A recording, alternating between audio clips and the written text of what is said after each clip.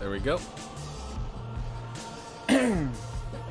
Don't know when it starts. Sometimes it's 10 seconds, sometimes it's 15. Whatever it is, it doesn't become visible until 20 seconds on the game. Alright. Hey everyone. Welcome back to more Rouge Legacy 2 speedruns. Whoa, why is my neck so weird? Anyways, this is going to be my last day of streaming for a while. There are some things I need to take care of that I just need to take care of. Like, some of them I already figured out I'm too late for, so that's not a good thing. So we're going to just try to get it all out of the way, get it all taken care of, all that stuff fixed, so that it's going to be better for me. What the... Gosh darn it, the timer just started on its own. Give me a sec. So, pause. Control, reset. Alright. Deep breaths. Let it happen. Bug's taking a nap over in the corner. Hopefully doesn't become an issue. 3, 2, 1, go.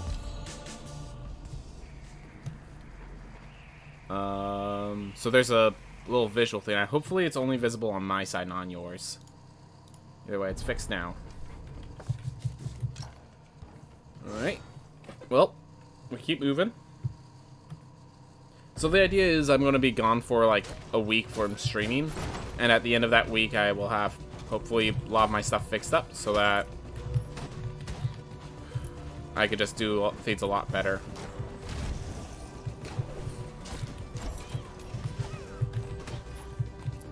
Oh, nothing over there.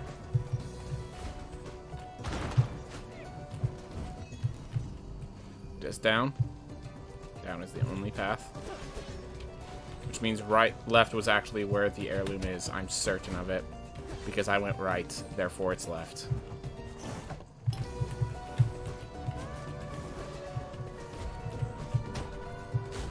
Oh, can't. Air dash. That's fine. We manage.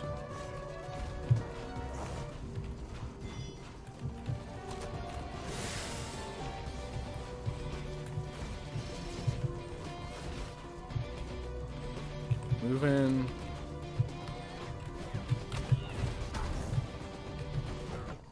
Just a chest up there. No reason to go up. Found book. That's good.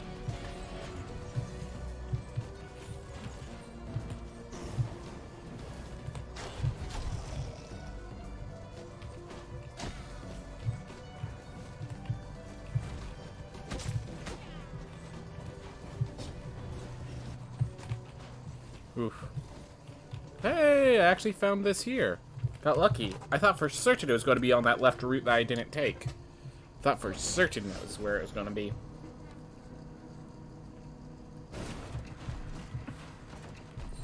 Yeah, my hand's just not into the game right now. Yeah, those were two very sad walks.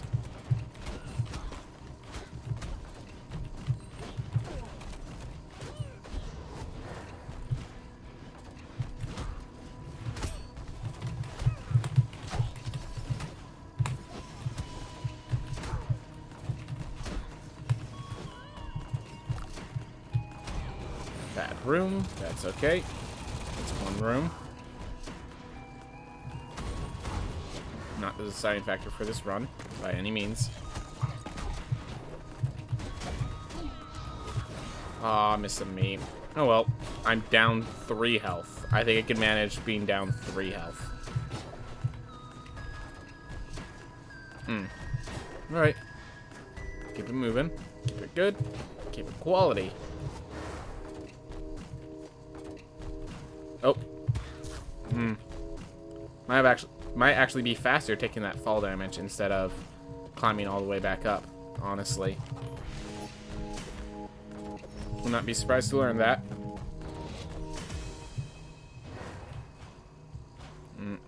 Remember, around the middle, this PB goes south, so I have that at least. Oh.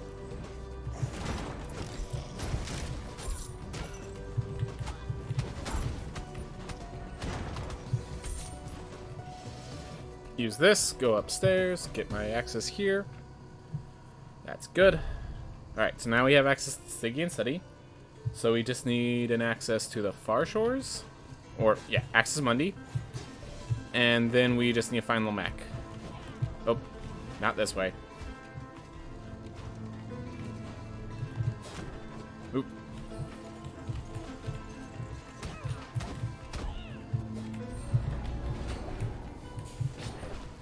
There we go.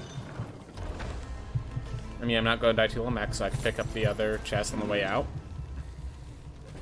And it looks like we found Lamech. We basically just have to do head right, so overall decent castle generation. Yeah, probably not, not the most positive castle generation, but far from the most negative. We've seen the most negative recently, so very happy about getting castle generations that aren't what I've been getting recently. I don't even care that I'm taking damage. Like, I mean, I care enough that I'm not gonna keep taking damage, but it's like, oh no, I got hit here. Shouldn't have gone hit. Oh well.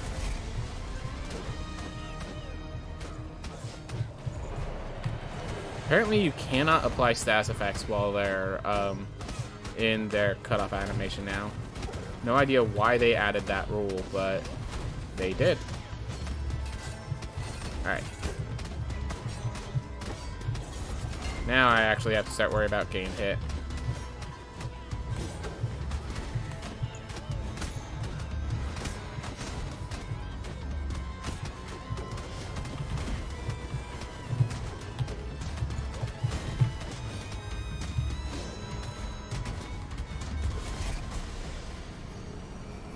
Allowed myself to get a little too low. I can't believe it. But we're not dead. And if I could just make it to Access Mundi, we have our heal. But yeah, we let ourselves get way too low. Way too low. Look at our health. Look at our health.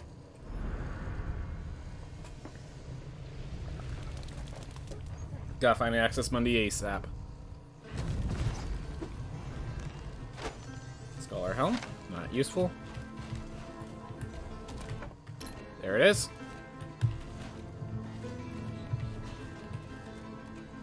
I'm not gonna risk with my shield when I don't have to. Here. Whew. No biscuit to make it worth the risk it. Alright. Keep it moving. Keep it good. Oof. Ooh. Alright. There we are. That's fine. That's fine.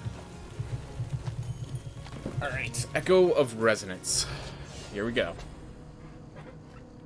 Moving forward, moving good, moving chill. Yeah, I think once we get to Bone Please, there's gonna be... Oh, it was here where, so I died before getting Kick. Alright. Because my PB has just this point where I died, and therefore got me a lot of time loss. But then I had, a very good character, which...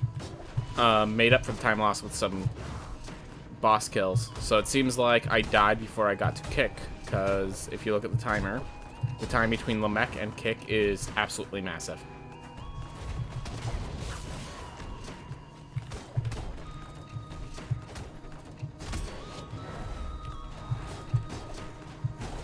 Right?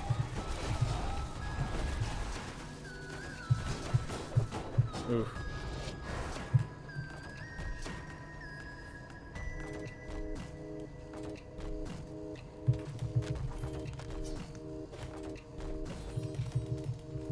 Yep. It's better to go form it in its minus. Unfortunately, we are not going to maintain that because just flat out the other run, the reason it is my PB is because it's going to kill every boss faster than this character can. Or at least considerably faster.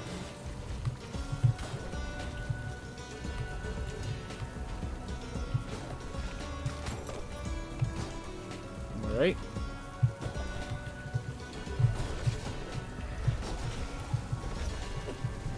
And so yeah, stopping for this is good because leather weapon, very important equipment for us.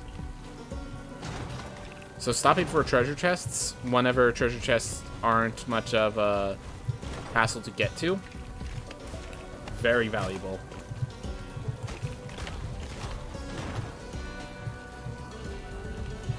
There we are. And while we're going through the load screen, I have to let my dog out. Go on out, girl.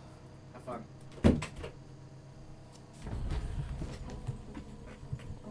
Wow, loading screen lasted long enough that I didn't actually lose any time for stopping to let my dog out. That's rare. That's impressive.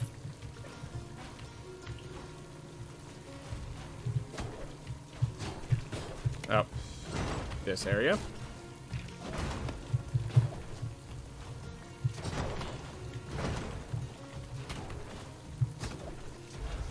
Oop.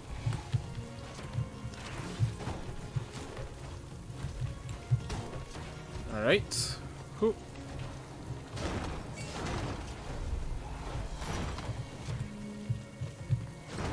You know, if I could get good at that one, it might actually be worthwhile to use it as a means to just avoid enemies. Grab that chest.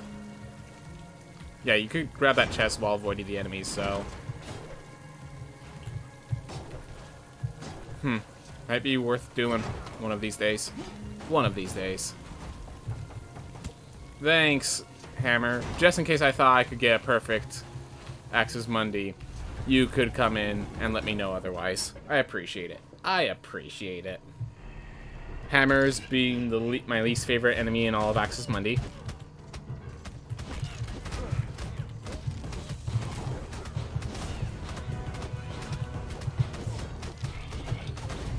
Ooh.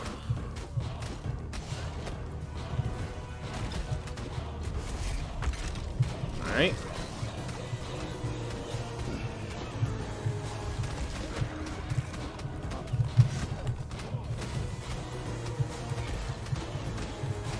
Okay, gain out as such.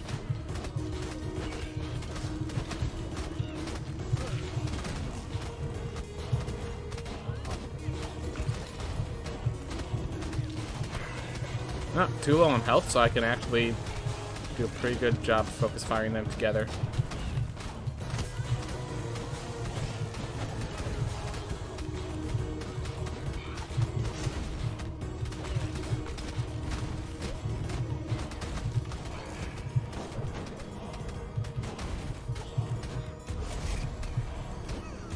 There we go.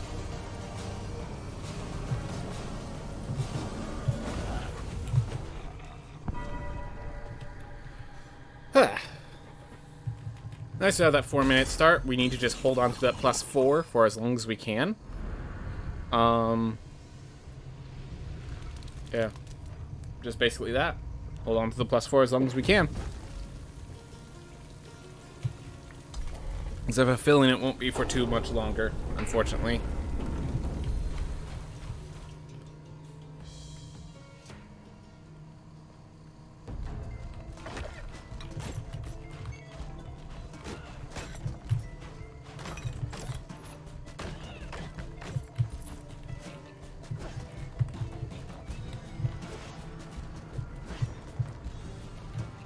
Oop.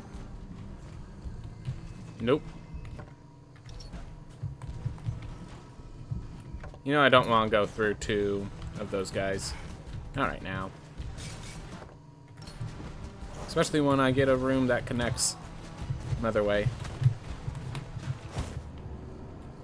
Should I have made it? Yep. Oh well. That's okay. We got through to Gurguelin Plateau before that occurred, so we get to lock down the castle. We get a flame barrier. Looks like we're going magic build. We're going magic build, boys. Hope everyone enjoys it. We're gonna have a leather weapon and a lot of magic.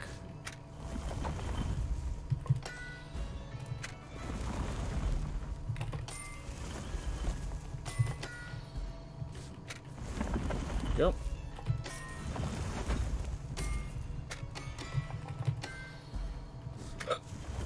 Just want to stick with what I'm doing. And we're going to buy the items at the docks first. Just make sure I get all the money, because I know we have a leather weapon, and I don't really care about the Scholar Helm. the difference does not make up for the weight increase. It's a +1. Yeah, it's +1 to your vitality, and the weight increase is just a little too severe to justify it, is the general theme. Ah.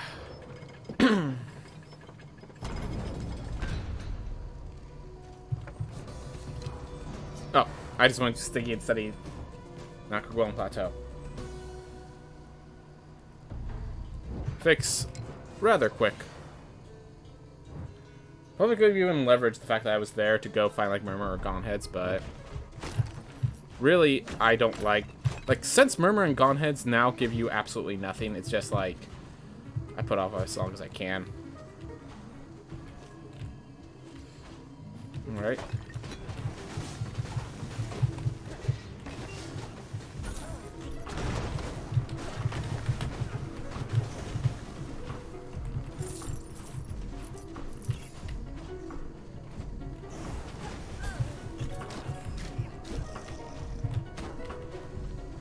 Skeleton key?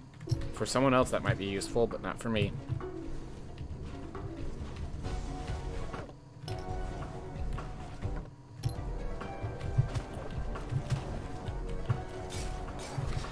I had no idea it would actually keep me in the air like that for so long.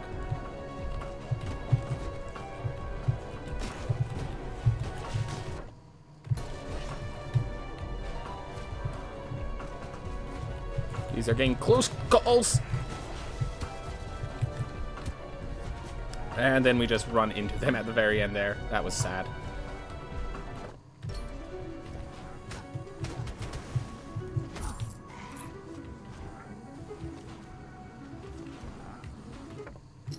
Perfect.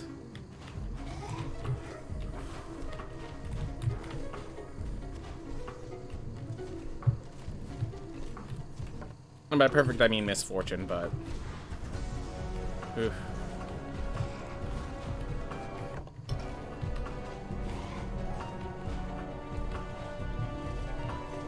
Lily in the corner. At least we can get rid of it. Alright. So with this Lily, we now know the other one, we need the jump, so we'll grab that later. Luckily, our way down is right here.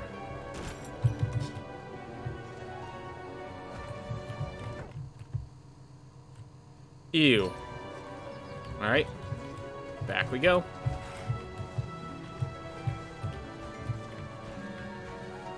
Through this nightmare of a room. Just use that. Safer.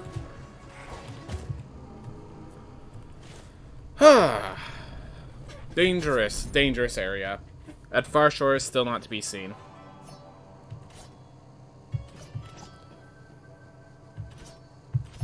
Great characters, these two. Oh, this one has super IDS, so that one's not actually a great character. Makes this a lot easier on me. Oh no. We're going to start having issues now, because we are now getting reduced gold gain. This character is going to have to kill Nama, as is. That's basically where we are at. We are going to stay at the Rouge Plateau until we kill Nama, because this character needs to start getting us money now, so that we can actually be above level 14 when we finish off this game, you know? I've been recently just dying where I shouldn't be dying. It's been unfortunate.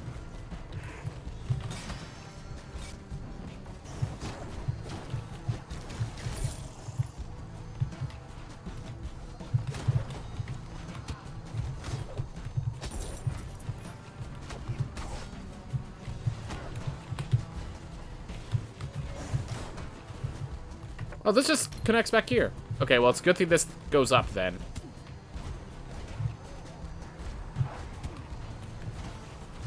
Have I just, like, lost part of my skill or something? Like, I feel like everything's been a lot harder than it used to be.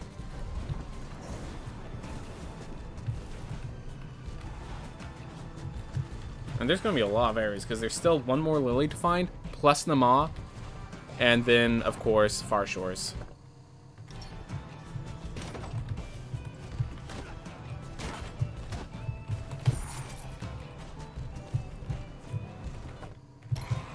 Perfect.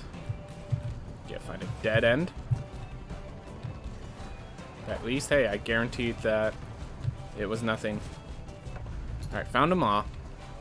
Unfortunately, one of the lilies is really hard to find, and the other one I don't want to bother with.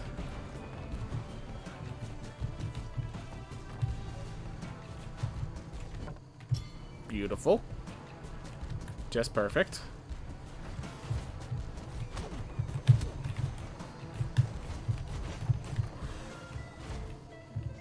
Alright, here's Far Shores. There's one lily that I don't know where I need to go for it. I don't know if I'm getting bad luck or if I just haven't been playing as well as I used to. I have no idea which one it is, but like I've definitely haven't been doing. I'm usually much better than I have been for the past few days. Huh. I think I just need to take a break from speedrunning anyways. I'm going to. I think hopefully that helps. Like, it sounds like that would be the exact opposite of what I need, but I don't really have too many options.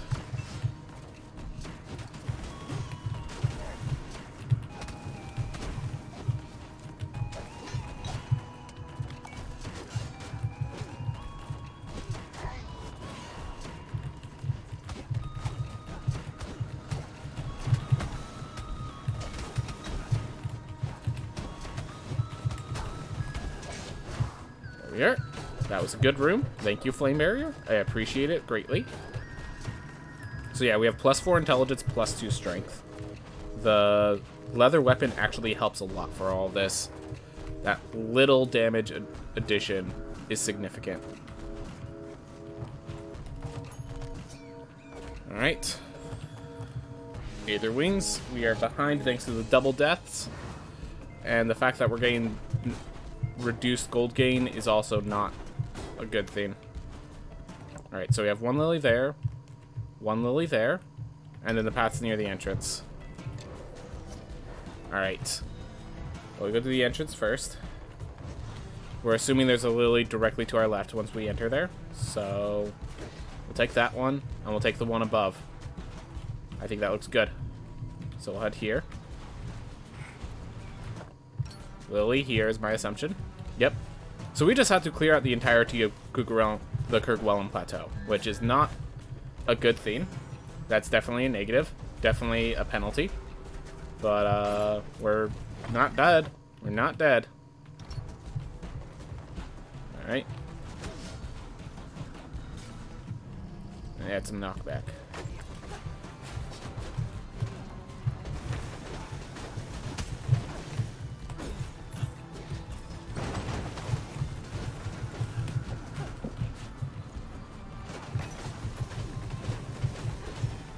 Killing them so that they get out of my way.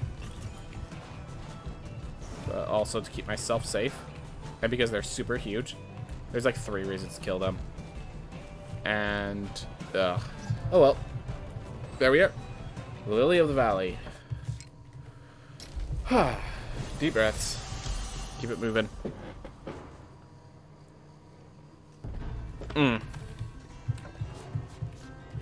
Throne room? Do I? Yeah. I have KO Bell, and I have Flame Barrier. It's not the best character, obviously, but my next character is going to have even less gold than this one. So, with a constantly reducing gold and the full health, we're going in. We're going in.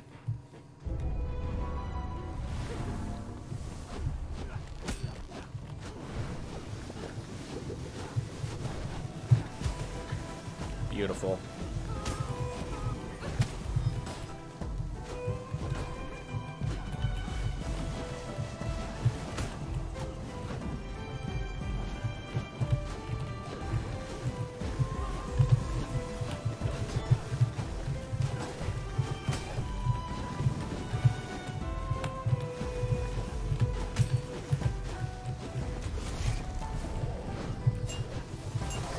Oh, KO. Okay, that's why, because the KO, people will just stack KO. That's why they remove the status effects while they're in that phase. Because people will just stack KO every time. Makes sense.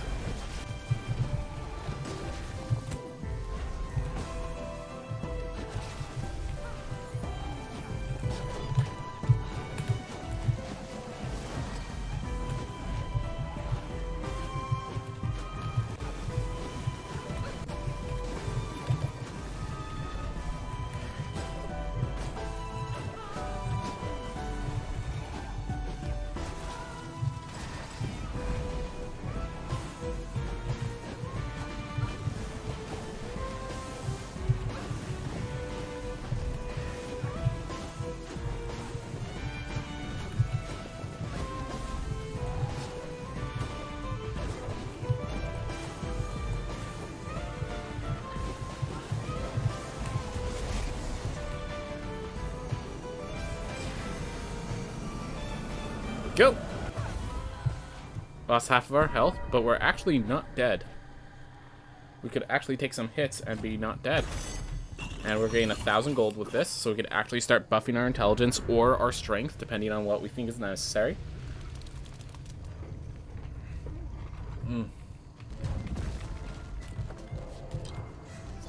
We are now perfectly complete with the Far Shores. So we just need to get... So we have Book, and everything else is in Stygian Study and IRAD.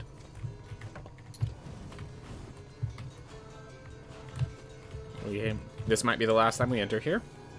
Not interested in either. This, however, is healing. And good healing.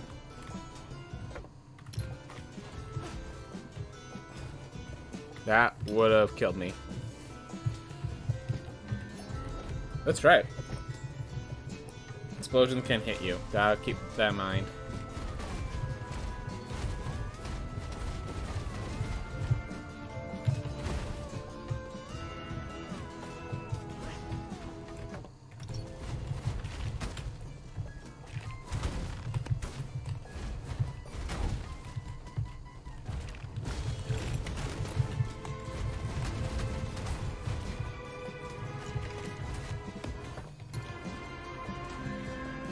Too late to be picking that up. Unfortunate. Nothing down there, so we just keep going up.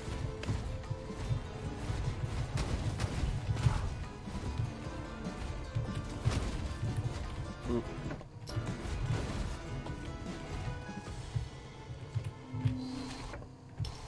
There's actually some great irony in having a close range spell and a long range melee attack. Some fantastic irony, honestly.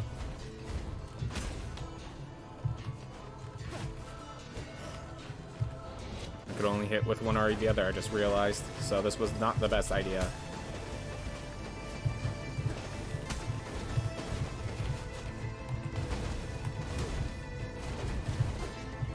Oh, it does 2 combo per hit? That's pretty nice.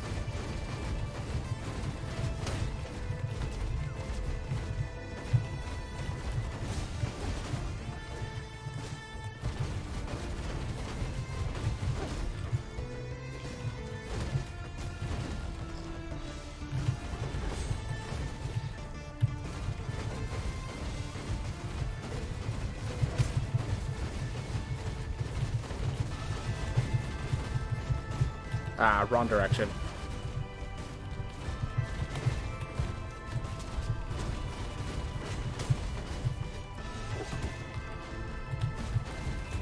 There's one down. Seems like you can stun lock these guys, though. 53 damage. That's actually a ton of damage. I wonder if these are scaled by intelligence in some way. Oh, no, it's the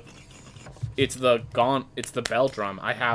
I could get 20 ranks pretty quickly with it. Yeah, apparently if they're charging me, I could have just actually stun locked them into the wall. That's actually really good. Really good to know. Yep, there's Gone Heads down. That feels good. Getting it with the gloves. Whew. Yeah. See if Murmur's down there. Nope. Even better. Even better. Really weird combination, though. I either have to use my fists or my spell. One or the other.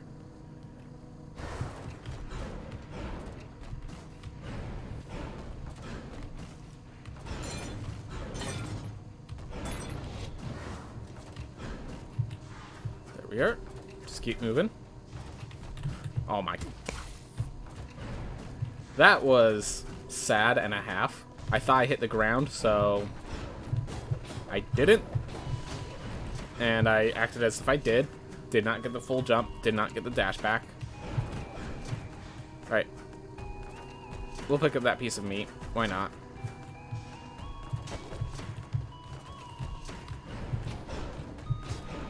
Oh, I'll miss you, meat.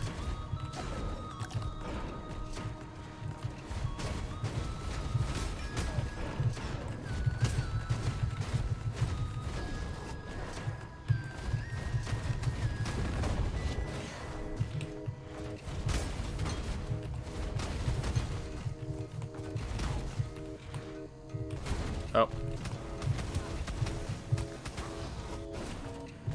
Gotta rely on these meat lanterns to get my health back, though. Not the smartest move, but a move that didn't get us killed. That's the important part. Honestly, with this weapon, a move that doesn't get us killed is the important part. It seems like they did increase the damage as well, so I appreciate that. I appreciate that. This weapon has been seeming like one step from being good, but I think they have fiddled around with it since last I played with it, and they're fixing that step. Alright. Nama's next, but Nama's dead, so...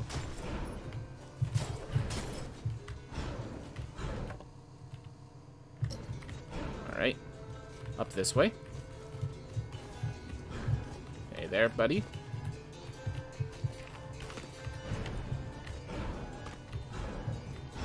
Murmur. Hey, Murmur. Yeah, this is actually a really good weapon against Murmur. Full health again. That's appreciated.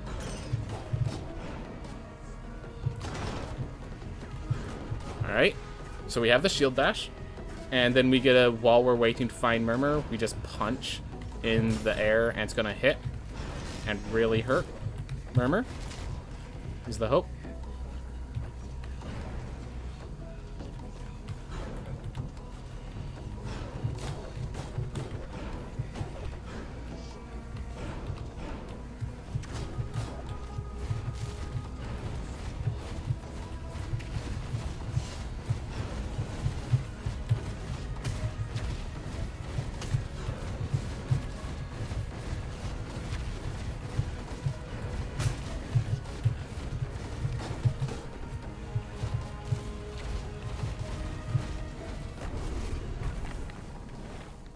Easy enough.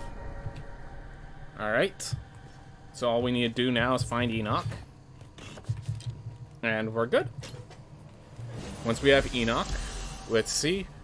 Yeah, but then we just have the book and IRAD. Very easy. Alright, there's paths up on both sides, so unfortunately it could be either way. We'll take this route because it feels safer to me.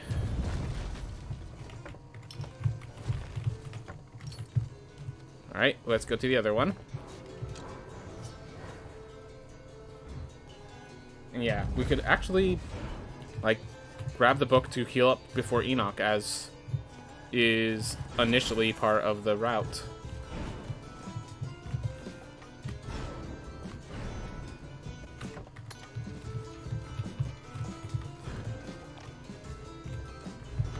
There you are. Or we could just take him on. No need to heal if you're at full health.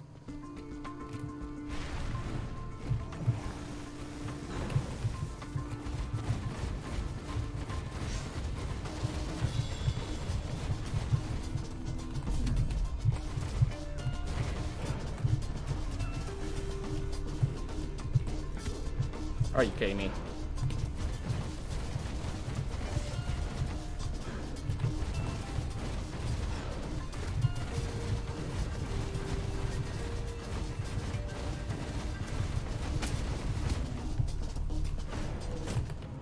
I shield bashed, but I still had invincibility frames, so it didn't trigger. That's funny. That's okay. We showed we got what we needed. Syrian Shot Labrys, that's fine. Did we get any good equipment? No, not at all. Alright. Well, since we are using the Labrys again, time to switch to strength.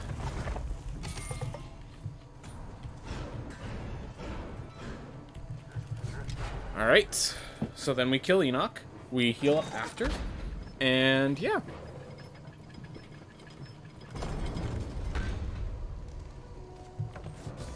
I think I actually like the idea of you do intelligence first to get the architect, and then the rest goes into strength. So you have +4 intelligence.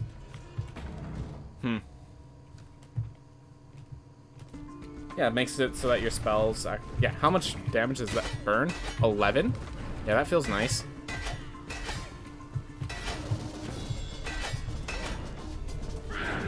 that.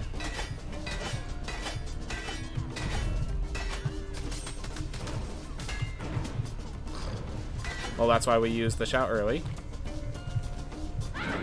Use it again. Quickly.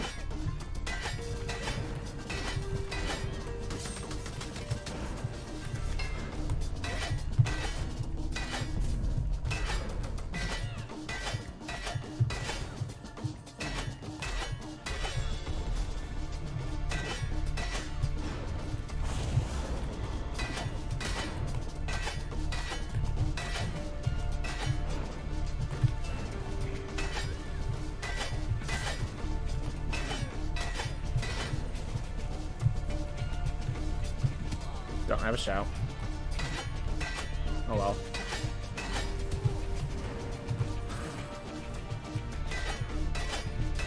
Why am I having trouble with Enoch of all bosses?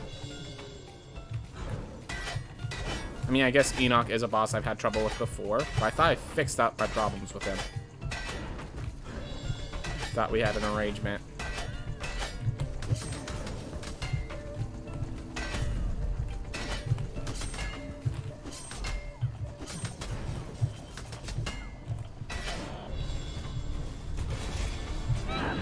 Do that. I don't want the freeze frame really messes with you, so I just wanted to make sure to get rid of that now. Whew. Well, he made the arrangement with Enoch, but that's not Enoch. Fair enough. Alright. It's okay. We are now with a person we have an arrangement with, so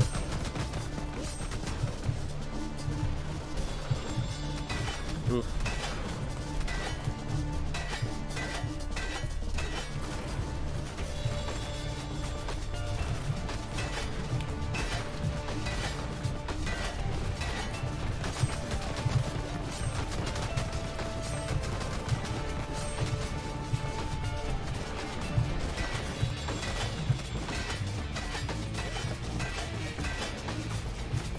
Be safe. Die in one hit. No reason to be aggressive. I say as I use my reckless style of the spin attack. Just wait a few seconds after you jump. Or wait half a second before you jump.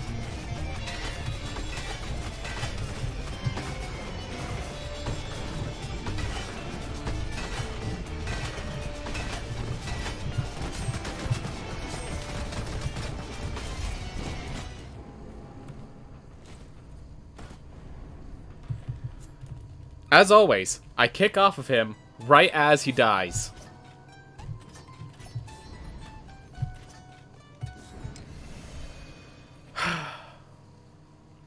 Happened twice now. Happened twice now, and I don't appreciate it.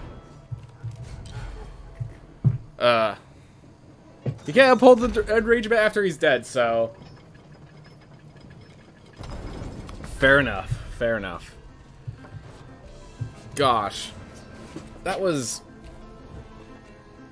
a really infuriating. That was an infuriating death. That was an infuriating death.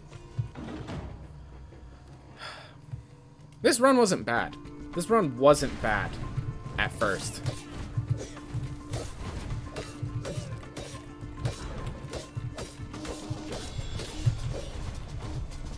Great. Honestly, I just can't believe I didn't take damage there.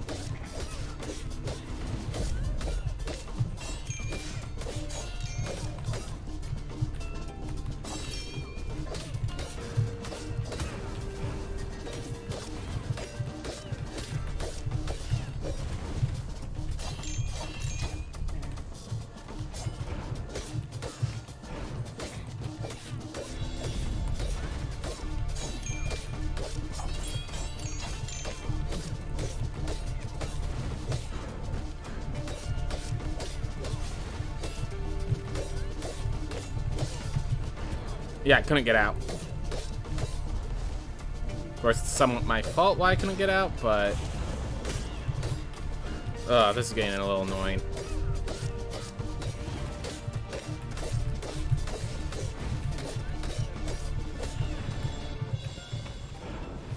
Oh no, we have him in the air.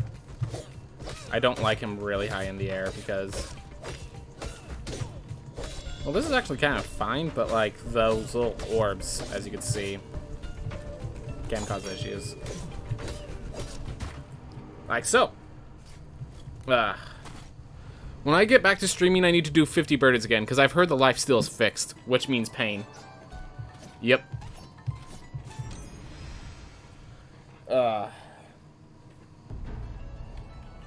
Well, now we don't get any money from Enoch, which means pain.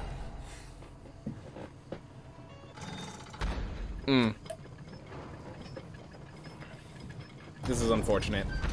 This has been unfortunate. Don't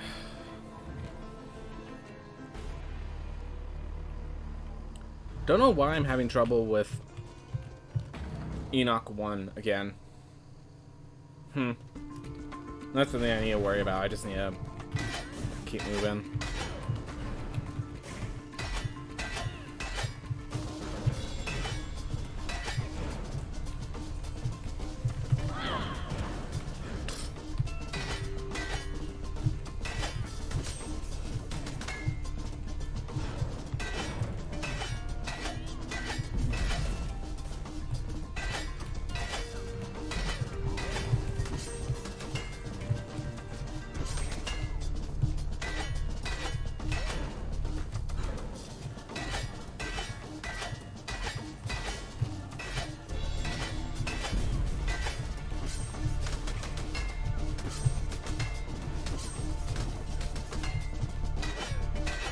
Go.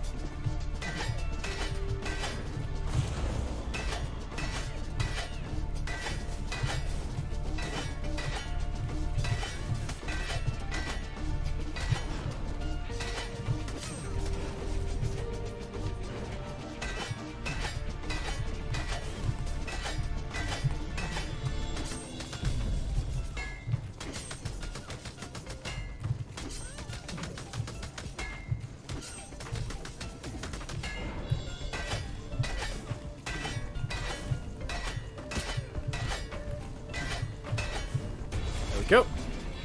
Knew that the spell would be enough, but apparently it was even more than enough. Alright.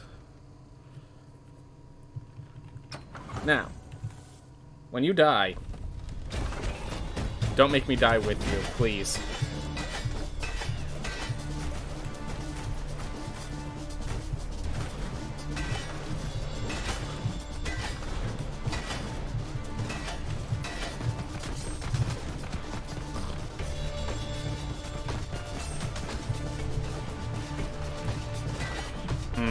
Oh well.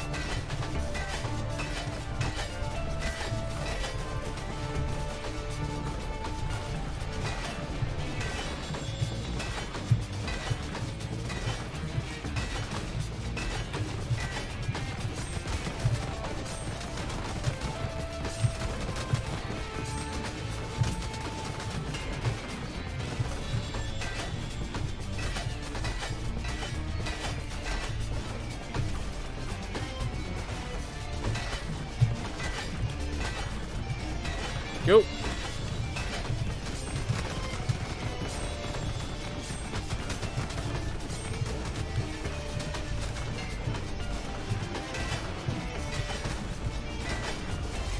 Go. What's the range on this? Not enough. Okay. Oof.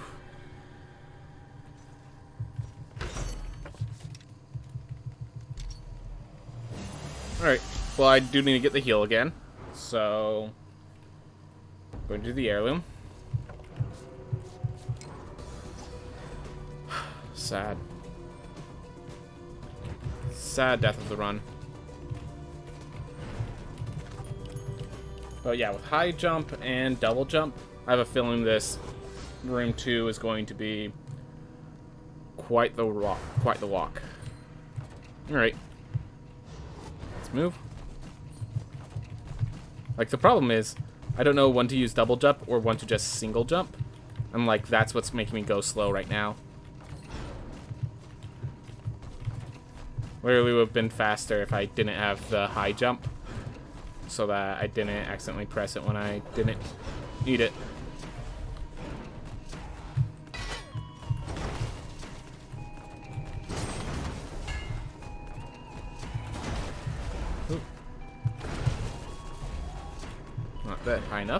And too high. Oh well. We just keep moving. Keep our cool. Okay, you heard my attack go down. I used the sound cue to move.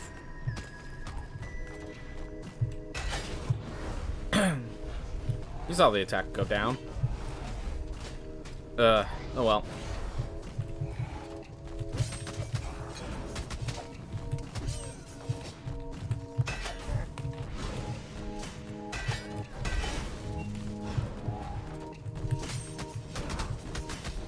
I just realized I needed... Okay, now I have a solution. Maybe not a good solution, but I have a solution. I can shout to break the other wall. So... Because, yeah. So until I'm good with Irad, I am going to be grabbing Irad's damage boost, because it's just... I've been having a lot of trouble with Irad. So...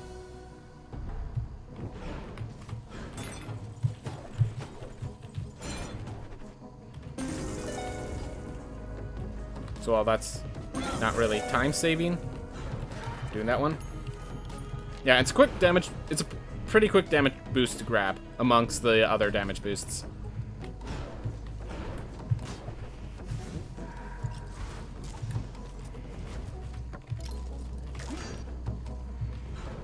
We want these rooms, and we want them big and tall, because we have a character that can make use of wide open space.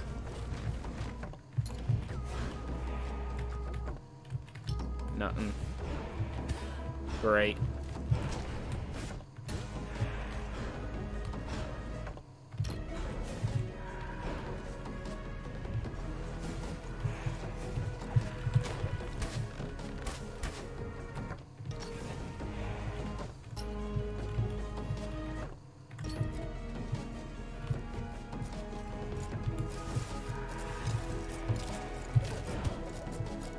Beautiful. Alright, keeps going up.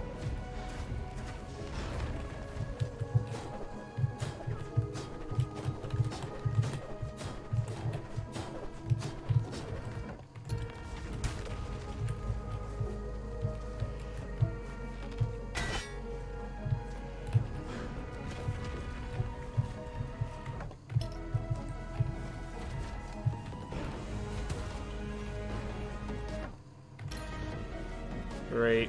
One size higher I needed to go.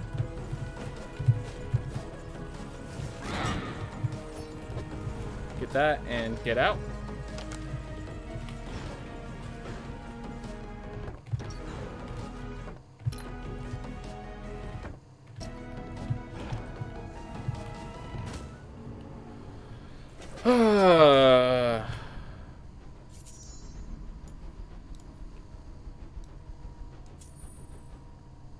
Honestly, with Irad's with Irad's HP, it's probably always a time save to grab, but I'd have to look into it further. Mindful Line says that's not. I just don't know. Sure. We have no money. We're gonna be broke for the rest of this game. It depends on how many hits it takes for Irad and how much health he has, basically. Yeah. So here's the thing. I don't think it's even about hits for Irad. With Irad, the main thing is you have to maneuver, you have to dance around Irad so much. That's basically the issue, the way I would explain it. Irad, because his attacks basically mean it's hard to get in close a lot of the time. There's... Oh. I thought that was going to connect. The other room I hadn't seen yet. But yeah, it's because of all his the projectile spam of Irad. I felt like Irad was going to be one where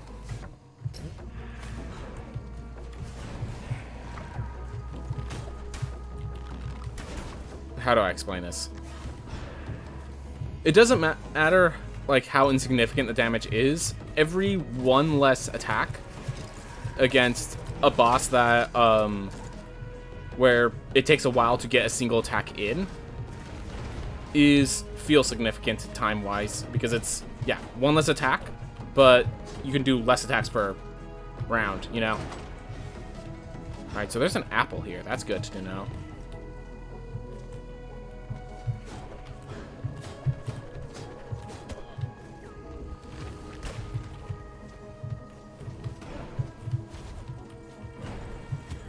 Great.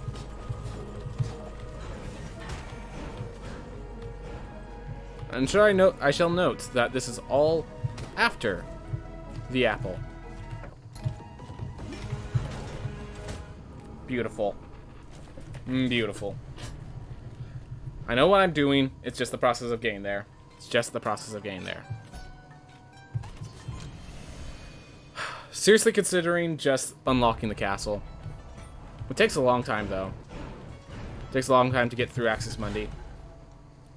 I suppose it's like, for every second it takes to get the bonus, which it seems to take about 6 or so seconds to get the bonus, you need to save a second worth of attacking time, or save enough seconds of time overall that you not die to a rads during still learning. Yeah, exactly. Because I'm still, like, getting used to IRAD as a boss fight, just reducing the amount of times I have to play face IRAD is good enough to justify the damage boost.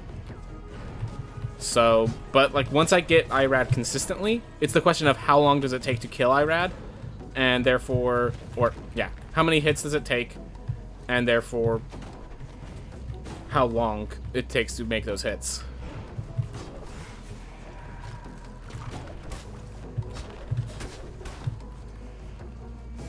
Oof. Dead end there. Oop. Alright, here's the first shout, because there's that one enemy up there that will just hunt you down and in a way that's very uncomfortable.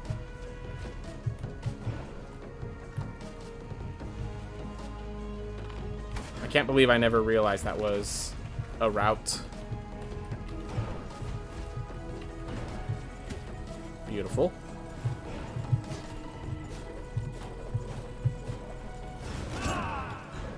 Second shout. Which one your route requires 2 shouts. That's not a good sign. And we were 1 room away from the exit.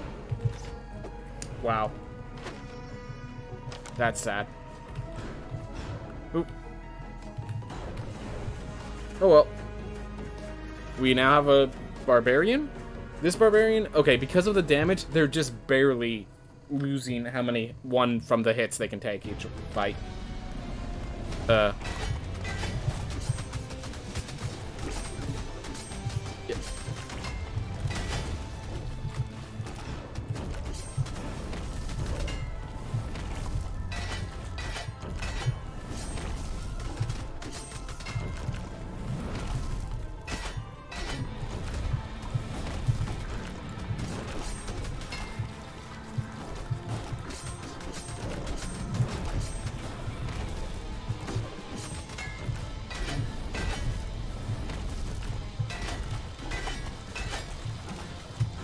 Oh yeah. So IRAD treats all its eyeballs as separate entities for the sake of applying status effects to them, which is pretty cool. That was an addition they made that was pretty nice. So I could have both of them burning at the same time if I had the means for it.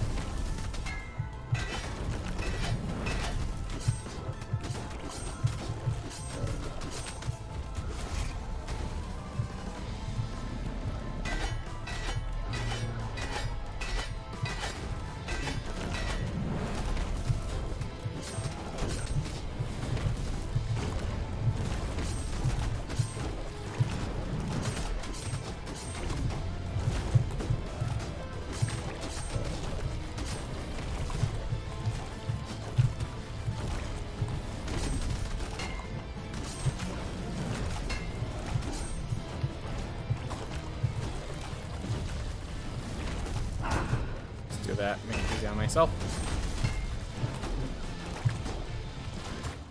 Ah. Whew. Knight or... We're gonna go with a Knight just because the Clothless Spindle is better than Puritan, especially when you're not gaining any gold. Alright. Moving forward.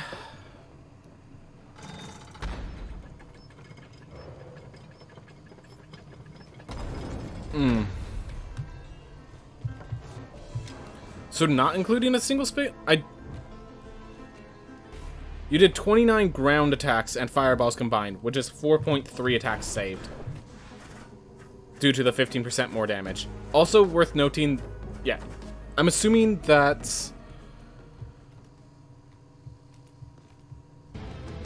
So 4.3 attacks, and then you note, like, so if I'm doing this super optimally and just, like, sticking to them, then that's, like, you know, that's not much time. But because I have to keep avoiding and evading, those few grand attacks add up to being worth. Oh my gosh, can't. That was a sad way to lose a health pip.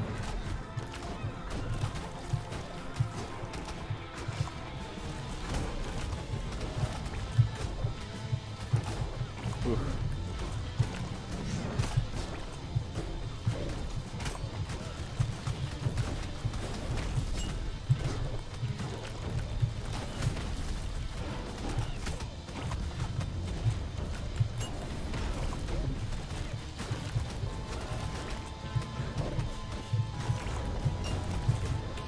Oh, I thought that hit it.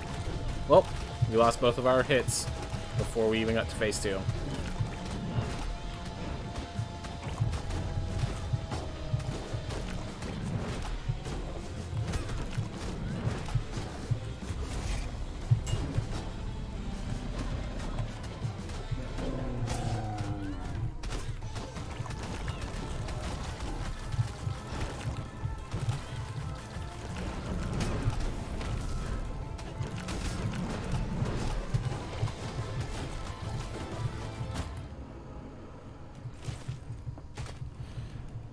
So I absolutely feel like the damage bonus is worth, because obviously the 15% bonus works on air attacks too. Alright. Free Strike and Fungal Spread isn't worth, so we're packing this one. And you might think that Diva is pretty devastating on this boss, but it's actually not, because each of the 3 eyeballs is treated as a separate enemy, which means they all get their own spotlight, and the end result is the entire room's almost entirely visible. So... Alright.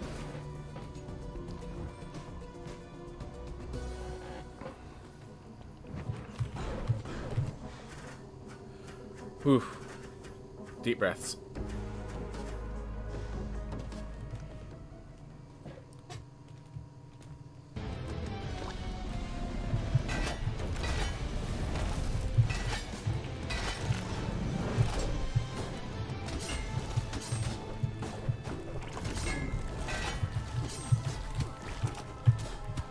Beautiful.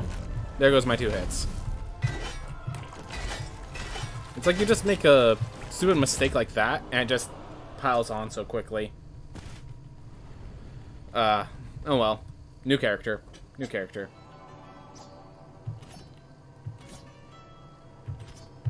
I almost want to just reset.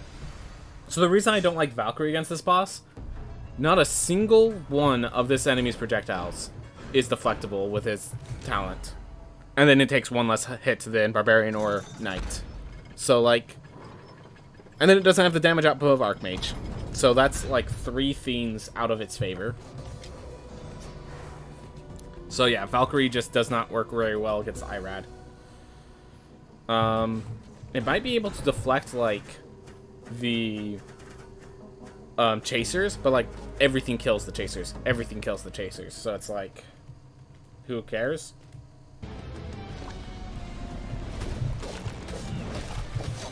Yeah, just wanted to make sure. So can't do that. Oh, it can do those. And I know for a fact it can't do those. So... Deflect does nothing in this fight, which really unfortunate for the Valkyrie.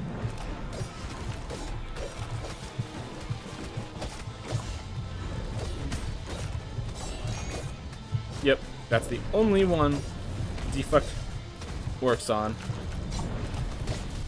And it's not even one that, like, is especially precarious compared to its other attacks.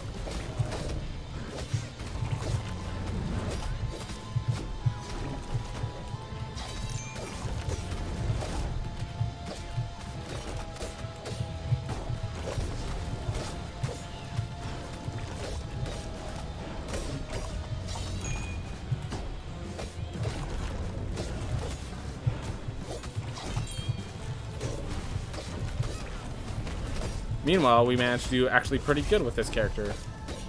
Though, I think that's less because of the Valkyrie and more because I'm just getting in the hang of it again. Can't believe I fell to the ground there. Or to the spikes.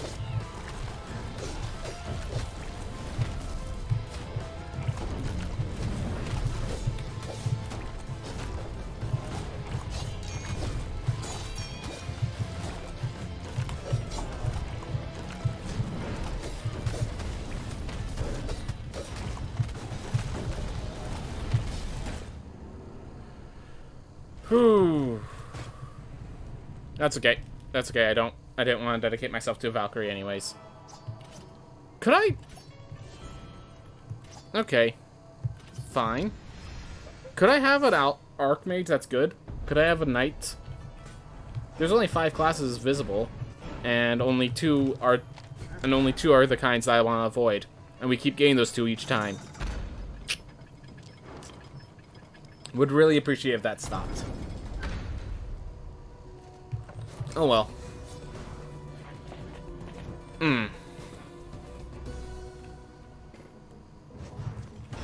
It's okay. It's okay. We manage. We pull ourselves through, we pull ourselves around, and we fix it all up. Start all over again.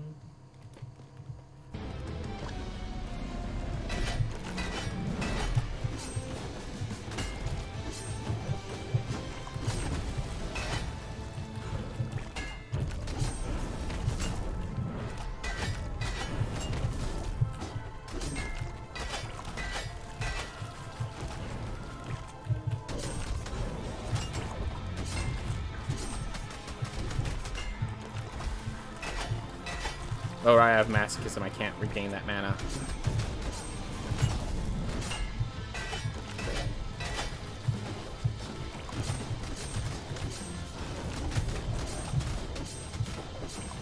Which means I just use air attacks then. Whenever possible.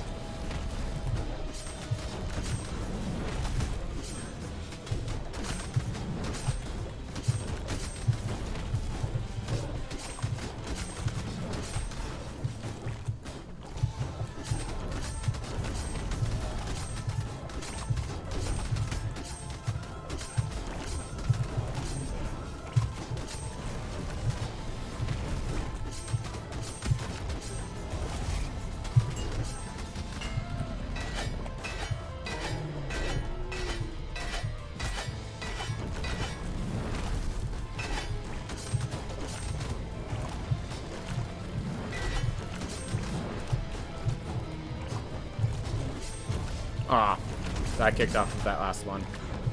I was wrong.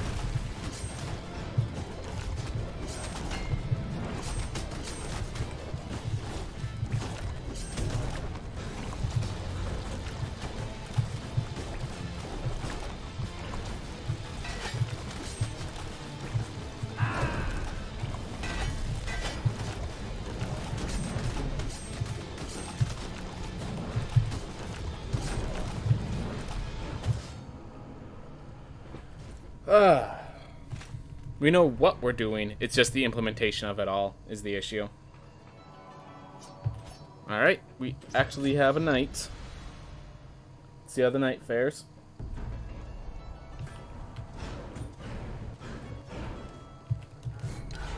Spells cast while at maximum mana deals additional damage. I'm wondering how that works with just holding down Blaze Bellow.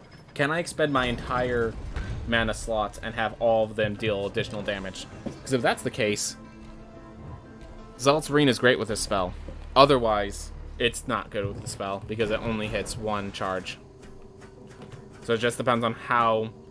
Does it count just holding down the button as a single casting or no? That really just decides whether the... 34? Okay, so hold it down and it's counted as a single casting. This is now a good spell.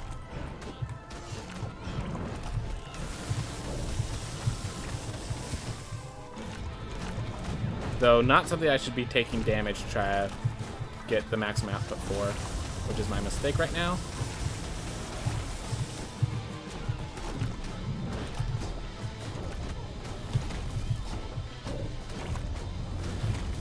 But enough that I should focus on getting to full mana before I cast. Yeah, we're just being a little reckless, which is causing this damage right now.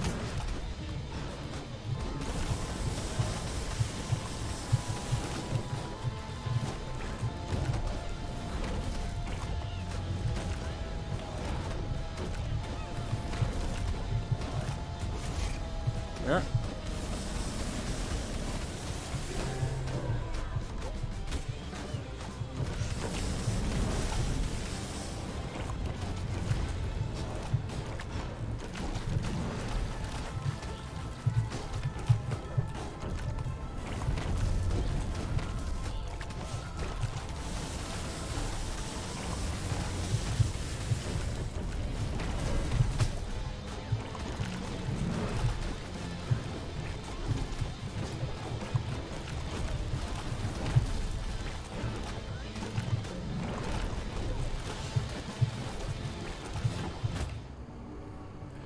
Ooh.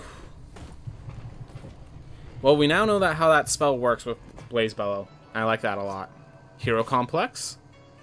Alright, Hero Complex it is. Doesn't have a very good spell, but has, you know, could take 4 hits. And has the damage output of a knight, which is acceptable. So. We only have +5 strength buff, so it's only dealing 40 damage, but that's fine. The part I have the most trouble with on this fight is with the Seekers. More often the Curse Seekers rather than the Resonance Seekers. Yeah, it's... My problem with the Curse Seekers is the moment they cast them, they have... It's not that they have invincibility frames, it's that like, I always think they're coming out a moment before they do, so I throw out my attack, and then they come out. And, that means that they end up avoiding the attack, basically. And that's the thing that messes me up with the voids with those Seekers. Mine is just... I don't know, I've done this all before. It's just... For some reason, when it's like, the moment I lose focus for good. That's the best way to describe my issue.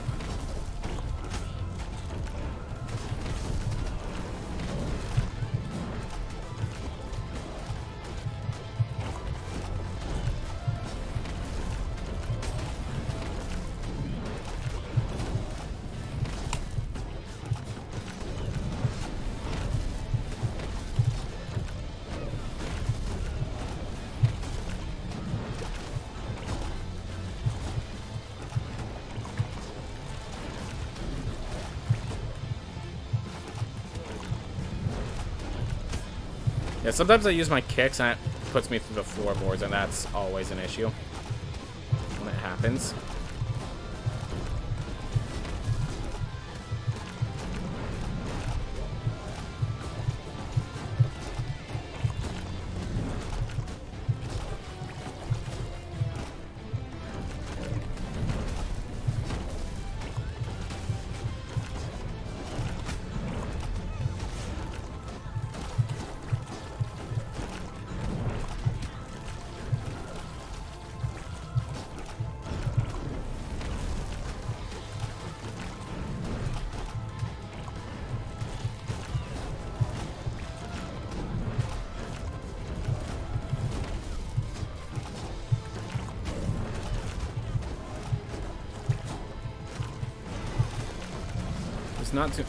Just need to not make a stupid mistake for just a little longer. I can do it.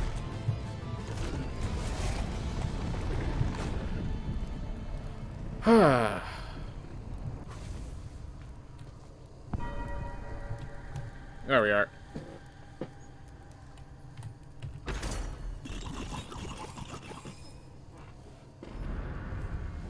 Alright.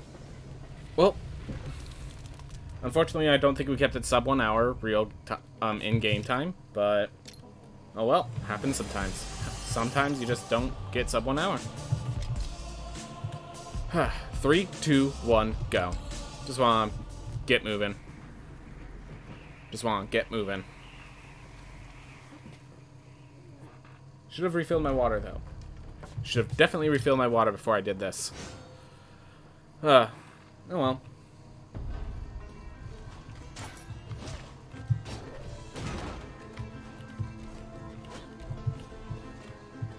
Come on.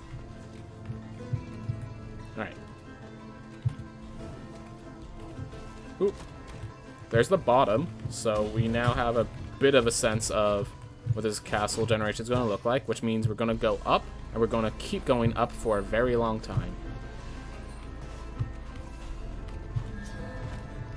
We're grabbing this one because detouring for chests on your first life is actually kind of valuable, as long as it's a reasonable detour.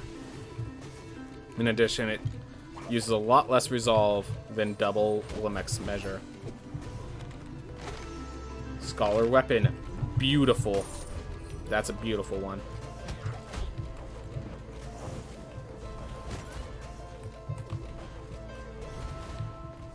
Yep.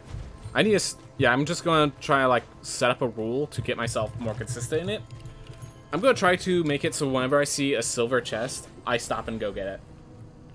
Unless it's, like, really far away or something. If it's a silver chest, it's worth the detour. Because a lot of times, it's like a 6-second detour, and it gets me equipment that's going to change the run. So I need to just grab them more often. Or at least I need to grab them till I get the equipment I'm looking for. Which is like a scholar, which is a warden weapon and a scholar cape. Or their ilk.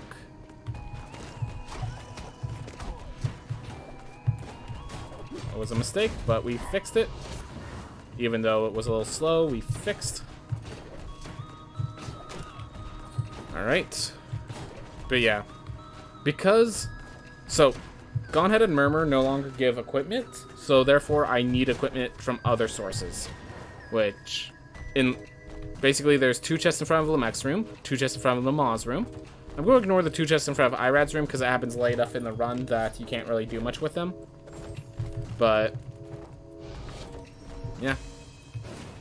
That's the basically 4 chests that you get if you don't stop along the way.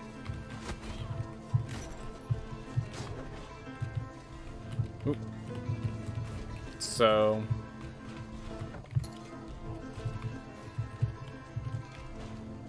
That was a silver chest, wasn't it? It's not that far away. Again, another weapon.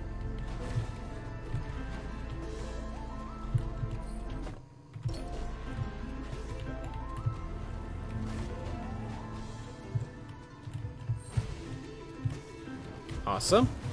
yeah, this, as you saw, silver chests have given me 2 pieces of items that were worth the while. 3. We have both the important scholar sets, scholar equipment. Oof. Yep. Yep. Eva increases our mana, or our magic damage. So I'm gonna go for it. Alright, Lamek. You're dealing with a much more powerful foe. At least that's what I'll tell myself. Alright.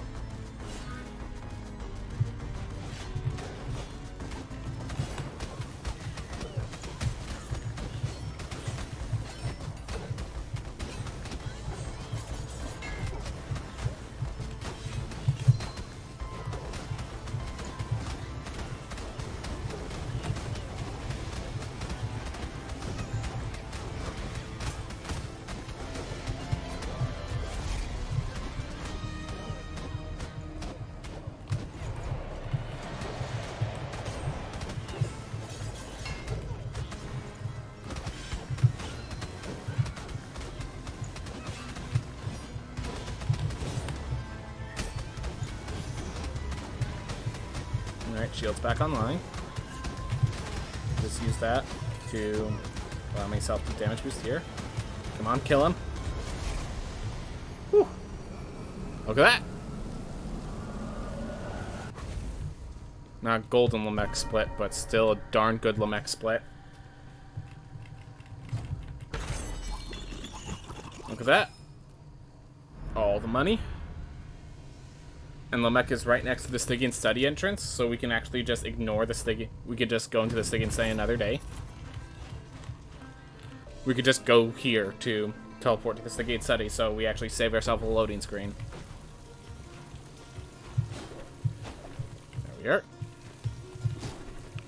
We are at pretty decent health. We have heals along the way through the next area because of Farron's Obel, which... Ooh. Or Freyan's Reward, whatever this relic is called. There we go. Keep moving. We're doing good.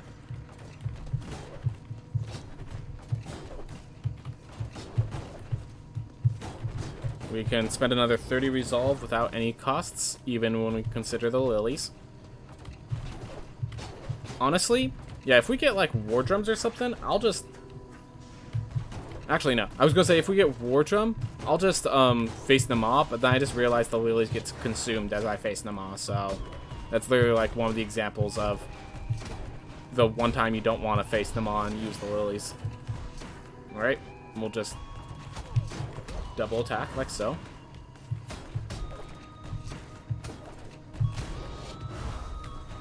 Oof.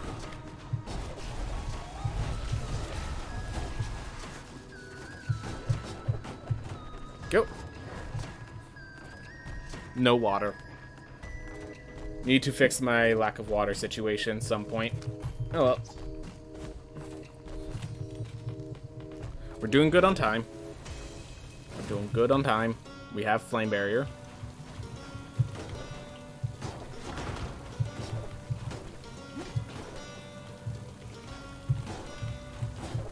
Stop for silver chest, like I said. Leather trinket, that's good. So if we get enough of the leather stuff, if we get the leather chest, we can actually get from the leather chest, leather trinket, and leather helm, get enough equip weight to, what am I saying?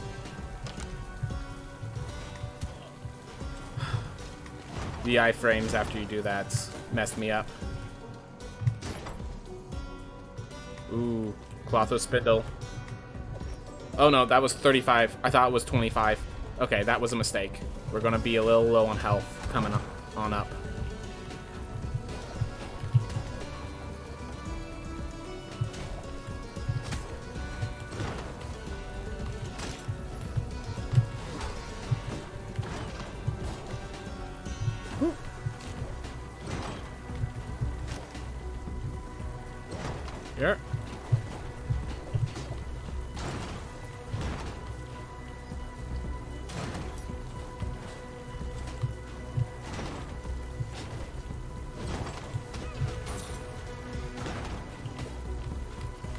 Alright. Neil Breen movies are so bad, they're good.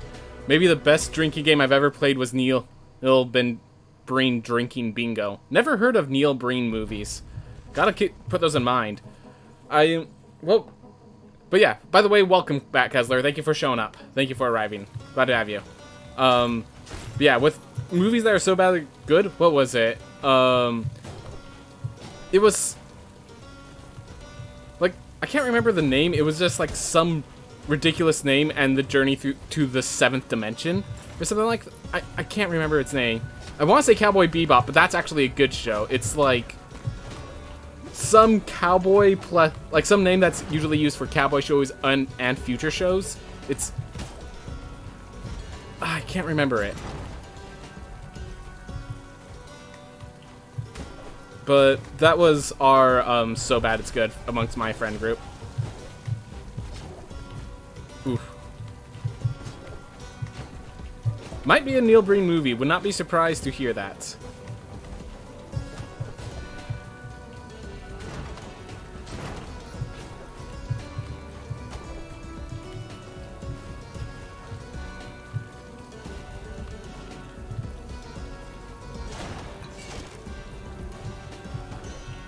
Whew.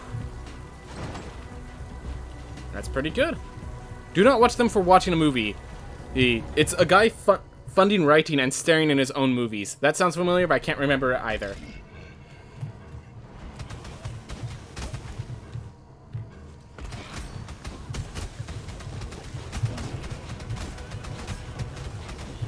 Like, with the one I'm talking about, I think they just knew it was a parody at some point.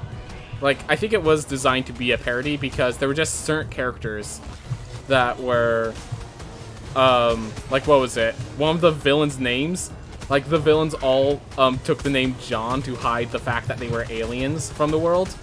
And, then they just chose, like, random combinations of, words to be their last name. So, like, one of the villains was named John Big Booty. And, like, they were just like, "You failed me for the last time, Big Booty!" I'm like, once you say that line, you can't be a serious show anymore. I'm sorry. Like, at that point, you're doing this on purpose. You just kind of played your hand a little too hard.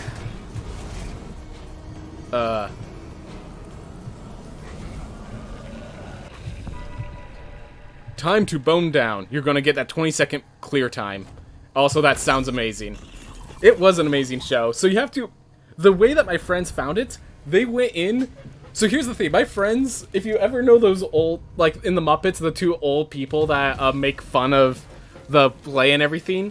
My friends kind of do that a lot with just regular movies. And so when they watch this movie that I'm talking about... I can't remember its name. But...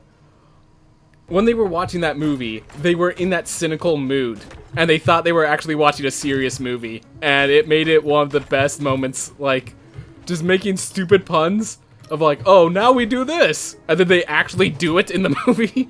It was just like a good time. It was just good times.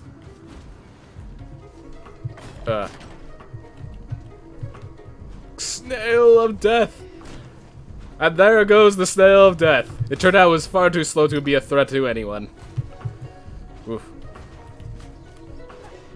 Buckaroo Banzai! There it is! Buckaroo Banzai and the Journey into the 8th Dimension. There it is. That's the name of the song. Buckaroo Banzai. I knew his name sounded so ridiculous. Something Cowboy, Buckaroo. And the other one was Japanese, Banzai. That makes sense. Oh, I can't talk to those, right?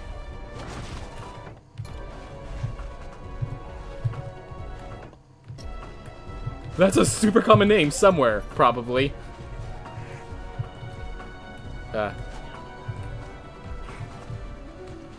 Oof.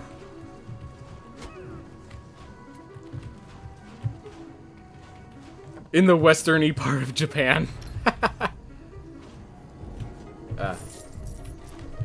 Alright, we know where... We found one Lily. The other one needs the double jump. So we just... Well, instead of leveraging our health, let's actually just go get it. Alright, so the question I have here is just... Do I kill Nama? Or do I explore around? Like, is killing them all worth the output?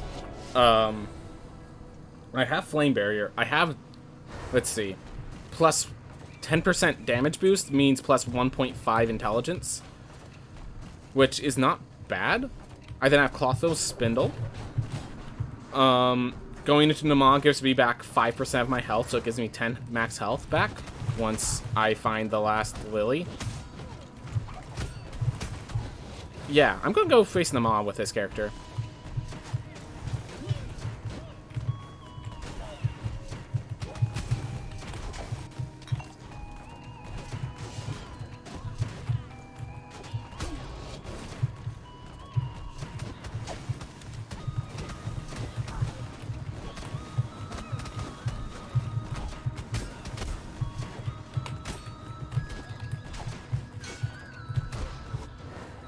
Ooh. Yes, forget Nama, or Lemek and Nama combined. It is both at once, the Bladed Rose, truly. Whew.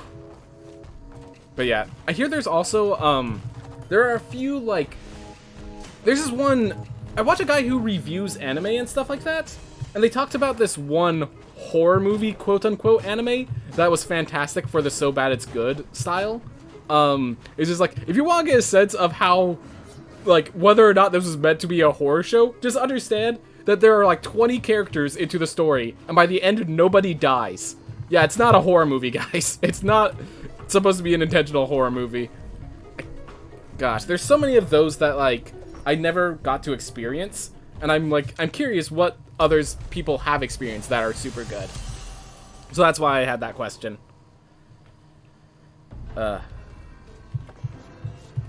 Okay. So we kill Nama, we get ourselves some extra health, and we get ourselves the money that we need. So yeah, Bet Kessler, one of the things I'm trying to deal with is that Goneheads and Murmur no longer give money or blueprints, which means that there's just a big lack of gold throughout the run that I have to, like, find a way to adapt through. And so I've been trying to work that way out recently. Get up here.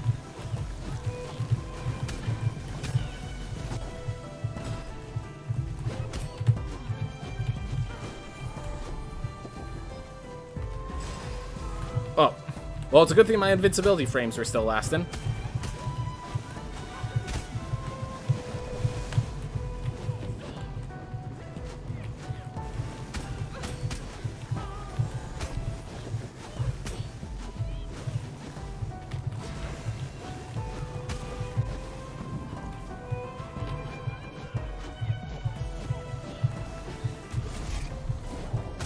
Go.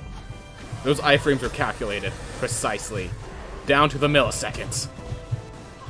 Down to the last frame.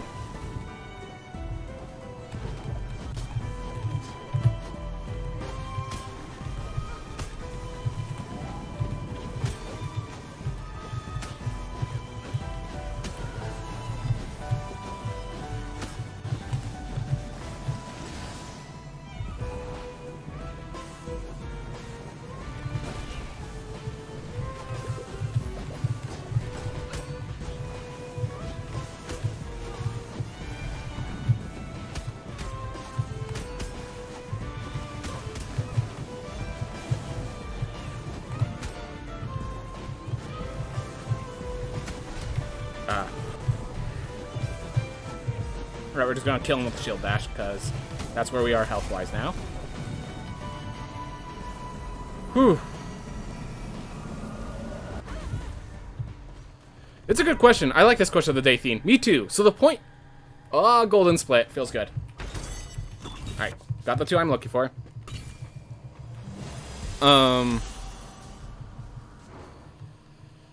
So, where are my speedrun times posted? So usually it's, right now, there's like none posted. I'm just gonna be blunt. If you go to the actual Discord for this game, there's an RL2 speedrunning page, and Mindful Line has been posting his and such. I just haven't got around to updating mine, because, as you might have noticed, So speedrun.com is not accepting submissions until the game is fully released, which, fair enough, they have enough to handle. Yeah, worth noting, I have petitioned or whatever, and they're just like, nope, wait for it full release. So, right now, my personal best is just listed right there. It might be on my YouTube channel already. I have a backlog, so it might not be there yet, but...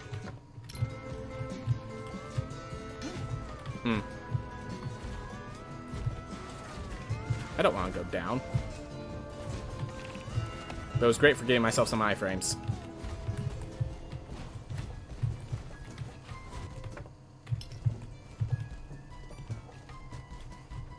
A lot of treasure chests.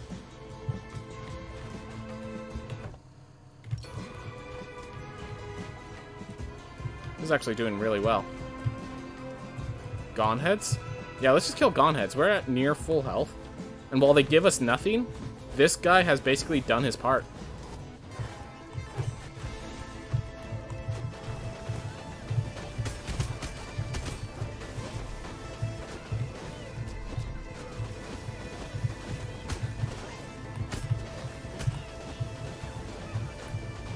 Oof. Oof. Come on.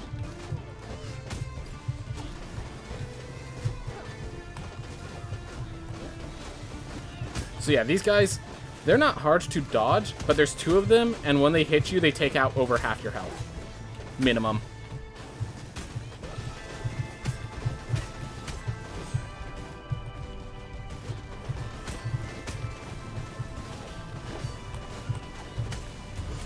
Alright, one dead.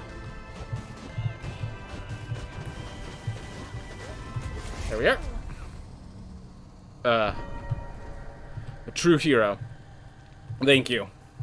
Alright, as you can see, there's just armor crates, so nothing of significance in there. Alright, so next we need to find Enoch and Void Dash.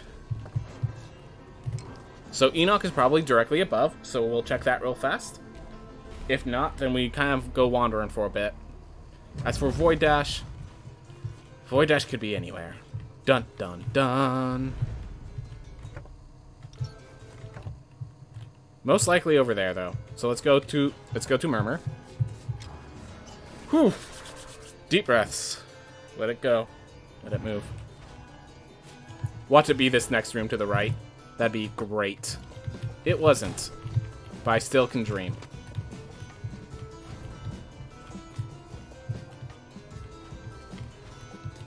Alright. Found the bad room, but that means that every room to the right from now on is the good room, right? That's how math works. That's how statistics, that's how chance is applied. It's not a fallacy that's well known or anything. Alright. Whew. Heirloom is silent. And thus, the last heirloom is ours.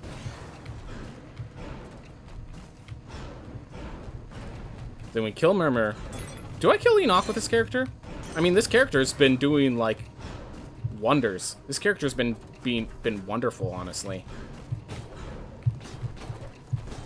Yeah, if I do Murmur really well, I'm just going to grab Enoch, so then I could grab the book. From the book, I could pop open Irad's knowledge, and then I could just start exploring the Centaur a bit. Get myself full gold gain from killing everything on the first character. I have 2 relics that increase my damage output. One of which is significant in giving me the best spell in the game. For damage. Yeah, for straight damage, Flame Barrier is the best spell. Not even close.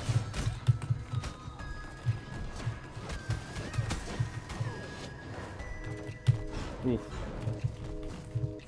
Keep it moving. So how have you been doing, Bat Kessler? How's Monster Hunter been treating you? I know you've been like doing with the sword and shield stuff, and that your armor hasn't been up to snuff for the enemies you've been facing. Have you been fixing that or anything like that? Ooh. Or at least that was the last time I saw you guys. Oof.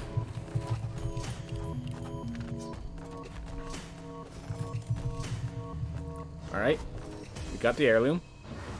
And we have all the teleports that we need. Except for Irad, of course. But Irad's a doozy and 2/3. More than a doozy and a half.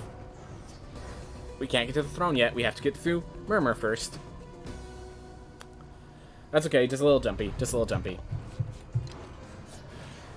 Hey, maybe we just do level 1 run this time. Maybe we just somehow pull off Irad on the first try, given our situation. Or despite our situation, I should say.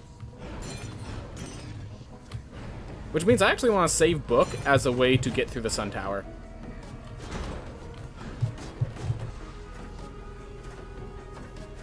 Alright.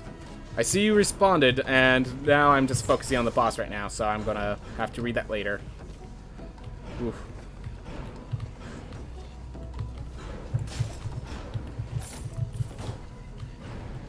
That money is not for me, it seems.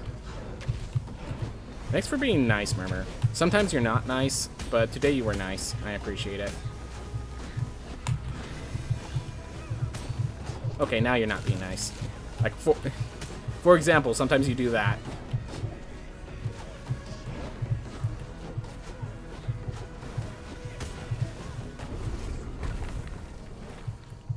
Oh yeah, I've basically only been playing in my downtime. I'm hooked. Trying out new weapons, farming like 6 different builds, but swapping between while I'm killing too much, so I can't finish any of them.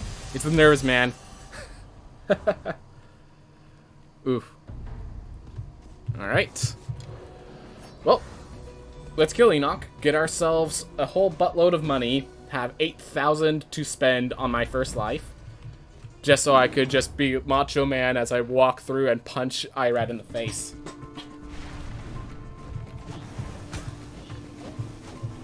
Of course, Irad doesn't have a face, he just has 3 eyeballs. Which, you know, having eyeballs without a face is really... Manners, Irad. Manners. You know you're supposed to have a face with your eyeballs.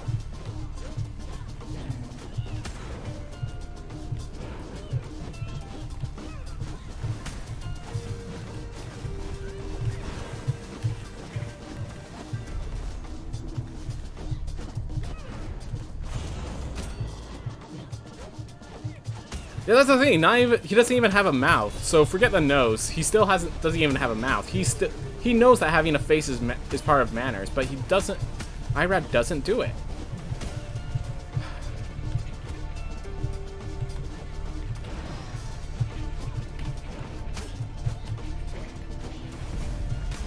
Well, it looks like Enoch might punish me for my hubris, but it's okay.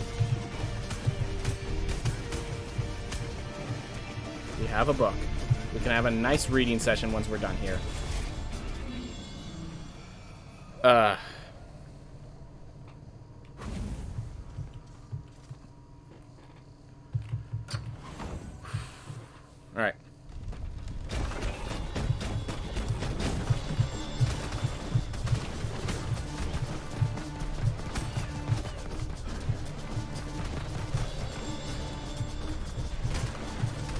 Honestly, the chest isn't even... Like, the issue with the chest is sometimes it dies too quickly. Like, just a... Also, sometimes I lose focus and I let bombs hit me in the face. But generally, the problem with the chest is he dies too quickly on me, and I can't kick off his head. Alright. Go with Magic 8 Ball.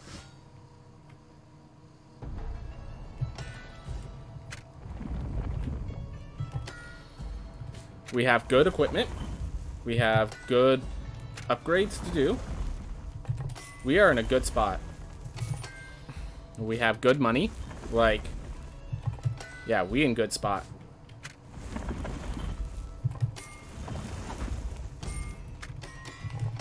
We might just do that and cut there to buy our equipment. Make sure we have purchases for all that we need. There we are. I can't buy anything else.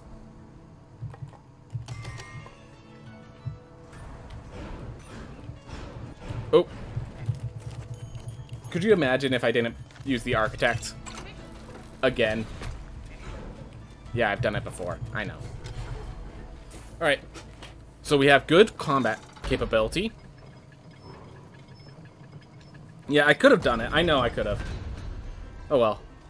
We're looking fashionable with our nice sword and our beautiful cape to go with it. And with this fashion, you know, that little hat and chest. This is a chest. Chance. Doesn't even wear anything on that chest. It's disgusting. Surprised they haven't gotten any complaints from the children.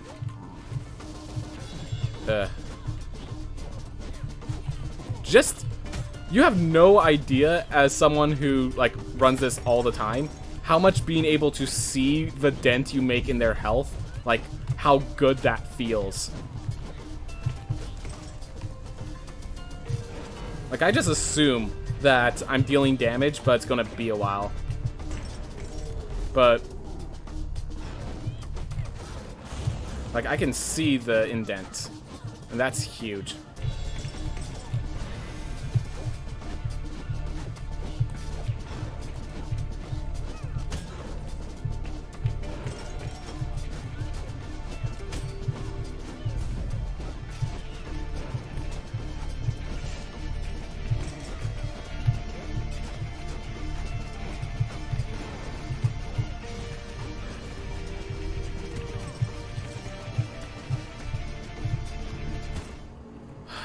Gosh darn it. Gosh darn it. Just was relying on the shield too much. That's all.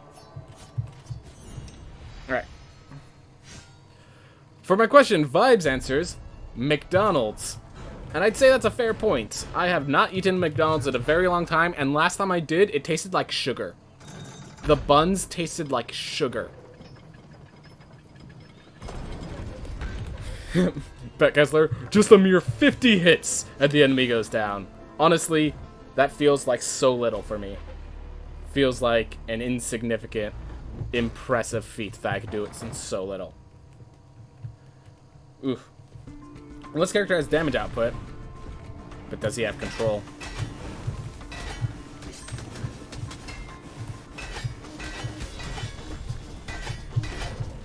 Alright, get over here.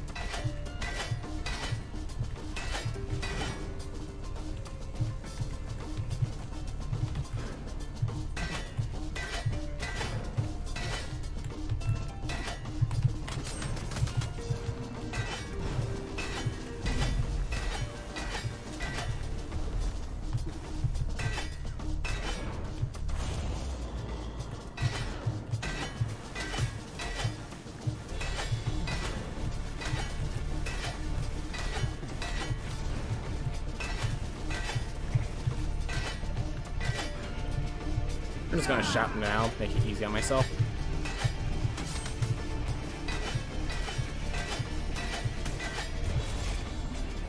There we go.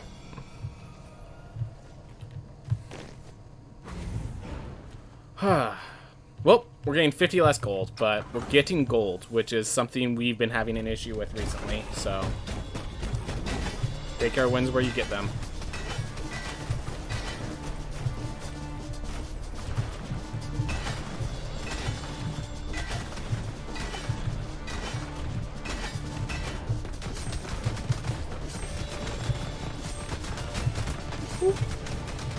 Ah. Oh.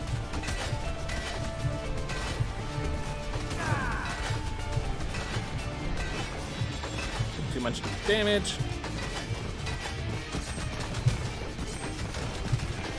I was gonna say I'm keeping my shout in case he dies on me again, but I just realized I don't have my shout. There he goes.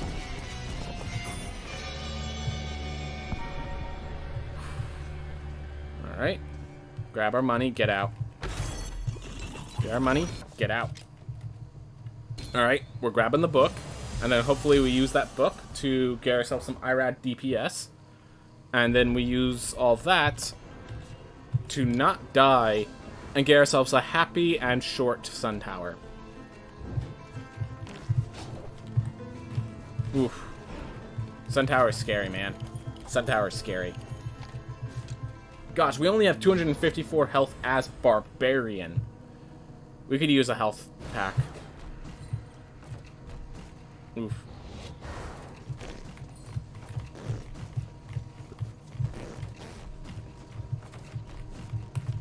Come on. Made it. Awesome. Cycle 0. Whoop.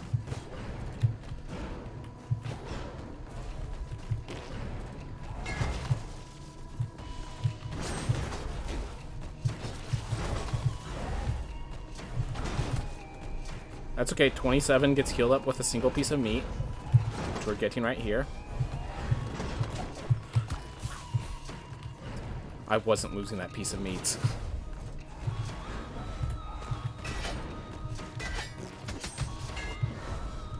Ooh.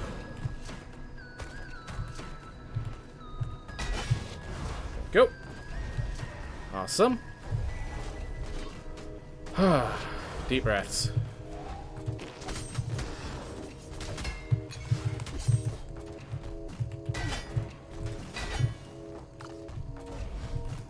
Now, come on. A little slow, but that's okay. We manage. We manage. We manage. All right. There we go. So now all we have is Irad.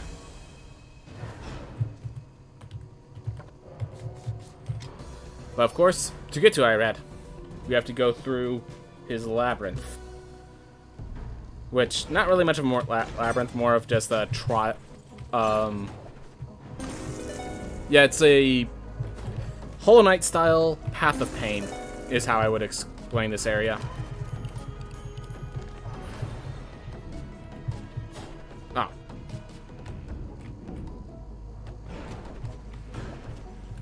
Alright. Let's get lucky. What did I just say? Let's get lucky, not unlucky. I've had enough misfortune today, alright? Or in the past few tries. I used some easy towers.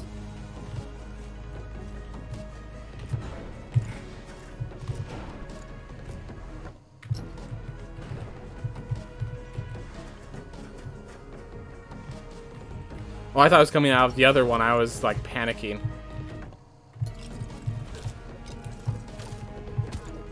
Thanks. Well, one shout and a dream.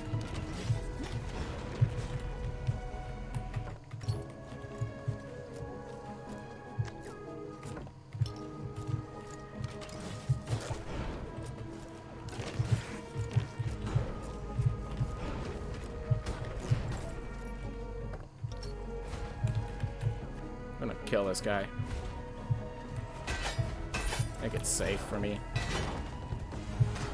Or as safe as I can make it. We all know I can't make it safe.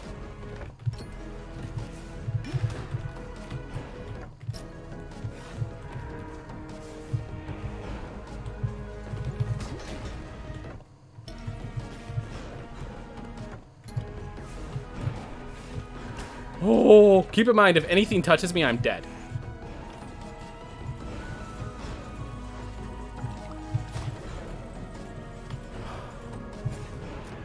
I'm so glad that didn't touch me. I thought for certain that touched me. That's my shout. I don't get a second, so it better count. Of course you're invincible.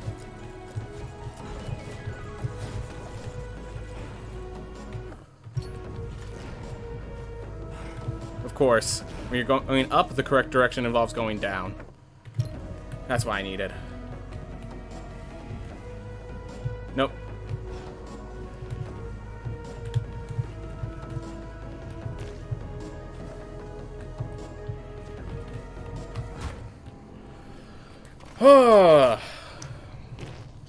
We were one room away. That little direction upwards, that was it. That was our signal that we made it. And everything sucks here. Everything sucks here.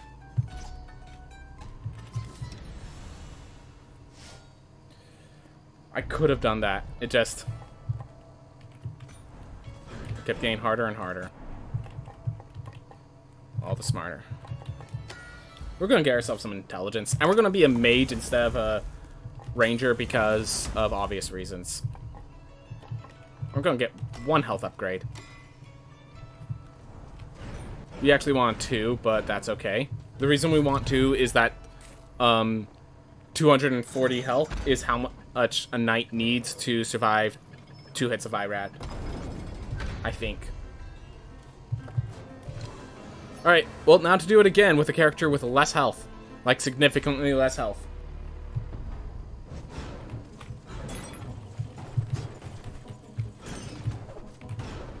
As in, it's a class that's not known for health. And they have bookish, so they have half health. At least it was quick. We're gonna go with this character.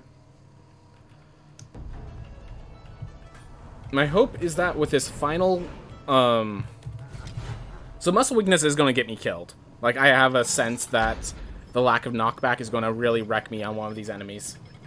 But until then, this character has the range. It has the ability. And if it could get enough gold somehow to actually buy me a 1 health upgrade, I think that's going to make the difference against IRAD. Gotta remember, no knockback. And there's an enemy there because I can't get lucky. Beautiful.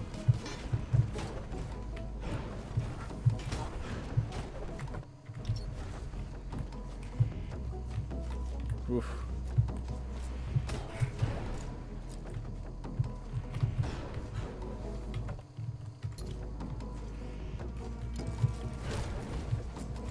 That's rather sad that I ended up going the long way only to be brought back down.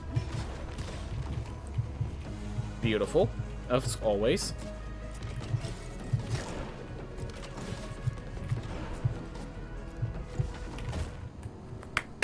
Did not know they could shoot that high. I knew those projectiles came out. I did not know they came out that high.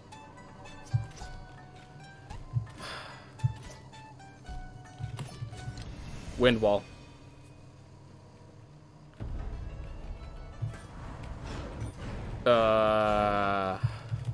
Almost want to reset this castle. Because this castle is a very bad castle. The fact that I had to go down to go up is all that you need to know about this castle. That I had to go down 1 room to go up another.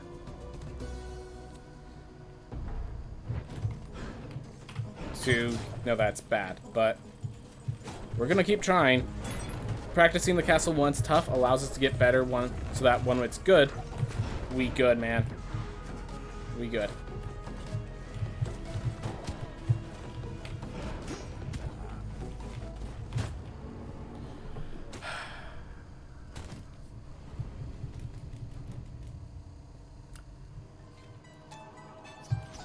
This was such a good run. This was such a good run. Up until that point, this was such a good run. By the way, yes, mages actually have more health than Valkyries, I'm pretty sure. Alright, they have equal health to Valkyries, which tells you all that you need to know about the issue with Valkyries. Or, alternatively, all you need to know about the awesomeness of mages. Ugh. We know our route. It's just a very hard route. Barely made it with a barbarian with close calls, and then we didn't make it.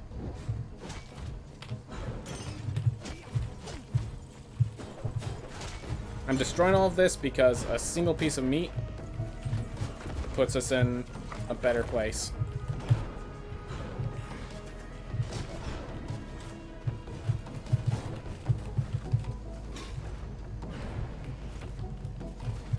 All right.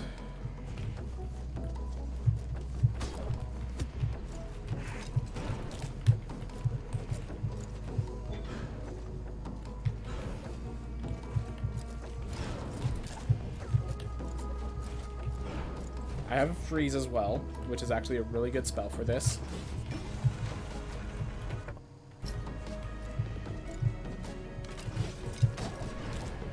There we are. Purple ores aren't really too... like... As for threats in this area, I'd say the purple ores are just like...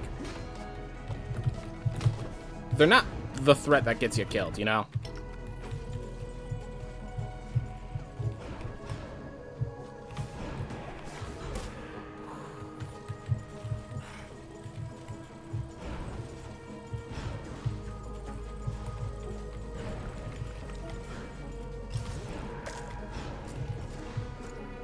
Alright. Yeah, this is why I hate the enemy that is invincible thanks to a buff of a enemy that I cannot reach. Alright, right.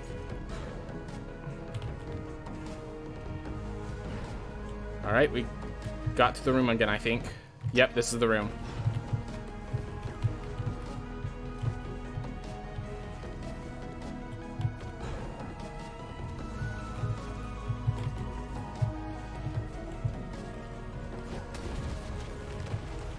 Oh, I have to go through. Okay.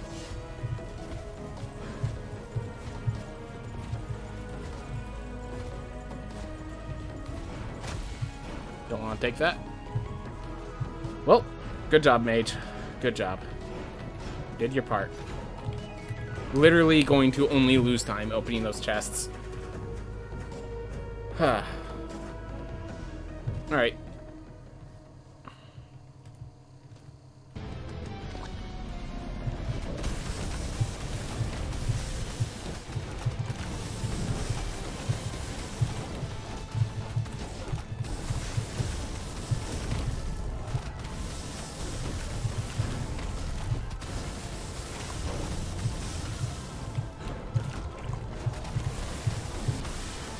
Didn't count how much damage it did. I hope it's less than 115, because sometimes it's 114, I think.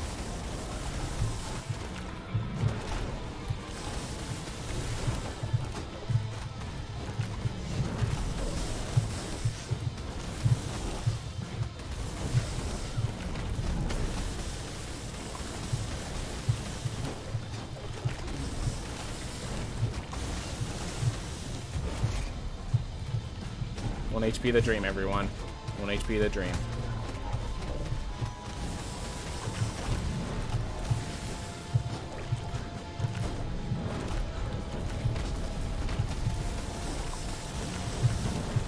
As always, mage has all the damage outputs I need.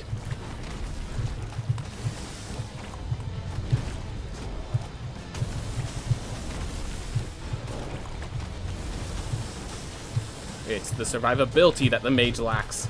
But if I can just not die, just don't get hit, lol. Mage has all the potential to actually give me a PB, despite everything that happened along the way.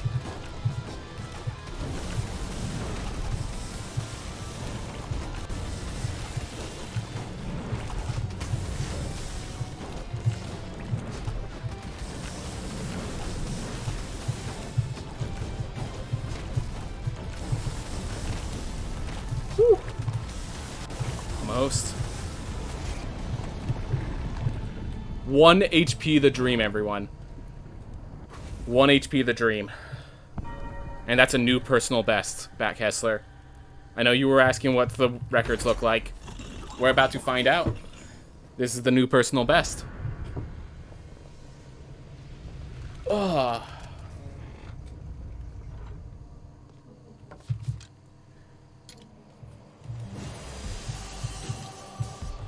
Sir Matt gave me a 44-32. That's our new PB. We made a lot of mistakes. There's so much room to improve. But that's a new PB. And I am very happy with that PB.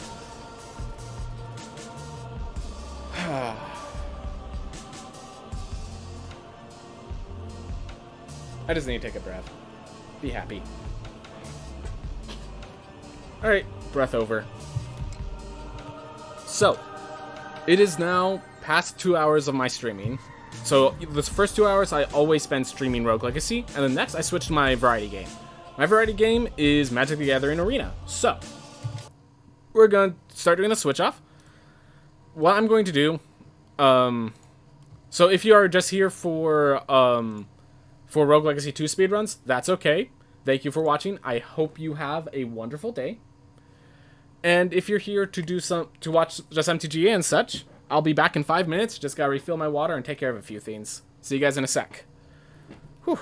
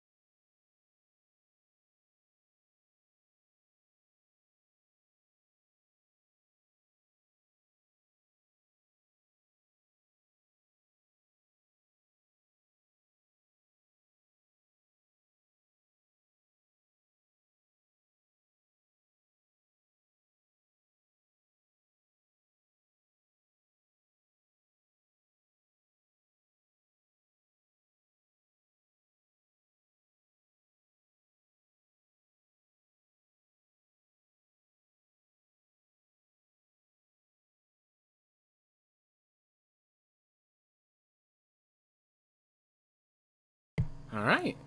How's it going, everyone? Thank you for waiting. I appreciate it. Deep breaths. Let's edit stream info.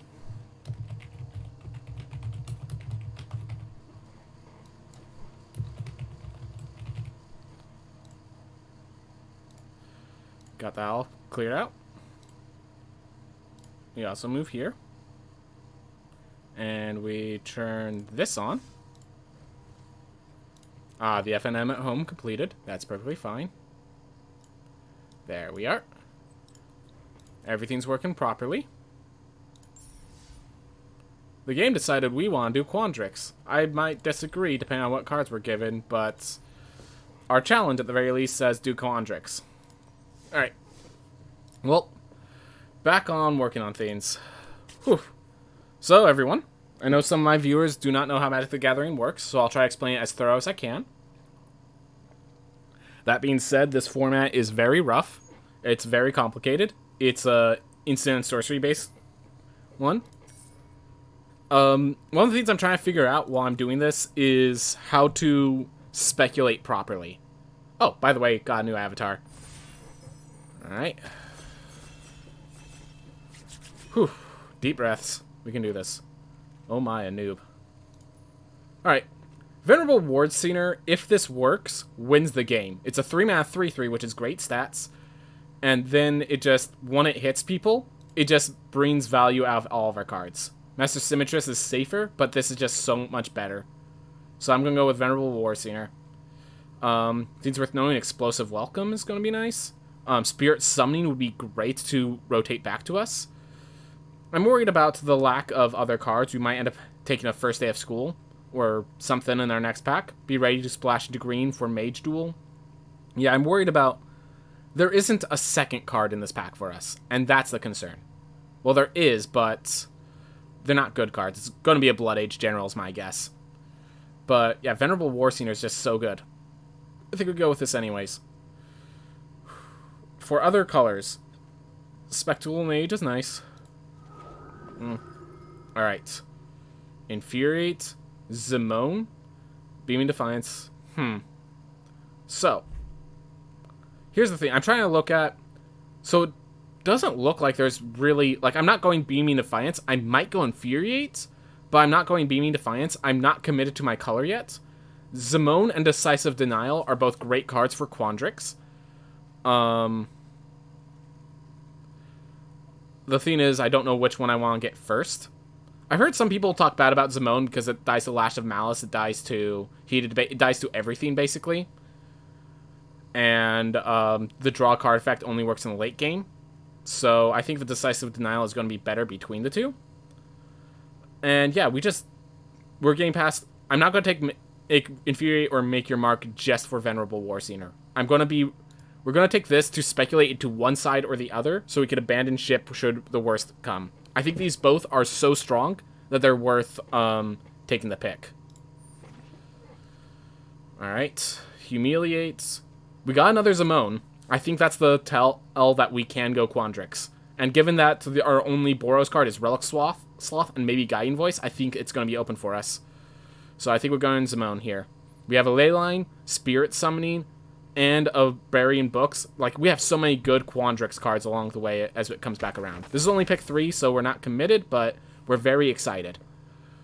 Alright. Pillar Drop Warden. Elemental Summoning is definitely the safest. Test of Talents is definitely the strongest. I think here we just want to be a little safe, because we don't know... We're not certain where we're going, and Elemental Summoning is good on both sides. Test of Talents is definitely the stronger pick, but it's also not... the secure pick, as I was saying. Whew. Pillar Drop Warden could work. This is pack 4. If we pick Elemental Summoning... Yeah, let's grab our Elemental Summoning. Just keep ourselves a little safe. Alright, so we have Wormhole Serpent. Lorehold Pledge Mage, which is for the Lorehold deck, but I think... Yeah, we're getting so few Lorehold cards. Like, we have a Divine Gambit and Lorehold Pledge Mage versus Wormhole Serpent, Soothsayer, Elemental Masterpiece if I want to splash. Like, yeah, all 3 of the uncommons are still... Okay, so these, I guess, aren't very good uncommons, but I'm going to go with this way. I think the blue is looking pretty darn open, at the very least.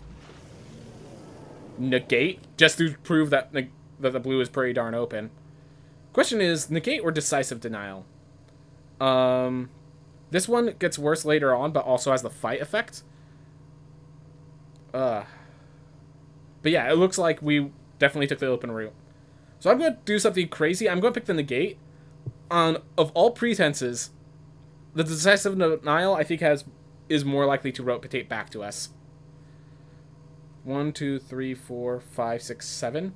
It's not going to. It's just it's more likely. Which is, I know sounds ridiculous, but... Alright. Well, we have a Whirlwind Denial. Then we have a lot of red. Red is... Oh, no. This isn't a red card. This isn't a red card. So then we have 1 red card. Yep. Whirlwind Denial, followed by Clockwork Archivist another time. Yeah. I like Whirlwind Denial. A lot of people think bad of it, but it also counters Magecraft triggers, so that's pretty strong. Alright. I think we're going to go with the Quandrix Campus. Yeah, I think Quandrix has shown itself as open. Yeah, this is pick 8. We have a Campus still. Biomath isn't always the best, but this is pick 8. Elemental Masterpiece also says that color... Wow. Wow. Okay. So red is open. I think we're still going strategic planning of these. Yeah. So, we have a lot of 2-drops, but they're all, like, rotate on top of yourself. They're all 2-drops that are greater on turn 5 and 6, basically. Red is open, but other than that, Boros is not. Prismari might have been the color combination. Because, yeah, how are we getting Elemental Masterpieces this late in? How are we getting Elemental Masterpieces this late in? I'll go to the Soothsayer. It's a safe. I need 2-drops that I'm playing on turn 2. Yeah. I think I can go with Soothsayer. Alright, Invocation as a big beater at the end. Great with Wormhole Serpent. Yeah, we got Leyline Invocation. We got Elemental Masterpieces. Like, yeah. Blue, it looks like everyone's fighting for, like, Silver Quill. It literally just looks like everyone's fighting for Silver Quill. Do I want to resculpt, or... I'm going to put the Pillar Drop board in here so I can splash red if we get a bunch of Masterpieces. Because there were a lot of Masterpieces flying around. So, I'd appreciate it.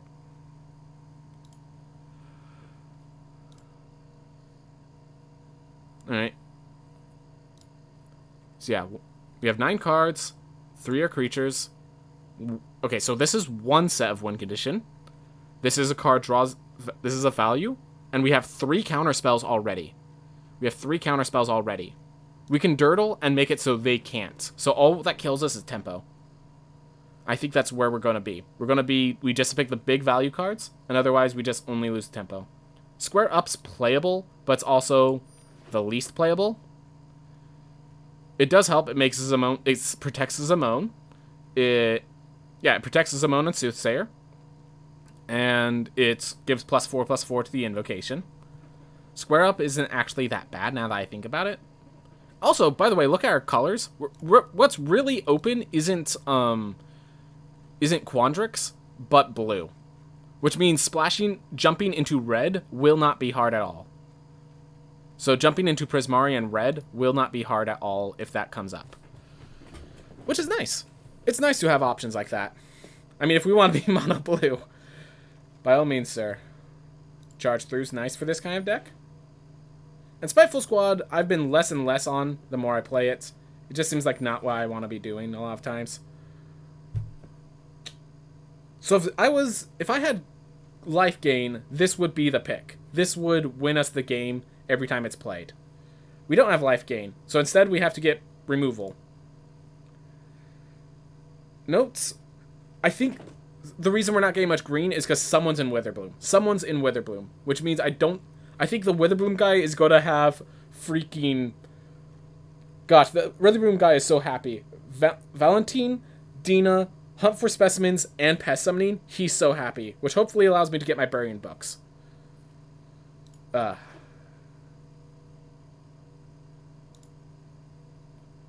still passing to the left. They haven't even got ready to the right yet. Alright. Tend the Pest. Oh my gosh. This Witherbloom dude, I think there's a person in Witherbloom, so I cannot compete with them. But they are so happy. And I'm happy for them. Because, yeah, we just don't... I don't think we have an access point into black. I could try to make an access point with Tend the Pests. That actually would not be a bad idea. We do know we're getting something back, but I think the Pest Summoning is just safer. We currently have no Learn cards, so we will want to change that as we go on. Also, by the way, even though our curve looks really low to the ground, we're actually very high in the air. I know it sounds unbelievable, but it's true. Oof. Stone Rain, Deadly Blue. Yeah, he's very happy. Or they're very happy. 3 creatures. This could be a Spell Satchel deck. Otherwise, it's an Intro to Annihilation. Or we just, like, literally just say, okay, at this point we can grab some black. And so it's either Intro to Annihilation, which, you know what, I'm just going to put that in there because it's actually playable once we get Learn cards. Reject. Okay. Suddenly, black is looking more open than blue. Yeah, we're going to grab a Hunt for Specimens and start going into black, I think. We're going to be Sultai. I think that's the play. Not sure if we'll pull it off, but I think there was just so many good black cards being rotated around that I got to go for it. Pack 2, pick 3. A little late. Not going to deny that at all, but when it works, it works. And it seems like someone else noticed that Quandrix was open, and they're the person with the other Zimone we saw too. So chances are we're fighting with one person, but only one person. So let's fight with the Witherbloom person as well, get ourselves a deck that works. Yeah, look at this. Another Hunt for Specimens, a Snakeskin Veil, Mortality Spear. Yeah. Sorry, buddy. You're going to get a competitor. I think I grab another Hunt for Specimens. We already have some good learn cards. Yeah. Or is it a Rise? We could use some more late game. We don't have many creatures, so the Hunt is very nice to give ourselves 2 drops that we could play on turn 2. But,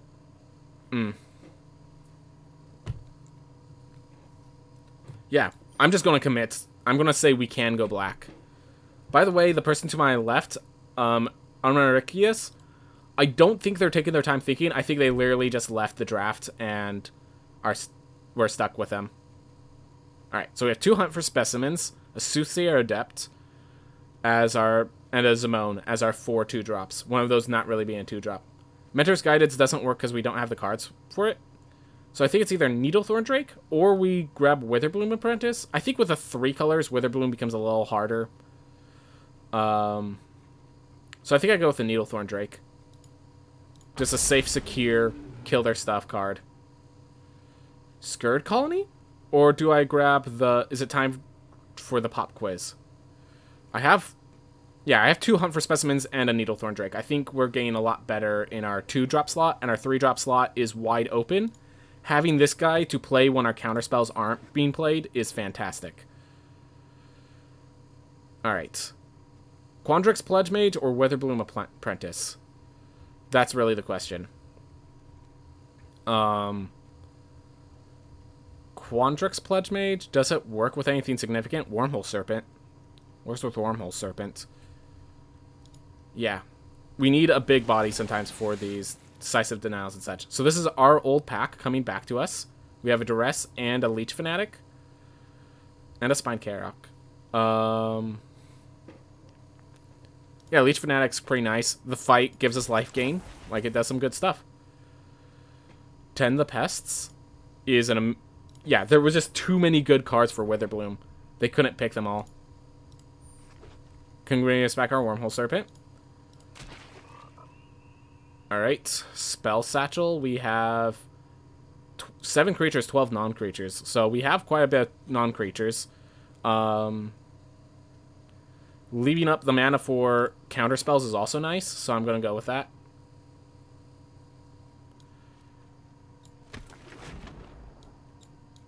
Yeah. Harness Infinity. Not actually good for our deck. Really cool card, but not actually good for our deck. Let's just get another counterspell. That would bring us to 3 2-mana counterspells, which is basically a very consistent theme. Otherwise, it's Environmental Sciences. This is not a bad pick at all. So it's either Test of Talents or Environmental Sciences. It's the only blue card, so whichever one I pick, the other one's not rotating. So let's see how many I have. 1. I'm just going to pick the Environmental Sciences. We have 2 2-mana counterspells already. We want to be consistent, not overpowered, basically. We already have enough counterspells at 2. We want something to actually find with our learn cards, and we want to make sure if we're missing a color, we can fix that color. So the Environmental Sciences was actually better than the Test of Talents there. I probably should have just, given that the people around me are going a bit slow, I should have probably just waited on that and stayed. By the way, even though we say we're a big deck, I should note we have 13 2-drops. So we're done with 2-drops and then some. Quandrix Command. It's a return. It's a counterspell. It's a buff spell. Yeah, it's... Okay, look. Put 2+1/+1 counters on target creature. Return target creature, planeswalker to its owner's hand. That's all it needs to say to be an amazing card. The fact that it has modularity is insane. I should have looked at what other cards were available, but that was good enough for me. Alright. I think... So, eliminates... Yeah, what is our win condition? It's literally Wormhole Serpent. Wormhole Serpent and Zimone. Weird. Very, very weird. Alright, well, Eliminate is still a nice card. It's Eliminate or Field Trip is basically the question. And it's kind of funny, because usually it'd always be Eliminate, but we're starting to get bogged down on 2-mana cards. Like... Turn 4 is going to be 2 plays every single time. I think we're just going to have to accept that. Field trip another time.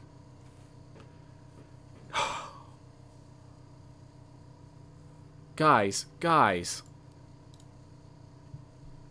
Alright, Dragon's Guard Elite, Serpentine Curve, or Tend the Pests. I mean, this is another win condition. This is also another win condition. And this... We have too many 2-drops. Quandrix Apprentice. Beautiful. And then we could have a Hunt for Specimens, possibly. I doubt it's going to come back around, but... We could dream. We can dream. Burying Books or Cultivate? Cultivate will give us our mana, but honestly, I'm not sure if mana is even an issue for us. Burying Books or Cultivate? I think we're just like... We remove everything. That's our deck. We just remove everything. Maybe a Witherbloom Pledge Mage, because it's just a bigger body. Alright, Auto Sucks a Cultivate. No, I'm grabbing Burying Books. Weather the Storm, that's a funny card. Needlethorn Drake. It's playable, which I can't say about the others. Okay. Snakeskin Veil is very good. Mentor's Guidance doesn't really work with our creature count. Pestilent Cauldron. So I can discard cards to make pests. I could mill them. And I can draw cards. So it's a very late game, use all of our mana. And the other one, it looks like it's going to auto-pick for me. And so I'm not sure that was a good pick, but it auto-picked for me. And we got Test of Talons back? Okay. So we have all the 2-drops. We have all the 2-drops. Yeah, we're cutting cards, and it's all going to be at 2 mana. Every card we cut is going to be at 2 mana. Just flat out. Alright, let's get some more Leyline Invocations. Let's get some more big creatures. Because our big creatures right now are Dragon's Guard Elite, Quandrix Pledge Mage, and Leyline Invocation. So we just need big creatures now. We have the early game covered, and then some. Sure. Yeah, this is not a deck for Golden Ratio. Golden Ratio is often, at best, going to be a divination, because we have creature with 1 attack and 2 attack, and then we have to get all the way to 5 mana to get a person with 3 attack. We did not get any of the bears, so... None of those great bears. So we just have Unwilling Ingredients and Specimens and such. Charge 3 is one of the cards I'm going to cut. Alright.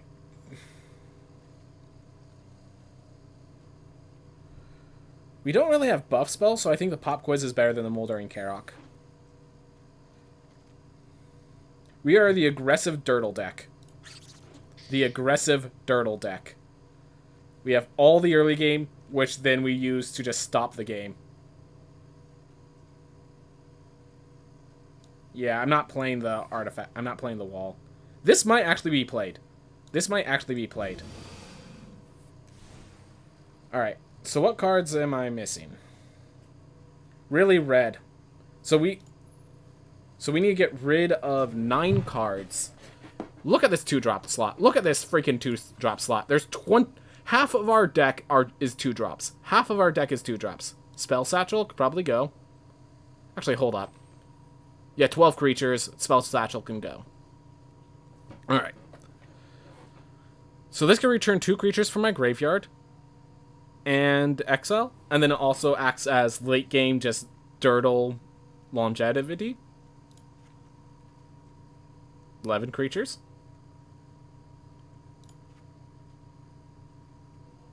Yeah, it's just like all of these cards are good. Yeah, I think Deadly Brew isn't for this kind of deck. We don't have a big boy. Tend the Pest isn't for this deck either. I hate to say it, but it's true.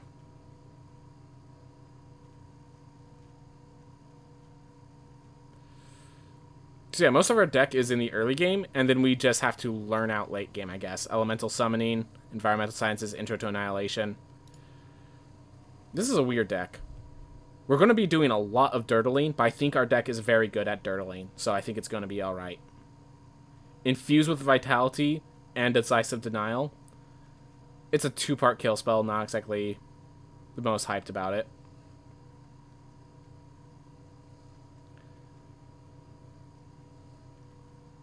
I think we actually get rid of the Infuse because of that.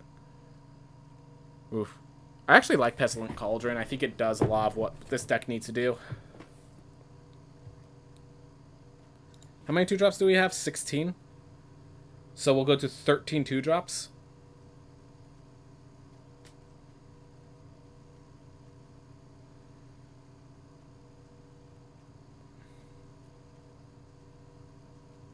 Yeah, I just need to figure out which 3 I want to get rid of.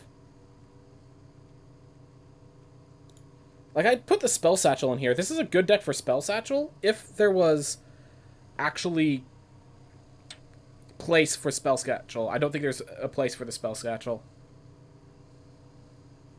We have 1, 2, 3, 4 learn cards. 4 learn cards, and how many lessons? 1, 2, 3, 4. Perfect. Exact lesson to learn ratio. Let's see. Is Leech Fanatic the weakest card here? Maybe the Soothsayer Adept? Yeah.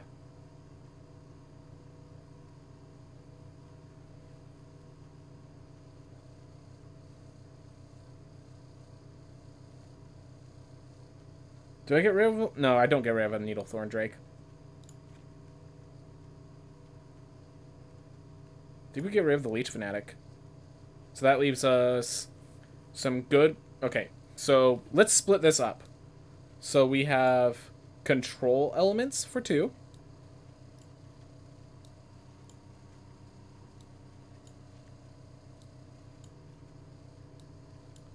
One, 2, 3, 4, 5, 6.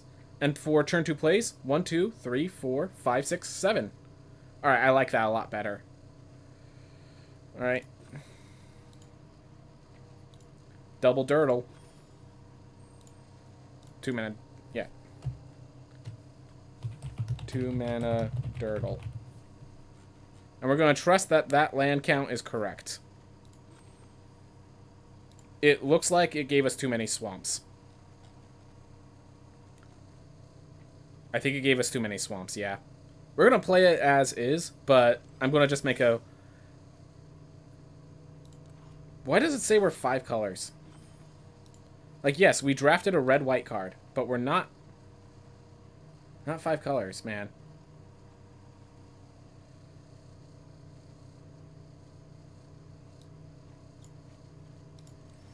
Alright, whatever. I don't know why it does that to you.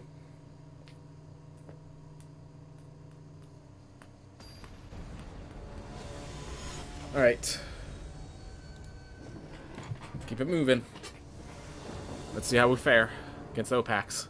So we have a Hunt for Specimens, and we have too many swamps. Hunt for Specimens into Environmental Sciences to get myself the forest. Scared Colony.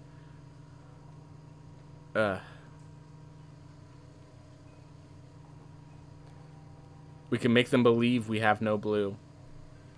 Make them believe we're just the Witherbloom deck. Make them believe we might be Silver Quill.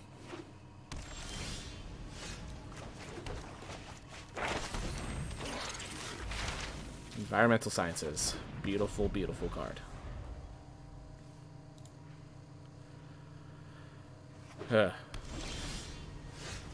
Alright. I don't want to use the Whirlwind Denial this early, so I'm going to actually play the forest I drew. And Scared Colony. Next turn, I could hold up the Whirlwind Denial, or I could Environment Scientist and be ready with the Devouring Tendrils, depending on what I want. Alright, that's perfectly fine. Turn target creature to its owner's hand. I can return the 1/1 and buff my guy for the... So I can blow him out. But I don't even want to blow him out like that. Alright. So target creature I control. And it just deals damage equal to its power. Awesome. So I'll just kill the Biomathematician. Gain some life. I am happy trading my 1/1 for his 1/1. And then we just Environmental Sciences. I'd like another blue, please.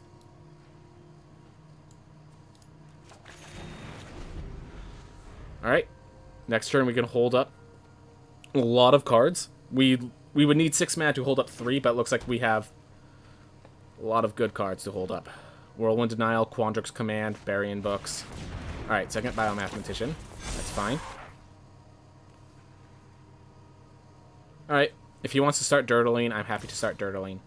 If he doesn't want to start Dirtling, I'm happy to go aggressive. Alright, I could Zimone and still hold up Whirlwind Denial and Burying Books. Alright, we now win the late game, so I'm happy to just Dirtle. Let's Dirtle, sir. Dirtle, Dirtle, Dirtle.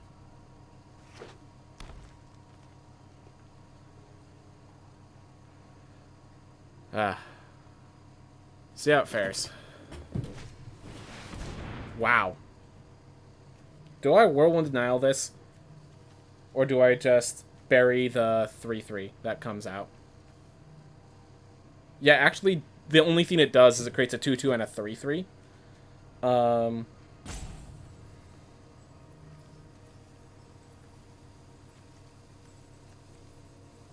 Quandrix Command also solves a lot of the issue.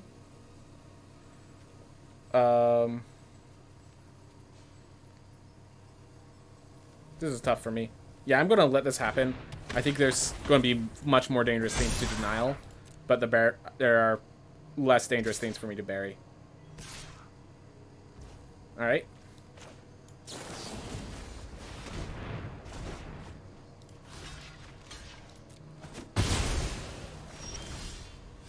Alright, 6 mana. I can hold up both of those. And then I could also, if he does nothing, draw cards. So I could counter a spell, return a creature to his hand, or, yeah. And I could, yeah, returning the tokens to his hand should be devastating to him. I think that gets denialed. Yeah.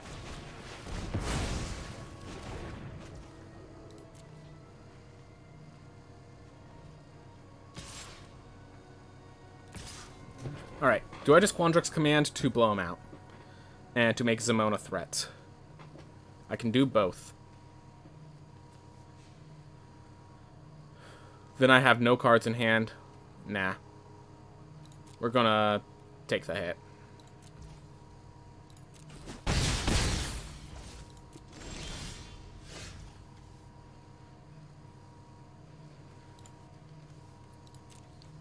Yeah. This gives me an extra means of card draw. So I could use Zimone more freely without much threats. I can use Quandrix Command more freely without threat. That sort of stuff. We'll see how this fares. I'm expecting a fight spell on Zimone, and then I bounce and blow him out.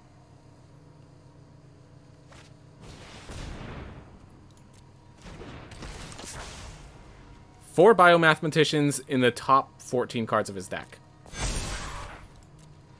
I just wanted to state that clearly. Alright. Return target creature to his hand, put 2+1/+1 counters. So return that to his hand. I'm gonna actually buff the pest.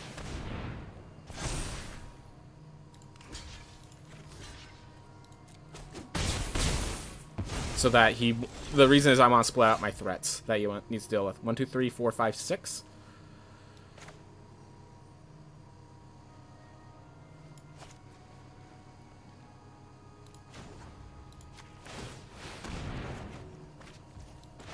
There we are.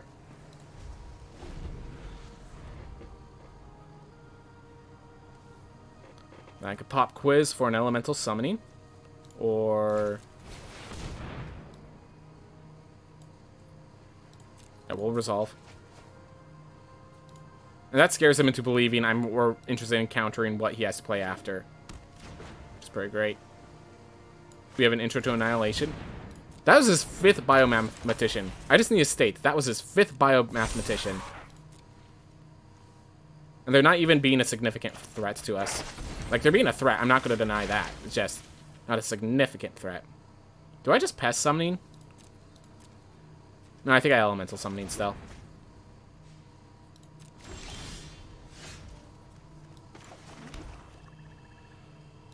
One, two, three, four, five. Yeah, I think the 4/4 is significant enough that we just play it now.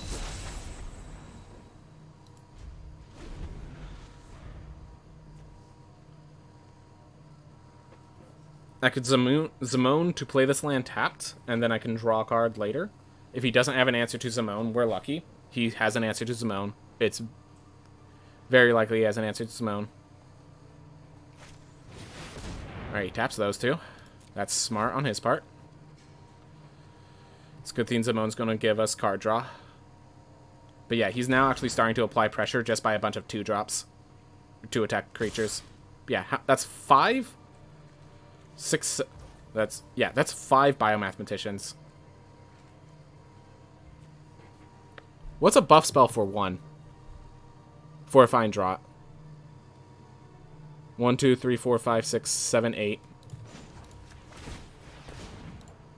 Actually, I have a better idea.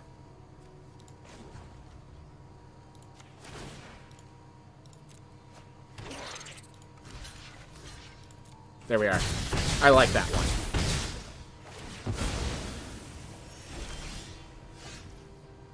Alright, start by drawing cards. Alright. So I can pop quiz or negate. I could play it, have negate and pop quiz open. Or I can not play it. Oh, I can pop quiz, and then whenever I draw, I can discard with Pestilent Cauldron. Hold up all this mana, so we can negate any win condition. If he just attacks, we pop quiz, and we discard the drawn card. Or we can just, yeah. There's a few things we could do with that. The thing about pop quiz is you can actually draw a card, and then discard the card you drew with the learn effect if you have no learn cards. Pretty nice. Pretty nice. So the question is, do I want to discard the Pest Summoning or the Intro to Annihilation? 2, 3, 4, 5, 6, 7, 8, 9. Is he going to destroy the Cauldron? I'm happy with him destroying the Cauldron, honestly.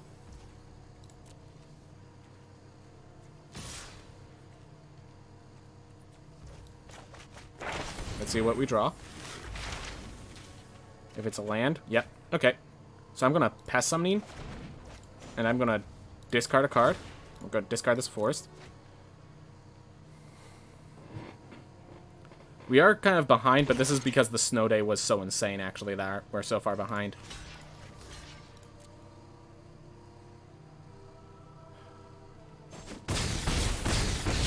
We can get back in this game. We just need to, you know, get around the fact they snow date to lock us down. Lock down our... Oof. That's tough. That's a tough one for us. Okay, now it's really tough for us.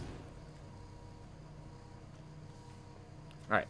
I can Pest Summoning, have card draw, and negate ready.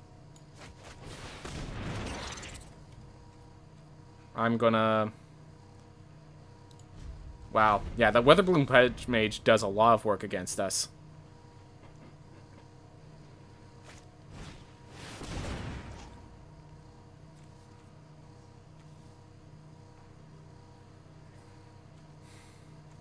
Do I negate this, or do I wait for him to draw cards and then negate what he gets?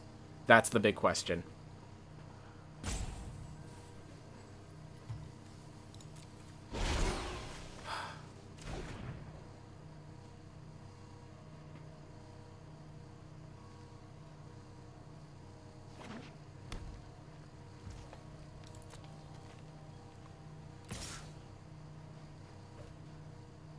Alright.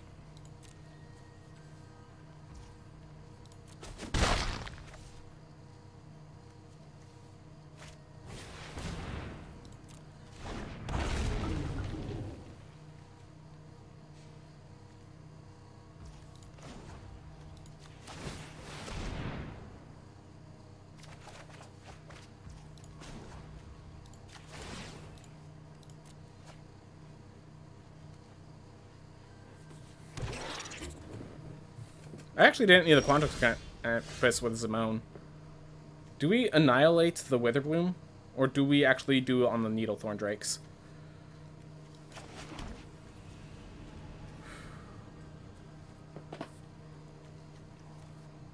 1, 2, 3, 4, 5, 6, 7, 8, 9. Alright. I think we Leyline Invocation and just hold up defenses like the negate. We might start swinging in with the pests a little bit. 1, 2, 3, 4, 5. 2, 3, 4, 5. Okay, so swing in with like 2 of the pests. But we'll do that on another turn.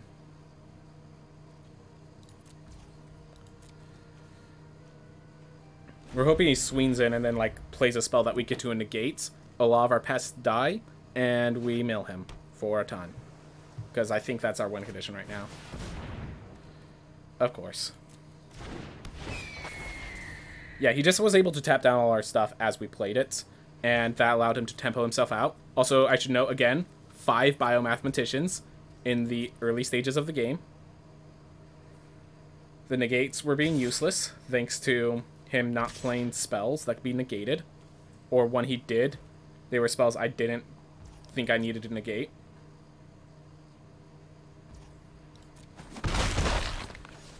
We're in trouble. We need to gain life somehow. Eliminating the Frox Trickster does not gain us life. Intro to Annihilation does not deal with enough of the threat.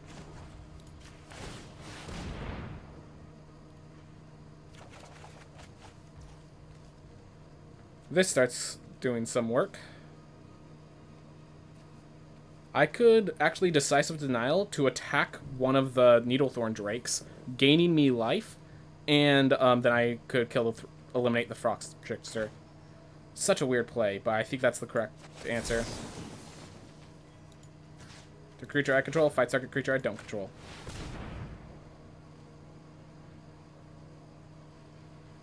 I then have a negate and an eliminate ready.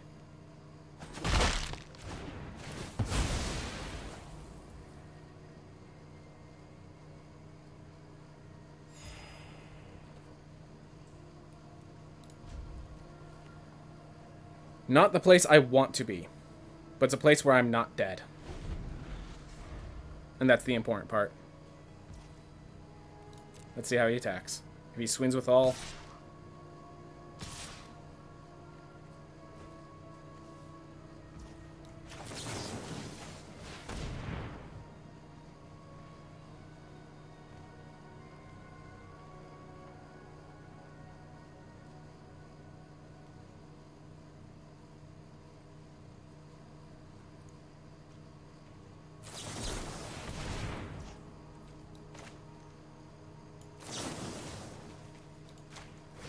Negate the Decisive Denial. Do you have another solution? Yeah, I definitely wanted a Witherbloom Pledge Mage in this deck. The Wormhole Serpent can give us a way through, which is very important for us. Oh, I could just intro to Annihilation the Needlethorn if I really need to. The fact that we're in a position to intro to Annihilation a 2-drop, not good.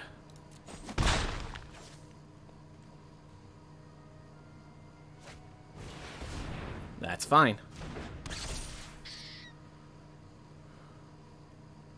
That doesn't make us dead. And not being dead is the big deciding point.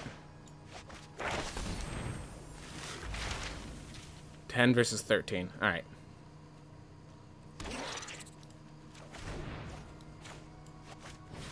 The saddest Annihilation.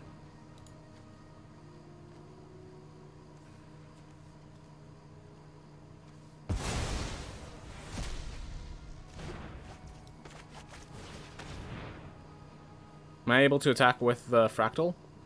I believe I am. If I do, it kills a lot of his stuff.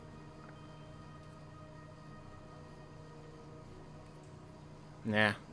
Because I need the Fractal with a Wormhole to threaten lethal in a few turns. Because, yeah. So he doesn't play a threat this turn, is the plan. He doesn't play... And then I play Wormhole, turn the 10-10, swing through. Then he has basically one more turn to get his threat. Or else we got him. I cannot discard this Wormhole Serpent to Pestilent Cauldron.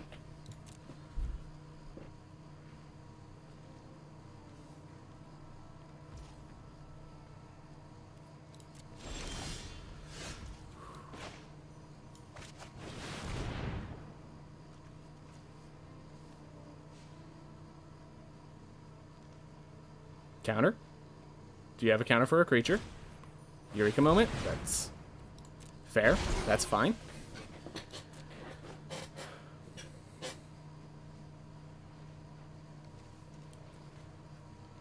He has 11 lands to my 10. He has 12 lands to my 10.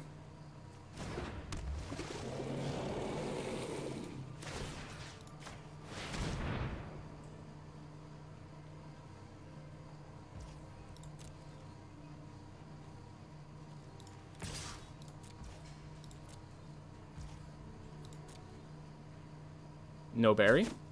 No berry. I'm okay discarding my Dragon's Guarded Link for a pest.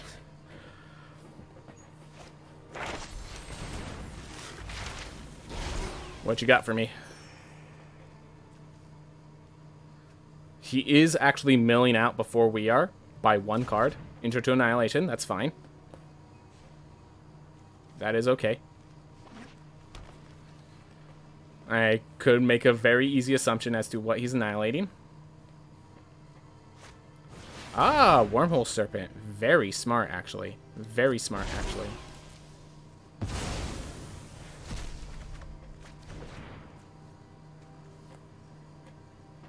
Oof. Making this game last long, sir. I respect the effort. All I have to do is mill, like, 2 cards from you, and I'm back in the driver's seat.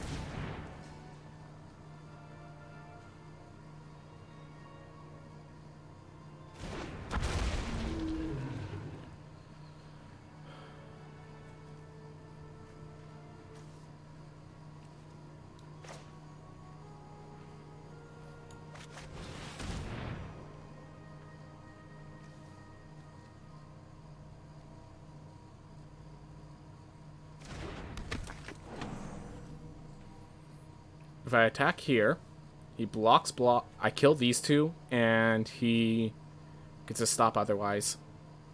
Am I okay with that? It prevents any fight spells.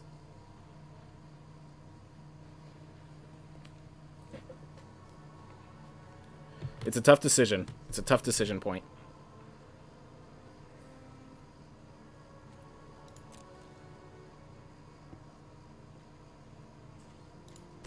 I'm gonna go for it. Let's see how he fares.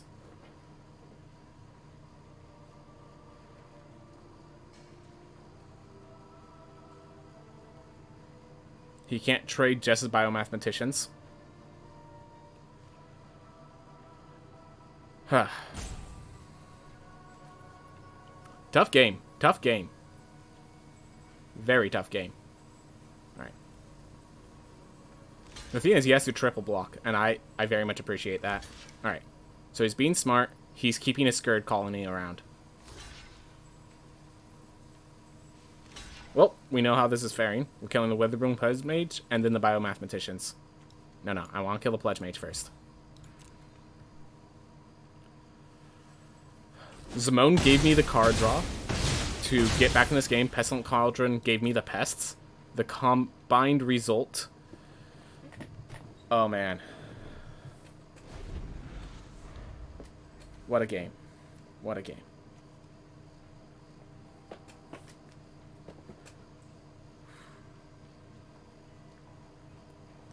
If I could just keep knocking down... Like, with that, I can now attack with my 4/4.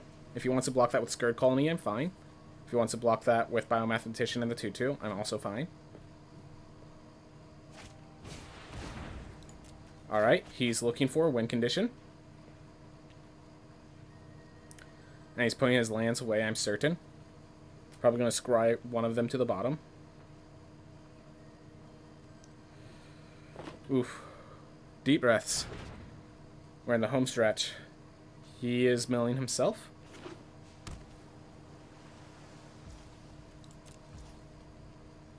My turn.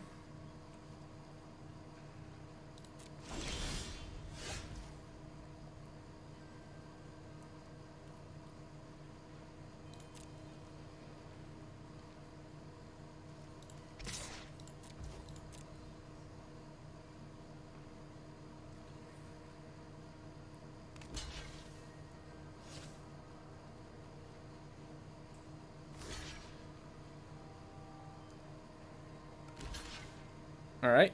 After this, I'm going to make some pests. This Quandrix Apprentice, unfortunately, is just going to become a pest. I know that's not what it wanted to be in life, but that's what's going to be in life. Alright, he only has the Scourge Colony. If he had the card that gives it unblockability, he would have played it already.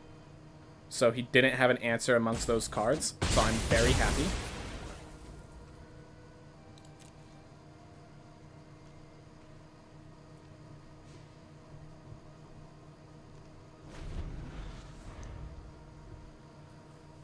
Whew.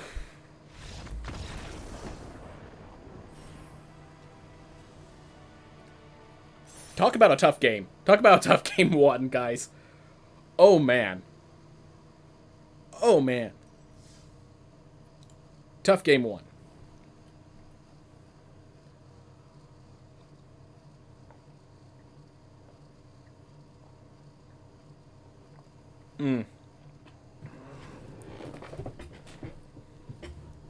Gosh.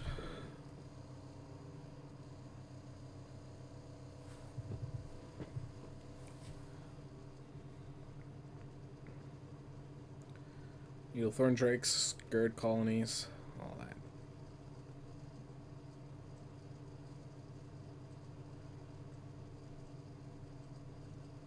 Oof. Alright. There we go. Awesome.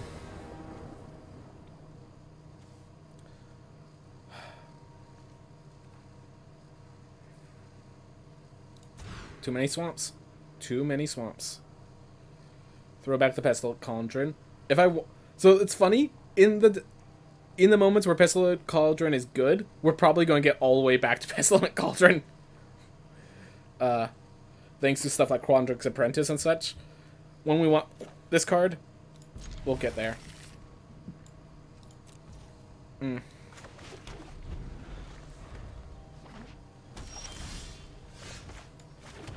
Scourge Colony, then we get a Quandrix Pledge Mage, and hold up double Counterspell. It's pretty darn nice. Pretty darn nice.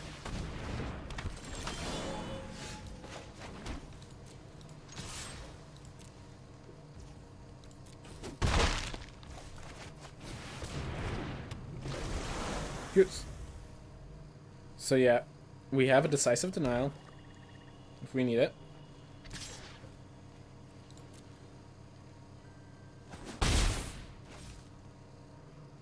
Yeah, he was going to have an Infuse with Vitality is my guess. Alright, what do you have as your 3-drop? Smart. Alright. That's fine. Yep, our colors was an issue.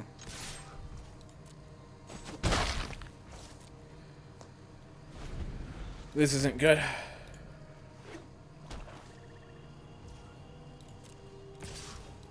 We do have a Denial. And we do have a Negate. If he plays the Bear, that's exactly why I want him not to play the Bear. Get me a land. Get me a land.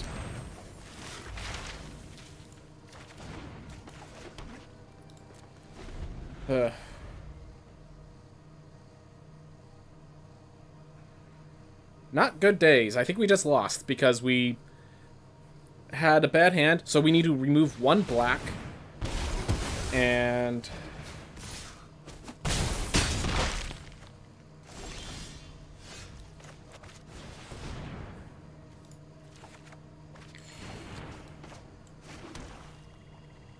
do we play Hunt for Specimens, or do we just Unwilling Ingredient and hold up the Negate? I think we do this and hold up the Negate.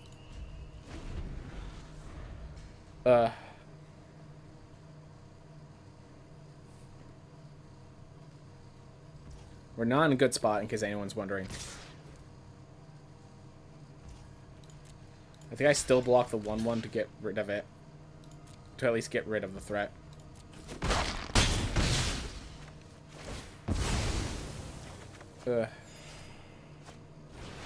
And that's not a negatable target. A little like Quandrix.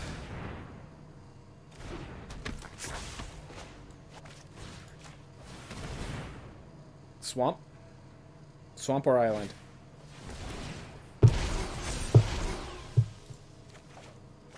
And we didn't have the negate available. So... GG. He had pressure, we had bad lands.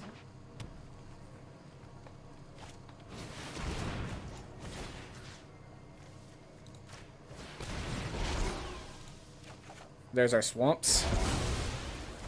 We had all the ways to get lands, but it involves us gain lands first. That was the issue. So, we're removing one swamp and we're adding one forest.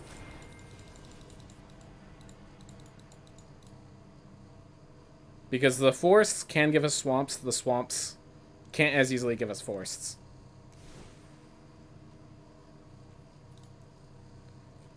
-1 swamp, +1 forest.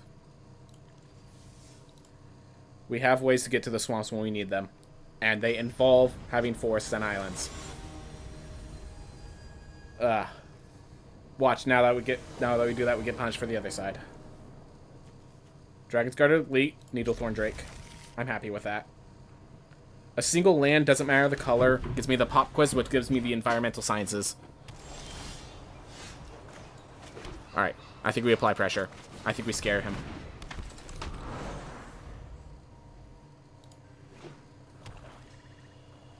Force him to use his Eliminate, his Lash of Malice.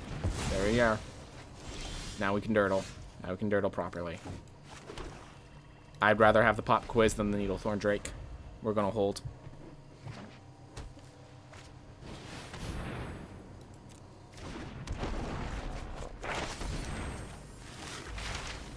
Alright, now I can actually Elemental Summoning, or I can Pest Summoning. I think the Pests are actually better here.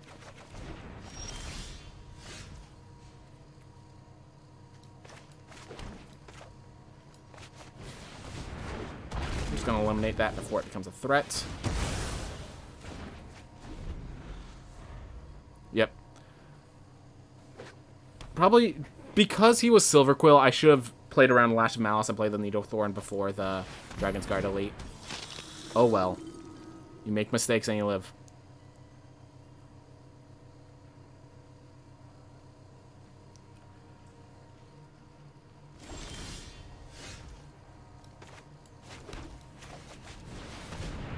Yeah, I'm not holding up a Barian Books for a Silver Quill Pledge Mage.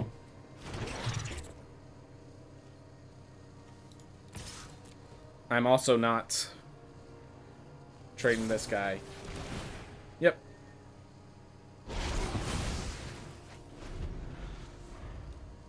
Perfectly acceptable. Perfectly acceptable. Using his lashes now. That and again, lashes were probably... Again, I should have played around it with the Dragon's Guard Elite. Alright, so he's going to try to fly over me. Fair enough. Do I leave up Barian Book's Test of Talents, or do I Leyline Invocation and apply pressure? That's really the two questions, right? Alright. Well, we came up with our answer. Next turn, we have Test and Barian Books ready. Combat Professor, not bad.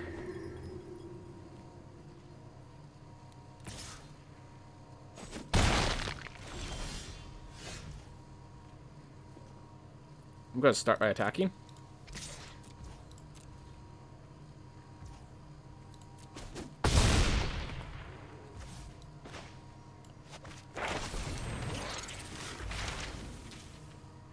I can Environmental Sciences for a swamp, or I can and give me some life, or I could just ready the Elemental Summoning.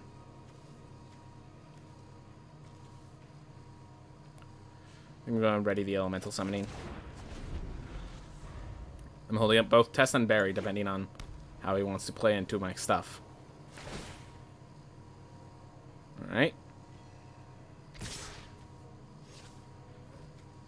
That tells me he doesn't even have a spell worth testing, so we're going to bury his Combat Professor.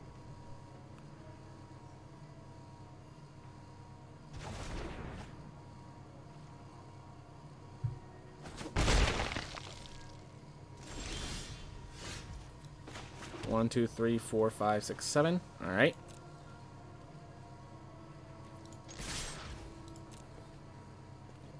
apply pressure. Tell him you're just using the Silver Quill Campus and you're actually doing Nephi of Significance with your 2 lands in your hand. Shuffle the Combat Professor away. Alright, that tells me he doesn't have a Lash of Malice. Thank you, Auto Tapper, for letting me know.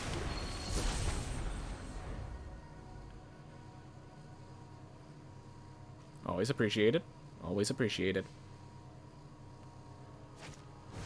And then, yeah, next turn we just swing it all. If he tries to find some solution, like Professor's Warning or something, we just Test of Talents it away. Yeah, single swamp was good enough.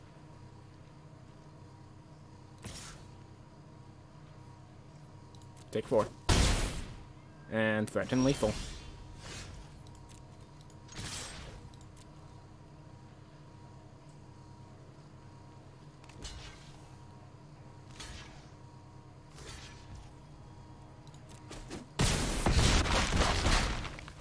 Two, 3, 4, 5, 6, 7.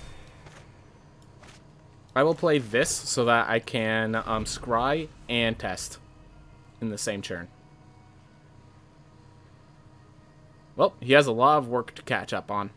And if whatever spell he casts doesn't catch up on the work, I think we just let it through. Very simple. Very simple strategy. Alright.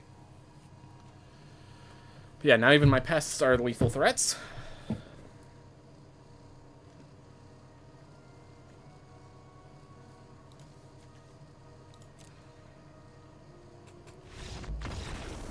Good game, man. Alright. Gosh, I just realized someone might have all the pictures. Scarlet Spider, how's it going, man? How's it going? Thank you very much for showing up. So, we're playing this deck, which is a little weird. You're gonna notice there's a lot of 2-drops in this deck. But that doesn't make it an aggro deck, because those 2-drops include Needlethorn Drake, Zimone, which gives us more cards and mana. This gives us this gives us all our lands from our deck. This gives us Death Touch. This fights Fiends. This gives us life. So basically what we're doing is we actually are the Dirtle slow deck. The thing is, like, every single one of our cards is a 2-drop. Oh, Dragon's Guard Elite. So our win conditions are Dragon's Guard Elite is 1. Wormhole Serpent with Leyline Invocation and our Elemental Summoning is another win condition. And then we just, as you saw, kind of tempo them out. We have an Eliminate. We have a Negates and Test of Talents, a Decisive Denial. Pestilent Cauldron was okay. It did its job. Stuff like that. Stuff like that. And thank you for following. Thank you very much for following. I appreciate it. I appreciate it. Awesome. All right. Well, we're at 2-1 right now. This deck, I think, can go pretty far. So, I'd be disappointed if we die soon. Anyways, thank you for showing up. If you want to chill, that's okay. I make sure to describe the best I can, because I know some of my viewers do not play Magic at all, so I want to be able to describe it to them. So, right now we are a 3-color deck. We have very few swamps, but we have environmental sciences to get those swamps, because we only need 1 when we get swamps. So that's good. And, yeah. Alright, Hunt for Specimens, perfect. Hunt for Specimens into Pop Quiz, holding up 2 different counterspells. We have very good... I played a bit of Magic. It's a pretty fun game. Yeah. The problem is, it's like, to see the epitome of what makes Magic great, you both have to have a lot of it. You have to understand the depth under the game, and you need the cards that can get you to that depth. So, generally speaking, most people cannot experience it, and it's like, oh, that sucks. And it's kind of like by design that you'd have to pay money, and I do not recommend investing money in a free-to-play game. Free-to-play games are designed in a way to sink all your money away. One of my big things is, with Magic the Gathering Arena, I say, hey, it's a great game if you have self-control. If you don't have self-control, I cannot recommend this game. But if you have self-control, I enjoy it. I enjoy it. Alright, opponent seems a little laggy. Because, yeah, that first part was him actually lagging. This part is him actually just not being absent. Unfortunate. Unfortunate. But yeah. So Hunt for Specimens is going to give us our environmental sciences. We can actually... So what we can do is we can hunt for specimens for the environmental sciences, but then leave our mana open for Pop Quiz and Whirlwind Denial.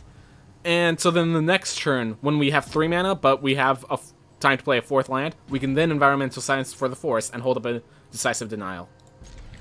Do you prefer online or in-person games?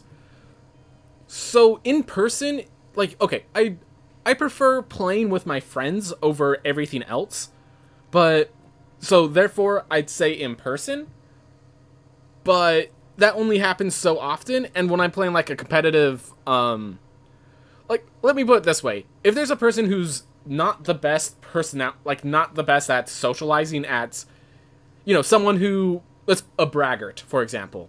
If I face that in person, that's a lot more painful than here, where I can just mute the person if they're a braggart in this game, you know? So, I will say that much. So, like, the in-person has the highest highs and the lowest lows. So, and when it's the highest highs, obviously, with my friends, great, fantastic stuff. I just do online, because it's always a consistently decent experience, basically. Alright. I'm gonna pretend I'm Witherbloom first. Let's see. So we're gonna hunt for specimens. Do I want a pest summoning just to apply more pressure? I think so. And then next turn, I can hold up Pop Quiz, Whirlwind Denial, and Burying Books.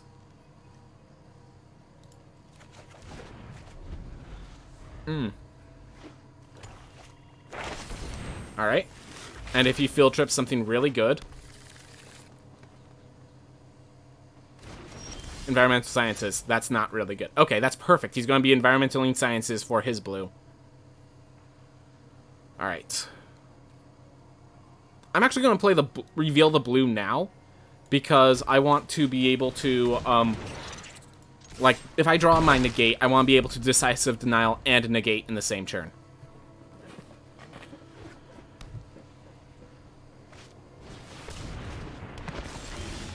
Alright. We're gonna hold up. I'm okay triple blocking this, and then he'll pull a combat trick, and then I bury it. That's my plan for this turn.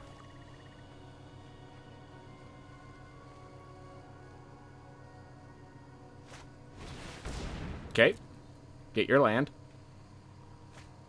I'm not so petty as to counter a land.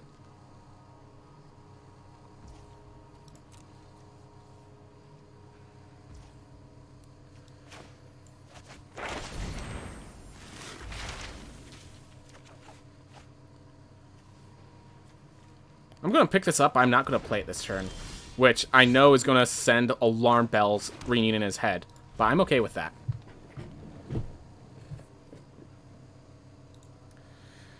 Oof. I like Lambo Droid. I like online computerized games because then there's no possible way to make an illegal move. Fair enough, and in a game as complicated as Magic the Gathering, that's probably very valuable. If he play, so I'm always going to spend the Test of Talents first, so that we know what else we need to counter in his hand. But this is not something worth Test of Talenting.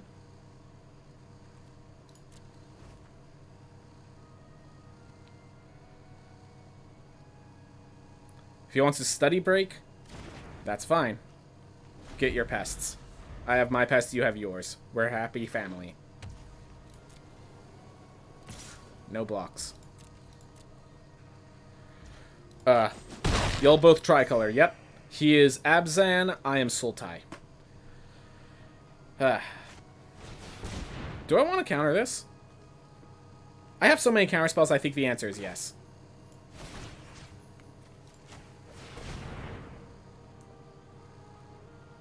And the best part is this makes him think he's free and open. Alright. So in their graveyard, let's take that. So that's his hand. We'll be able to see that in a bit. Mortality Spear, very worth noting. And the Leyline Invocation. Alright, we know what we need to counter. So in his deck we have a Shadeling, Pestilent Cauldron, Crux of Fate. Gotta be ready for the Crux of Fate. Beledros. Okay, this guy has some good late game. This guy has some insane late game. Be ready for that. Oh my god, be prepared for that. Alright, so he's going to plumb at the end of his turn. Is my guess. And the Essence Infusion is the card that I was supposed to wait for him to use, and then I counter. 1, 2, 3, 4, 5. Yeah, if I play Elemental Summoning, he just Mortality Spears, and then... like, that's it.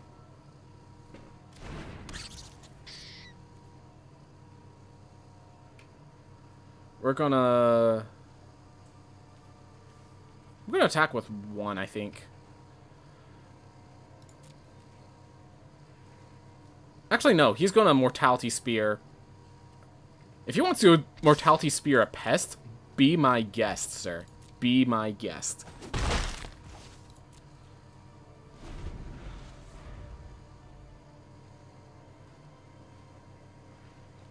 How's it going, Sean Keen? Going good. Alright, he's Essence Diffusing.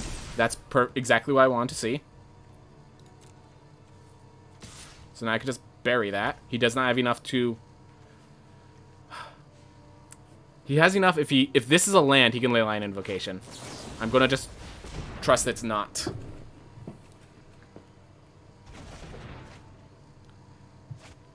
Thank God. Alright. So he's just holding up a Plum of the Forbidden. Not that threatening. Just chilling playing some Animal Crossing after watching Saw 1 and 2. I hope you enjoyed those. Yeah. Oof. Horror movies are not my sort of thing, but... Yep. He sees that I'm not using my Elemental Summoning. He knows there's a counter. There's a reason he hasn't played his Leyline Invocation yet.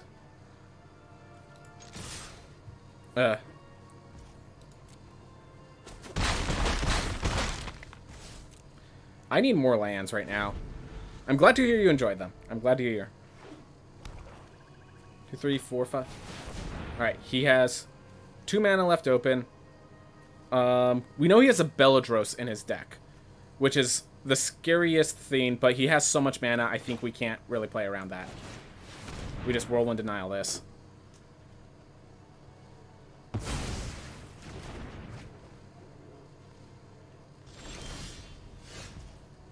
Alright. Do I want the Wormhole Serpent or the Elemental Summoning countered? I think the Elemental. And when I say countered, I mean Mortality Speared. Alright.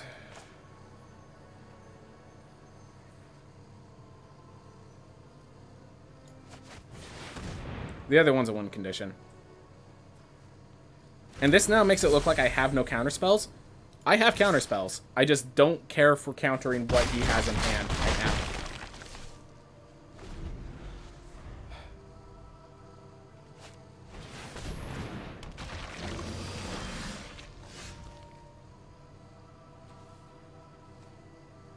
Alright. Attack with my 4/4, play Wormhole Serpent, he Mortality Spears, I'm happy. I think so.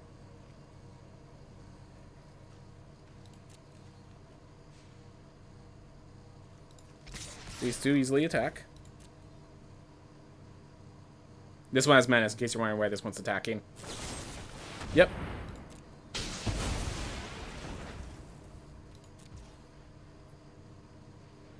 I could have fought in response. I could have Decisive Denialed in response. That was the correct play. That was the correct play.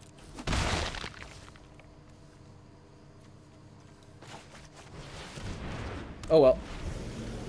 We just hope he didn't draw something good, because he has good cards in his deck. We saw his deck. He has Beledros. He has a Crux of Fate. He has cards in his deck that are insane. Alright. I'm happy with a Pestilent Cauldron. He has no cards to offer to it. 1, 2, 3, 4, 5. 1. Okay, so...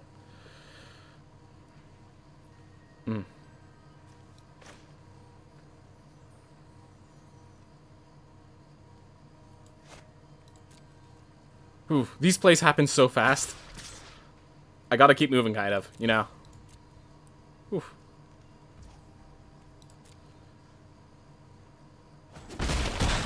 Seven health.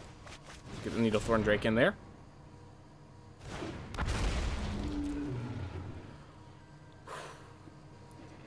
Oh, he can exile to draw cards. Gonna start exiling cards in my grave. Smart man. I could return the favor, but I need to keep a negate up because we know for a fact he has Crux of Fate. Decisive denial that.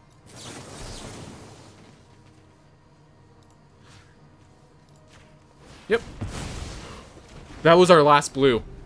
If he draws Crux here, we are dead. That's the game. Well, it's very hard for him to draw Crux in this position, but it's possible. And he has just enough mana to play it. Let's see. 1, 2, 3, 4. Let's see.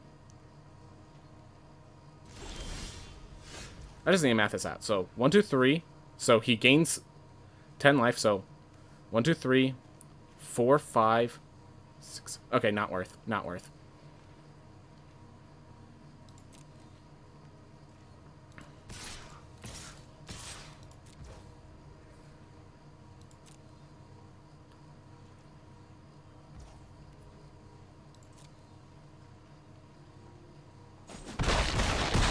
Oh, I could have just...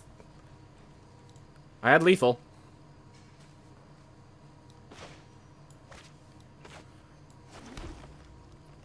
Yeah, I think I just hold this up, honestly. Yep, sacrifice the Lair of Acceptance. He's looking for his Crux. Moldering Karok's going to be swinging in, giving himself some life. I guarantee it.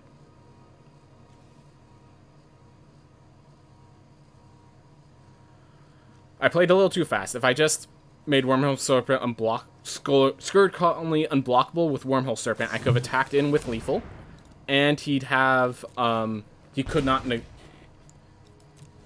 have a negate still available even as he did that.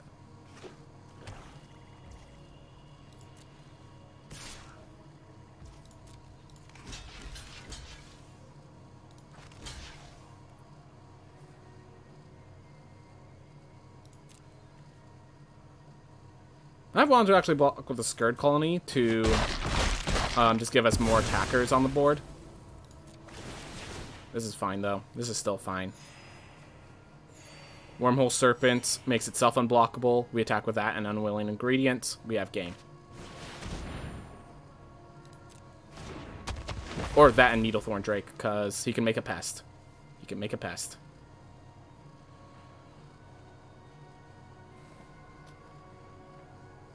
He gained 3 life if he wants to mill me.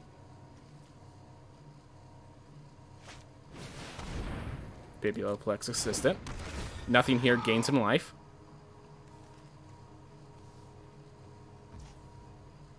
Puts the D-Spark back on top. So you have unblockable. Yeah, we attack with all. I think we get...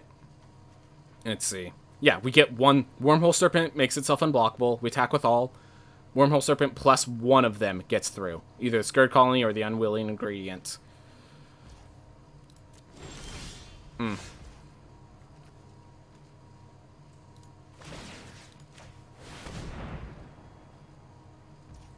And even if he makes a pest, the pest does not work as he hopes.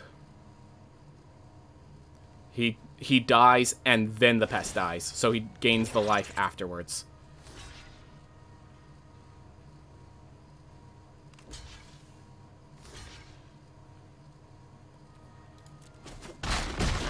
Oh, and we don't even kill the pest this way. Perfect.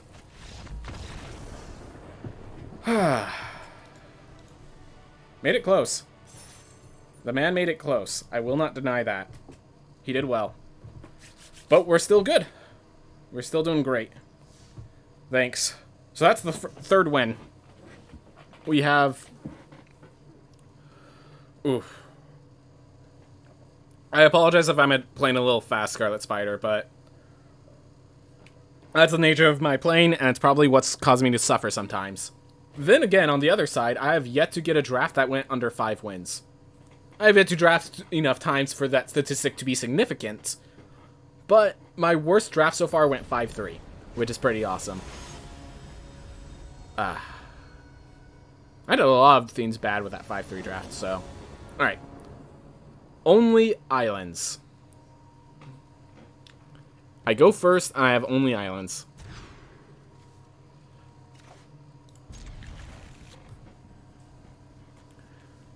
I think I actually throw back the island and hope for a swamp to come back. It's not a good spot to be. It's not a good spot to be. I cannot deny that. Did he mulligan as well? Thank God. Thank God. We're not behind.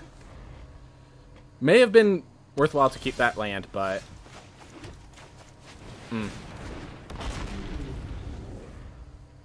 Whew. Nice little looking cat, by the way. I don't have that.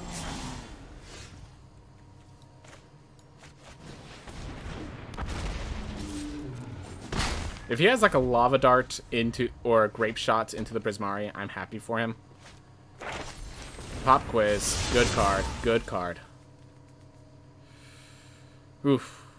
These bad land hands are really devastating to me. Really devastating. Start from scratch. You know what? Yeah. They're meant to be foddered. Beautiful. If he wants to spend his whole turn starting from scratch that, I'm okay decisive denying it.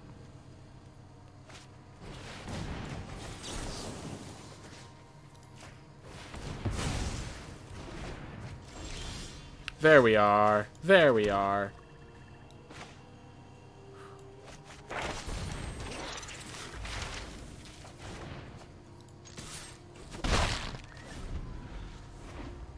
Alright. Brock's Trickster. I could hold up an environment with environmental sciences. I could hold up and eliminate. Which one is more worth eliminating? Alternatively,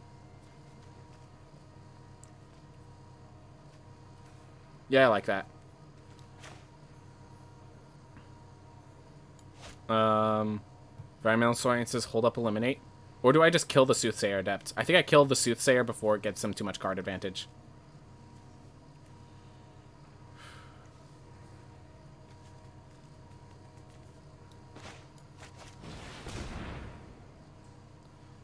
I could get any color. I'm going to actually go blue.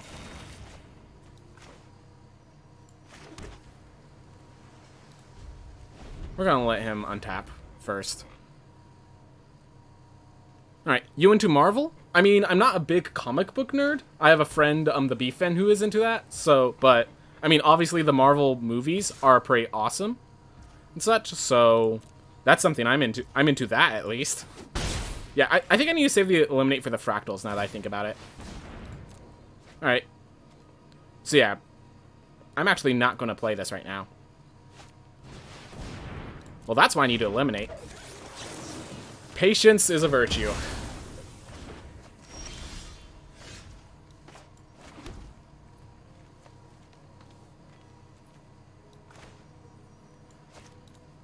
It would bring back nothing significant. Just the Needlethorn Drake. It'd bring back 2 Needlethorn Drakes. Or it would give me card draw. I think the answer is pretty easy.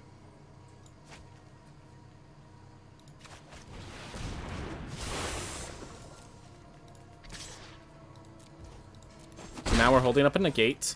And we could even discard the Unwilling Gradient to get a Pest, which just might be a better body.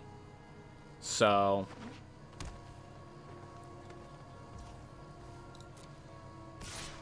I'm happy with this block. Not the best block, but it's a block that I'm happy with. And this is where he plays the Leyline Invocation. Feels, aha, I fooled you, and then the negate comes in.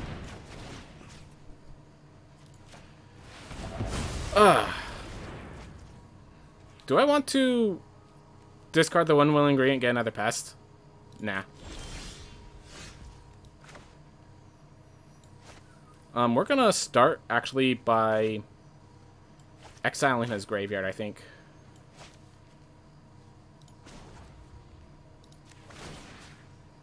Alright, we want to take out the Elemental, the Cody, the Pledge Mage, and the Frost Trickster. Take out any of his cards that can win him the game.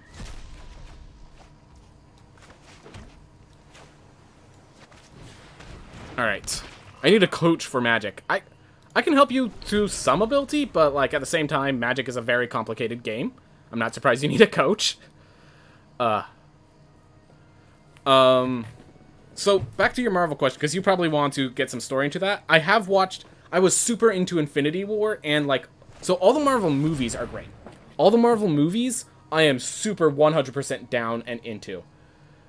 Thing is, I think you want more than just the Marvel movies. I think you're looking for, hey, can I get someone who, like, also reads the comics? Someone who's, like, into it. If he's smart, he'd probably discard that island to a Soothsayer Adept. I think he has enough lands. Alright. Never mind.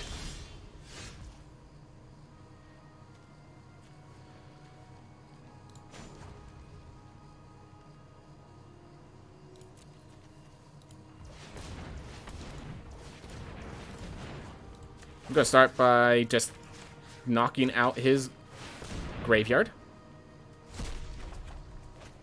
Perfect. Do I hold up? No, he has way too many lands. We're going to actually play the Dragon's Guard. 1, 2, 3, 4, 5, 6. No. We keep the Whirlwind Denial active. Took me a little while to figure that one out. Whew. He draws and discards. Yep. And so if he gets a Leyline Invocation here, Whirlwind Denial still counters it, which is great.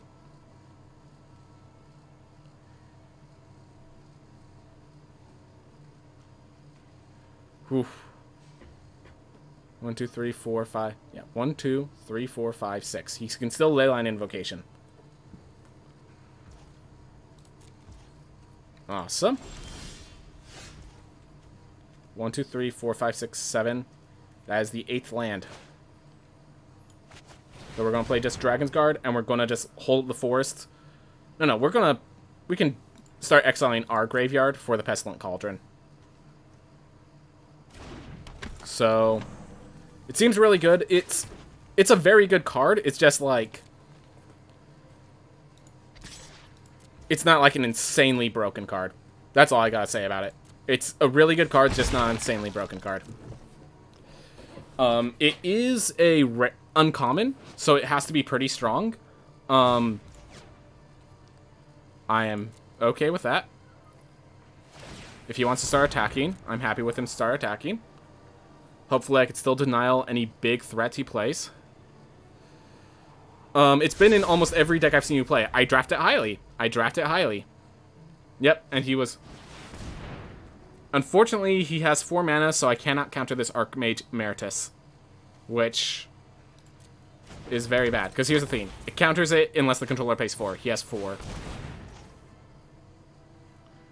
Do I go for a card draw win condition, or do I just counter this and try to kill his Archmage? I think I have to go for the second. Let's try to kill his Archmage.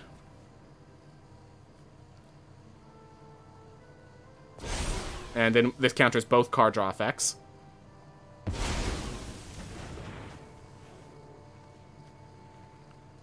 And he's tapped out. I will state that was a dangerous maneuver. But we have fight effects. He's tapped out. Intro to Annihilation is an effect that works.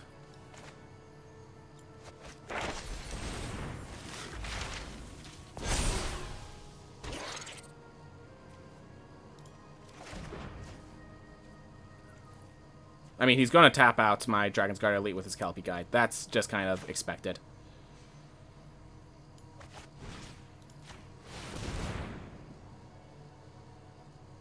I'm okay with that. Yep. Saw that coming. But that gets him 1 card instead of 3. So if he decides to turn the corner and start attacking, I will block with my pests and use the Pestilent Cauldron to start milling him. So we still have that one condition. Oof. This is where the pests start coming in handy, to block and start milling.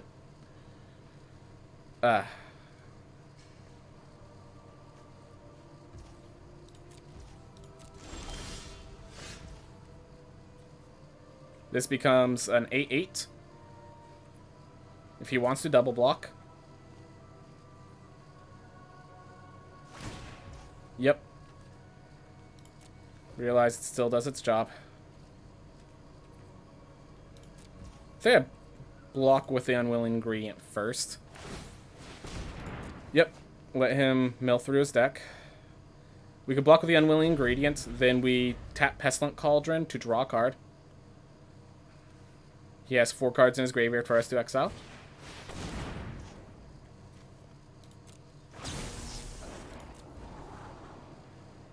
We might mill him in response to... We might exile his graveyard in response to him playing a good card, because we still have a Test of Talents in our deck. So... But, like, these aren't good cards. These aren't cards I'm worried about. On the contrary, I think milling him is still a solution.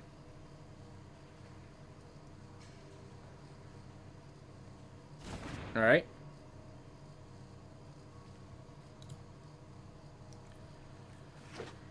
Whew. These are all okay plays. Not the plays I'd hope for, but they're all plays I can accept. Let's take out... This counts cards in exile. I did not know that. I was hoping I was getting rid of his spells for good. Alright. Well, we have our card draw engine.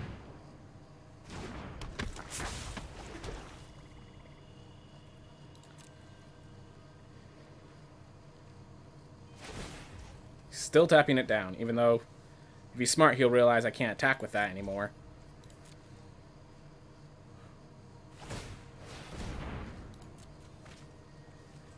So that strange moment where we mill our opponent, we're there. 1, 2, 3, 4, 5, 6, 7, 8, 9. We have 9 mana. I think that's as much as we're going to need. Is there a stat that you force opponent to draw so many cards so that they're forced to discard? So drawing too many cards that they have to discard, not really significant enough to be really considered. Drawing so much that they mill themselves, because once they draw their last card and are forced to draw again, they lose the game. That is a strat. But drawing so much they discard, I don't think so.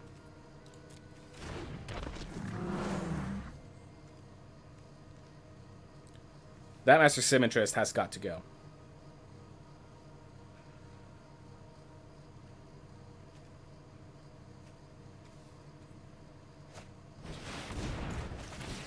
Start with this. Look for my Test of Talents. That's not my Test of Talents. Alright. Can't stop that. But that Master Symmetrist is his win condition right now. Exile's graveyard. 11 cards left. I have a hard and drawing only lands really doesn't help this.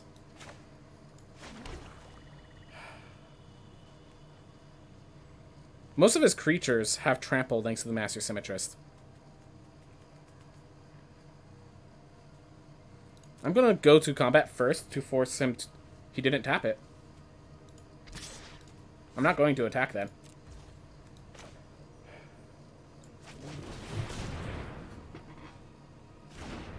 One, two, three, four.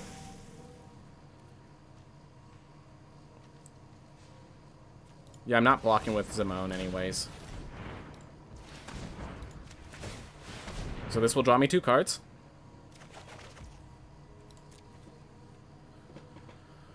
Alright, we're discarding for pests, and we're pop quizzing.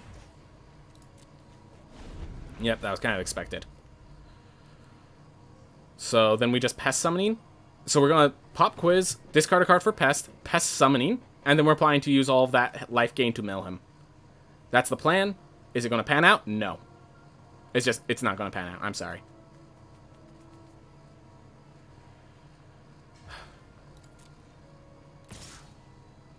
If it's just those 2, I'm good. Okay, Master Symmetrist, great.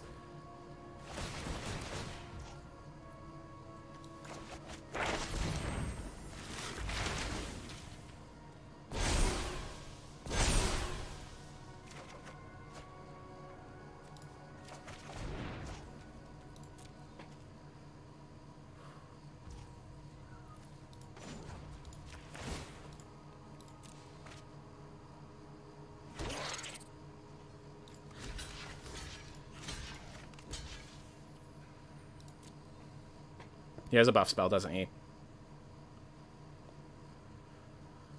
But this keeps me alive. If he doesn't have a buff spell, this keeps me alive and gets me to a win condition. Berries and books. Unfortunate. I don't see how we win from here. He just managed to drag it on, and Master Symmetrist was just his win condition that I did not have an answer for.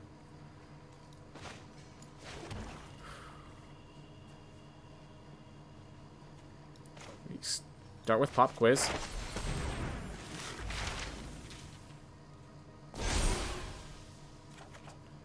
And we don't need the Elemental Summoning. We need... That works. That works.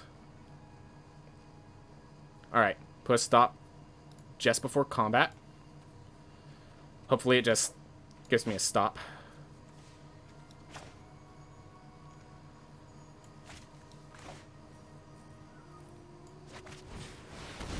Oof. Pass summoning to keep ourselves alive. And we're going to wait till he declares combat, and then we're going to Quandrix Command to return his Rock Symmetrist to his hand, so he can't do what he needs to do. And then we're going to decide what we need to do from there. Yep. No attacks.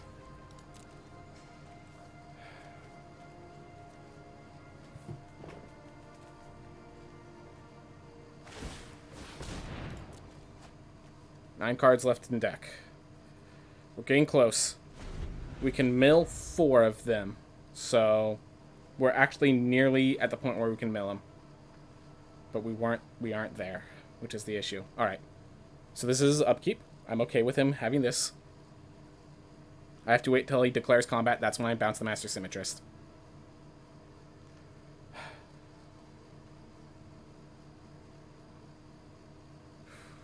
We've exiled 17 cards from his deck. Alright, here's where he goes to combat.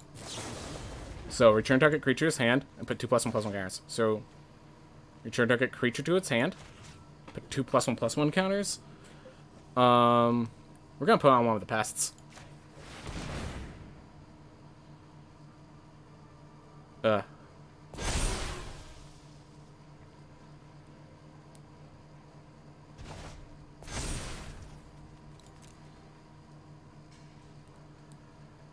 Kill the 6/6 if we'd like.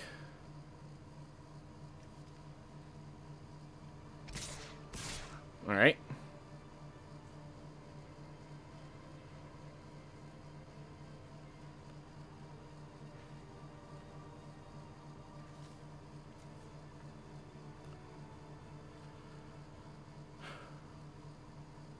Does he have a charge through? Do we need to play around a charge through?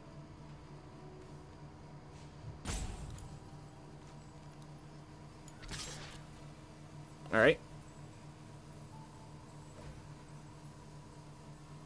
He's, yeah, ready to tap the 3/3. Alright. Here's the question. Is mill still a win condition for us? Yes or no?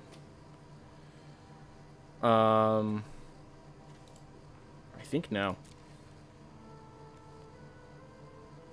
In which case, we want to discard our forest to make another pest.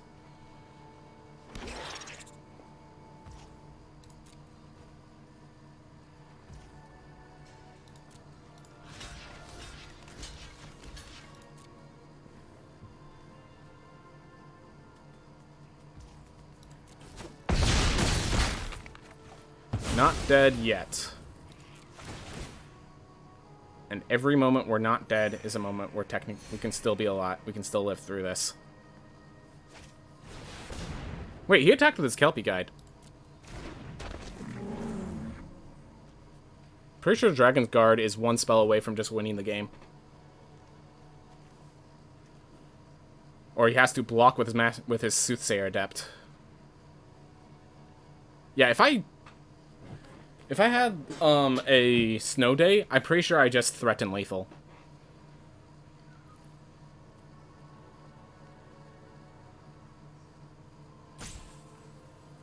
Yeah, if he taps his Soothsayer, We are in a very good position, actually. Target player shuffles their graveyard into the library. Thank God I got rid of their graveyard.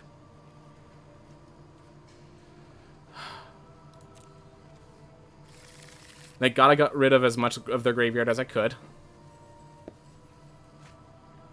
Alright, he has a second Master Symmetrist. Of course. Of course he does.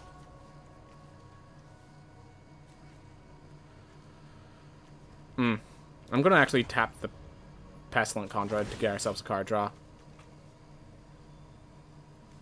Alright. We don't need the Environmental Sciences. The forest, the land, or this land. Great. Beautiful.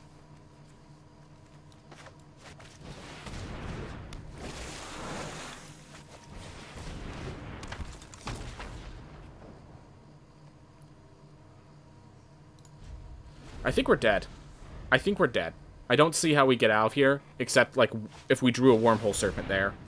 The only way I saw was us drawing a Wormhole Serpent there. It's one full board, and it's one board that is actually... It's far more one-sided than it might look at first.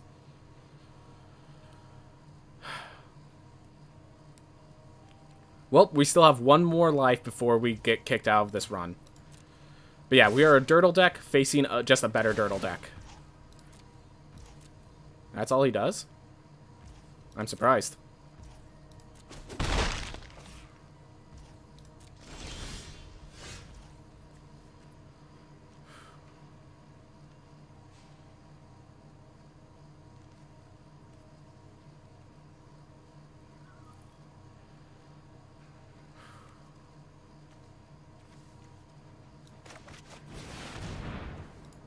Yep, everything gets big.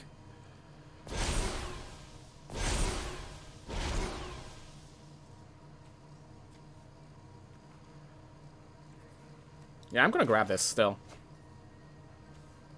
I want that Wormhole Serpent up. 1, 2, 3, 4, 5, 6. I'm gonna play this island with the intent of doubling the counters on the Dragon's Guard Elite at the end of the turn.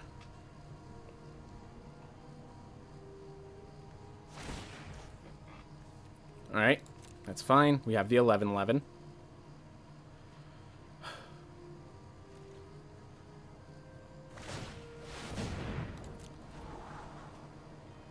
And we do have a means with Pestilent Cauldron. If he attacks, we could block with a lot of our 1/1s and actually get some stoppage.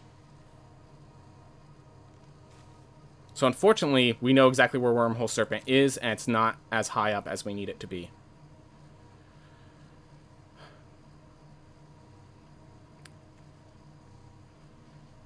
But Wormhole Serpent acts as a win condition for us. We might actually be able to get it before the game ends.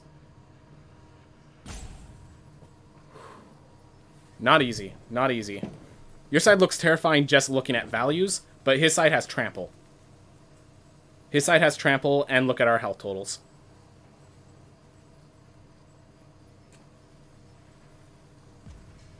And then you notice that I could end up milling myself if this continues for too long.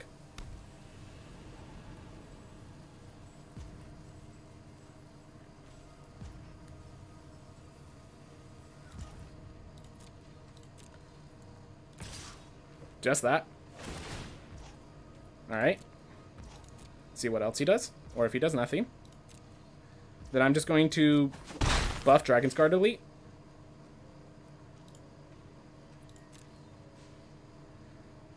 Turn it into a massive monster.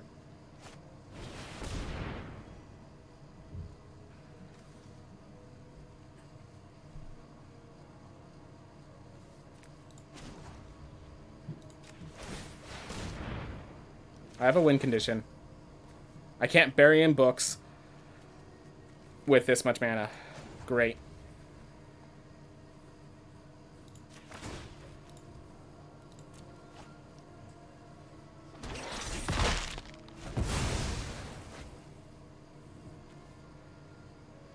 Oof. Still Scourge Colony and have buried books ready next time. Wormhole Serpent.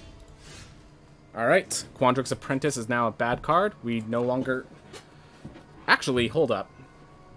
Quandrix Apprentice means when we bury in books, we put the Wormhole Serpent on top. We can bury in books his Kelpie Guide to get ourselves a chance towards lethal.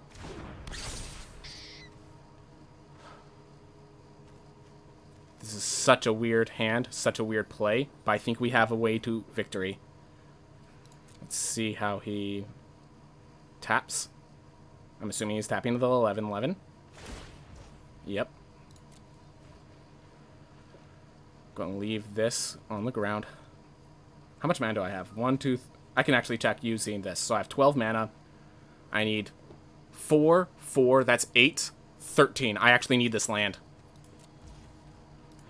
So I'm going to turn this guy unblockable. I'm going to turn this guy unblockable. That's 15 damage. Ugh.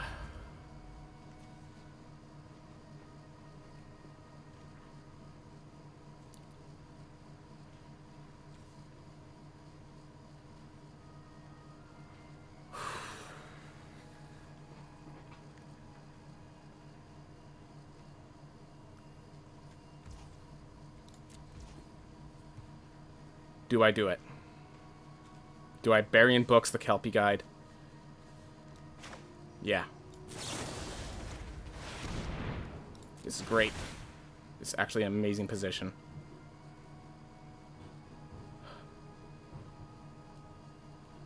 We decline to pick up the land if there is a land in here still. Alright. We want top card this. Perfect.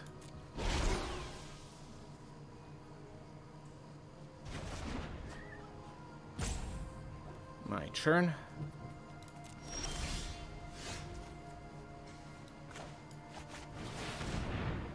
Hey, Mindful Line. Thanks for dropping by.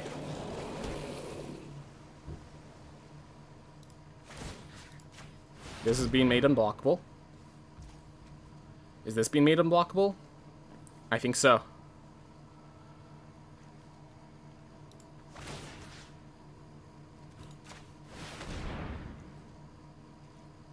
Because I need to make sure he's low enough on health. He has his own burying books. Alright. Fair enough. Are you winning, son? Not yet, but not yet, Dad. Not yet. Honestly, I am in a losing position, but I can get out of it. I can get out of it. And that's the important part.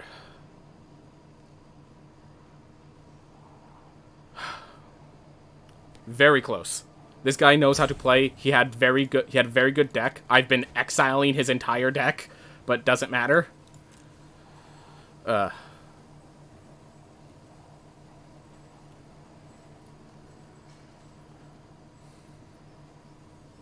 out of mana. Oof. I think I'm consistently missing your L2 runs, but at least I could see some of the drafts. Yep.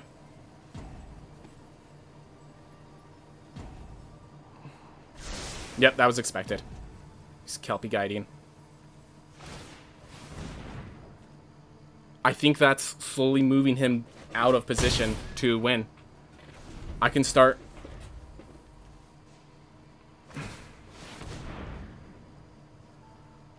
Let's see, he has 6 cards. Tendrils gives me 2 life. I don't have enough life. If he kills my pests... I don't have 1... I need 1 mana. I need 1 mana open. That's it. That's it. Just 1 mana.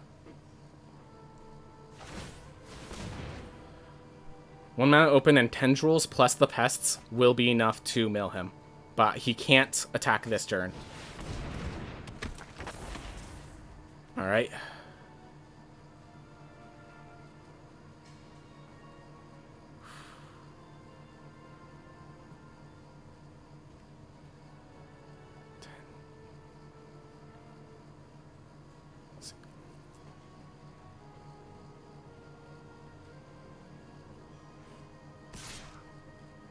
Attacks with a 6/6.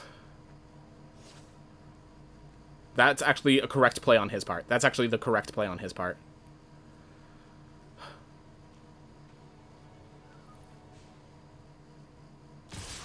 There he is. This was the correct play in all ways. Well done, sir. And seeing it. Alright. So we need to kill both of these.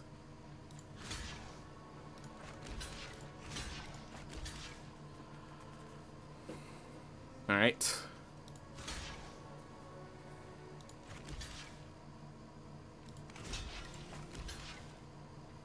Then I just need to make sure I don't die.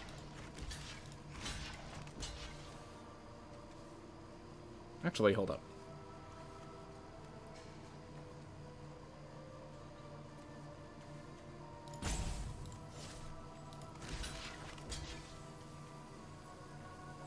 Actually, hold up. Hold up.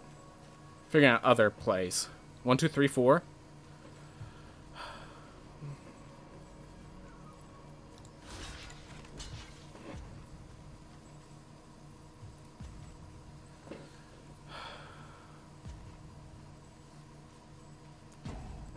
And because we have 1 mana tap. If we had 1 mana untapped, we could have won off of this play. If we had 1 mana untapped, we could have won off of him making this. This would have been a mistake.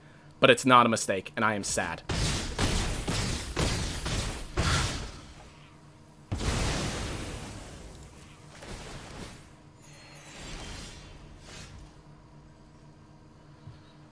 Four. Alright. I can't block that one anyways. I'm blocking that one with a pest.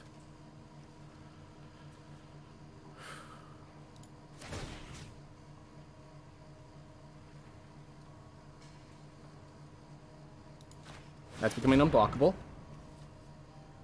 I will have enough for Battle of Wits or as counter, and for Pestilent Cauldron solution. So this is 7.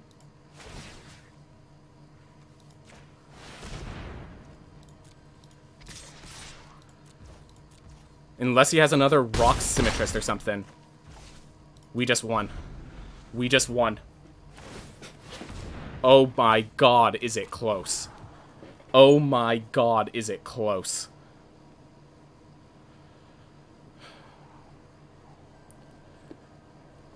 Whew. We have 1 card in our deck. This is our last card draw. The Dream? We will see. If he keeps cycling with Soothsayer Adept, will Pestilent Cauldron mill him using this last card?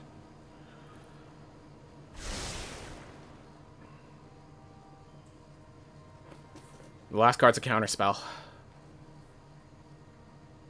The last 2 cards are Fight and Counterspell. Alright, Kelpie Guy doesn't save him.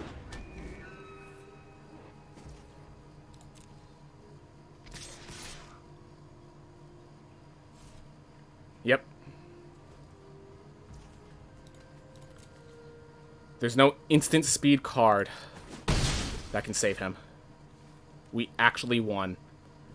With the last draw of our deck, we won. I don't think there's a single card that can save him.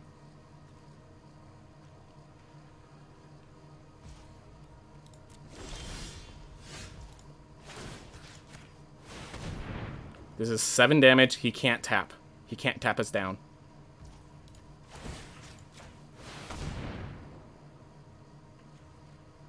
No. And just for safety's sake... Oh my god, we pulled it off! Oh man. Last card in our deck.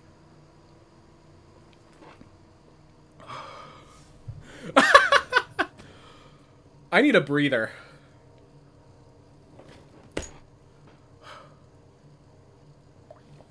Couldn't you first declare attackers before using the ability? I want to use the ability then to...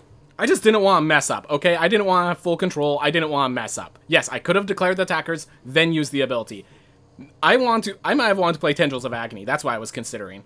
Which would have been Sorcery Speed. Whatever the case. Well, it's a Dirtle deck. It sure dirtled. It sure dirtled. Okay, so usually I don't take a break during my drafts. But oh my god, that was stressful. Oh my god, that was stressful. I'm going to refill my water because I'm nearly out. I'm going to let you guys all take another peek at the deck so you guys can see it for yourselves while I'm off gain water. Oh man, I need to take another break. I'll be back in like 2 minutes. I say 5 minutes just so that no one waits for me, but we're gonna say, yep, back in 5 minutes. See you guys. I'll be back. We're finishing this draft today. It's just, oh my gosh, I need a breather.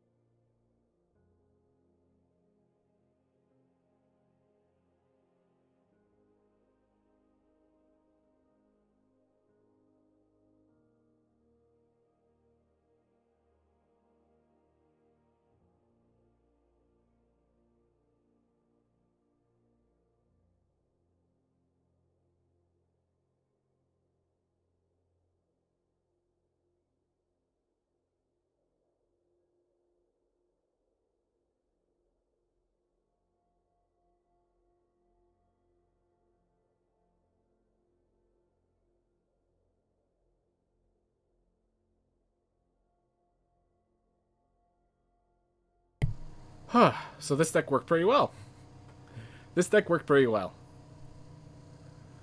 Okay, back at it. Just make sure, yeah, I unmuted my mic, that's good. That's good. And that's all it took to get to 4 wins, everyone. That's what it took to get 4 wins. Sometimes you gotta fight for every victory. Huh.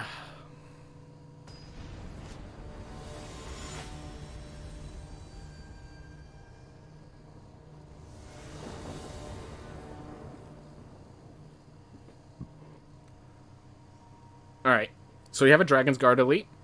Any black gets us into good space. Any learn gets us in a good space. This is a very risky keep, but the moment I get a black mana, everything's solved. So I'm happy with this. And if I get a learn card that I can play with black mana, that also solves itself.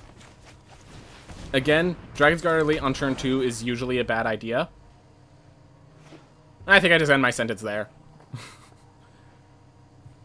This is usually a bad idea. Alright.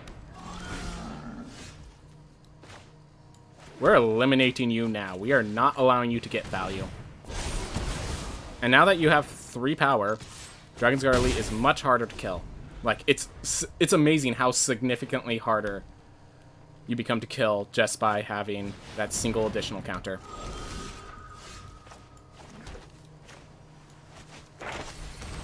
Okay, I don't want Environmental Sciences, but I can't Elemental Summoning at the same time. We're gonna... No, I'm gonna Environmental Sciences to turn my person into a 5/5 so it could go through the Pillar Drop of Warden. We're gonna grab the additional blue.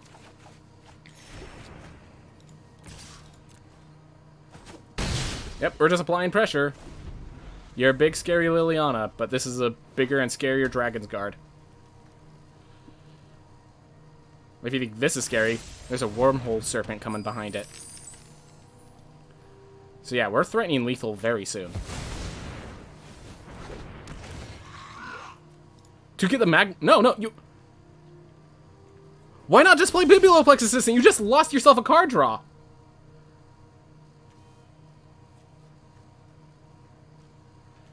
Alright.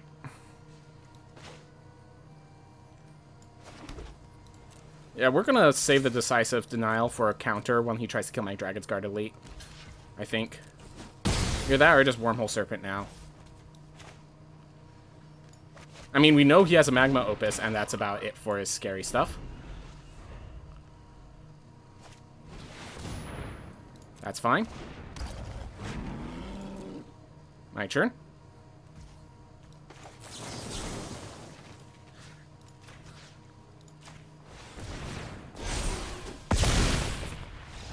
Yep. Okay, so I just want to explain why that move was so bad. I want to explain... I'm going to go into View Battlefield once it gives me the option. I need to explain why that move was so bad. So, he had 5 mana. He had a Biblioplex Assistant and a Magma Opus.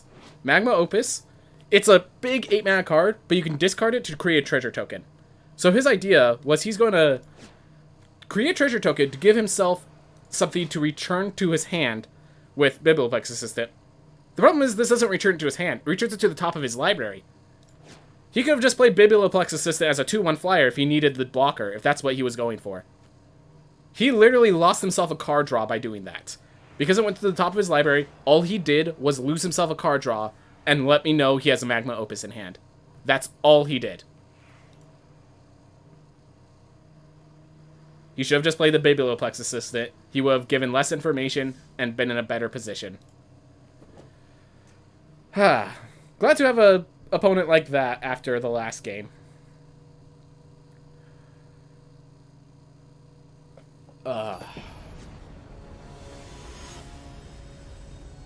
Alright. Hey, that's a great art you have, Snakehead. That's great art. Opponent goes first. We are a forest away from both Quandrix Apprentice and Pop Quiz. We have a Hunt for Specimens, which will let us get there. So we get there.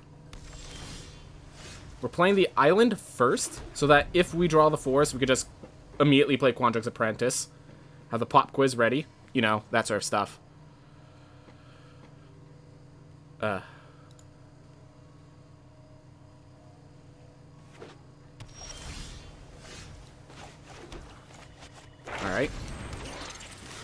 My environmental sciences. What are you going to do? Bounce it? No, you're going to curate. That's what you're going to do. Did you just shuffle your library? It looked like you just shuffled your library.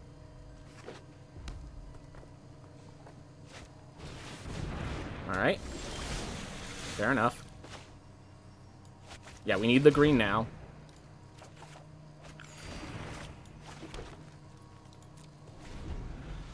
Unfortunately, we had to resort to that to get our land drop, which is very bad for us. Next turn, we can Quandrix Apprentice and Unwilling Ingredient. Or if we get a land, we could Quandrix Apprentice and hold up a Test of Talents, which I'd prefer much more. Alright, well, at least we get our plays. Not drawing land is very unfortunate for us.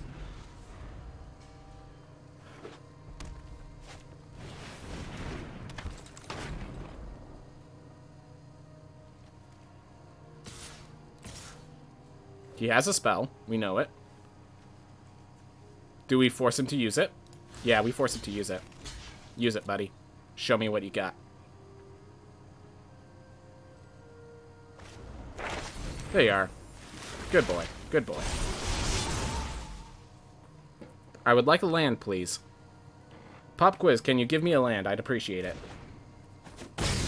I mean, Quandrix Apprentice is going to give me a land where you don't, so I'll be fine. Hey.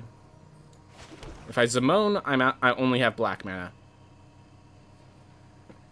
I think I hold up both Burying Books and the Whirlwind Denial.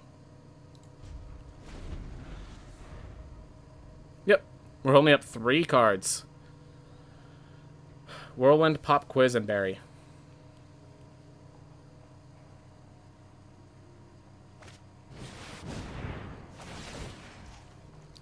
Oh, and I get to counter the effects as well. That's pretty awesome.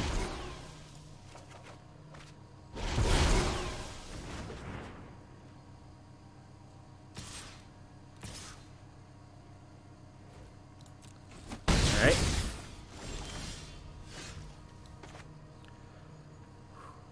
And back. More like 10 minutes. Alright.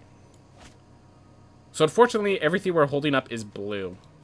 No, no, no, no. That's not how we want it.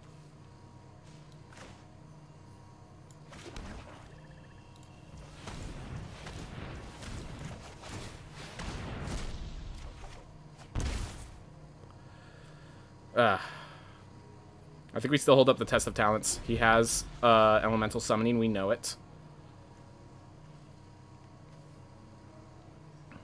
This is not a good spot for us to be, by the way, in case anyone's wondering. I think we have to take it. We'll block the Prismari Apprentice. I'm okay blocking the Prismari Apprentice. Yeah, we're just not... our land and other stuff count is just being very awkward. There's only one answer of sorcery. Alright. Explosive Welcome is in his hand. I mean, we'll look at his hand later. I just want to look. Divide by 0. Archmage Emeritus. So he has big card draw. Elemental Mastery. Snow Day. Another Pigment Storm. Another Elemental Mastery. So 2 Elemental Masteries. A Snow Day. Ardent Dust Speaker. And Emeritus. Alright. So he has a pretty big deck. Gotta be ready for that. Oh, that's great. That is actually fantastic. Alright. 1, 2, 3, 4, 5, 6. We could hold up Pop Quiz. We could hold up Burying Books and Quandrix Command. So I could bury one. And yeah, I could bury one, bounce, and block. He has Serpentine Curve. Alright.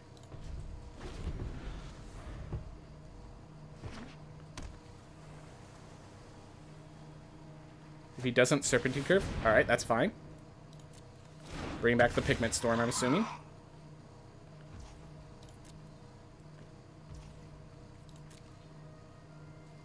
Yep. Perfect. Alright, return target creature to his hand. So, return target creature, Planeswalker to its owner's hand. We'll do the Quandrix Pledge Mage. Put 2 +1/+1 counters on this. Get ourselves a Quandrix Campus.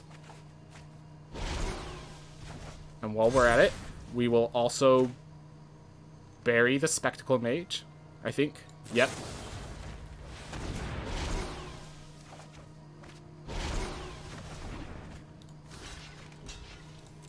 Lock that. And like that, we're back in the game.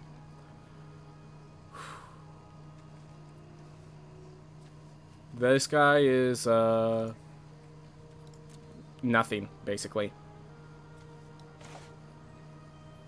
Alright, time to start applying counter pressure.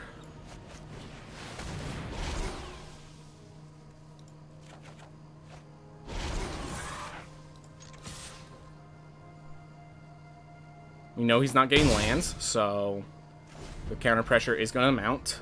He could Pigment Storm to kill my 4/4, but then he's just like kind of in a bad spot in other ways. Because we have this 7/7. You know exactly what he's bringing in. Alright, so we start by attacking. And we threaten lethal with this. Beautiful. He can't get to Explosive Welcome. We have enough lands for double unblockable. We know his exact hand because he kept Biblioplexing it back. And we buried and we Biblioplexed.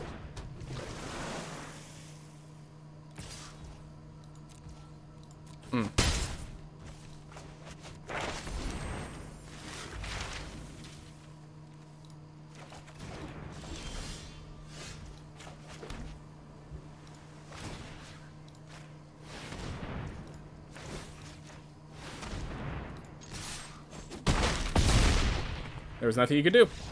I knew his hand. I knew he didn't have an answer. So I just took him out.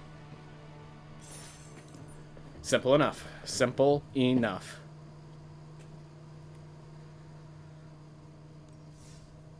Quality. Quality. Alright.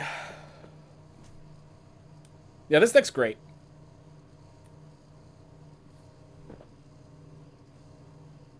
Be nice to continue my streak of getting 7-1 on every one of my drafts for this format. I only messed it up once with a 5-3, which by all means 5-3 is amazing. I'm not disappointed with the 6-3 at all. I want to continue my 7-1s.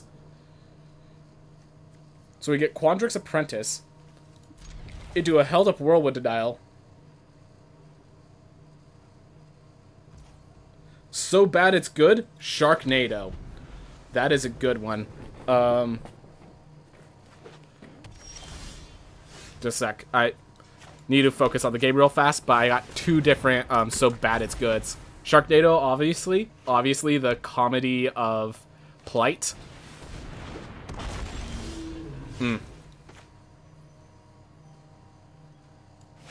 Alright, I don't need an attack. We can dirtle. I have a pop quiz. I have a world denial. Depending on what you do. What do you want to do? And yes, I think this card is strong enough that I will counter a Mage Duel.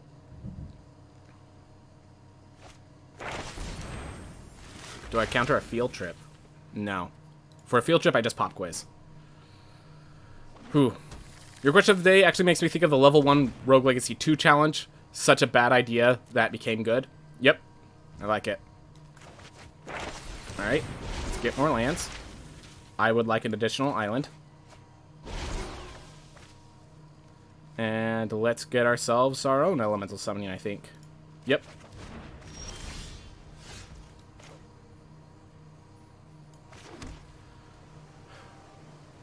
I think I hold up the Whirlwind Denial this turn. Unfortunately, I cannot Dragon's Guard Elite.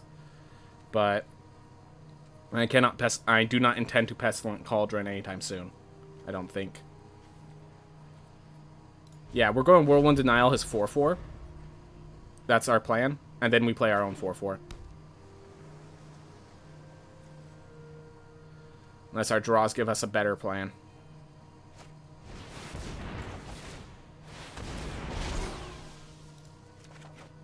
All our mana fixing is complete. Quandrix Apprentice has done their job.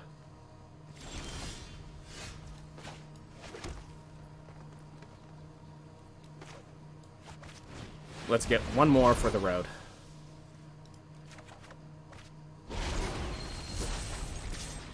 Now you've done your job. Go ahead and take out the Needlethorn Drake. I appreciate it. I appreciate you. Ah. Beautiful.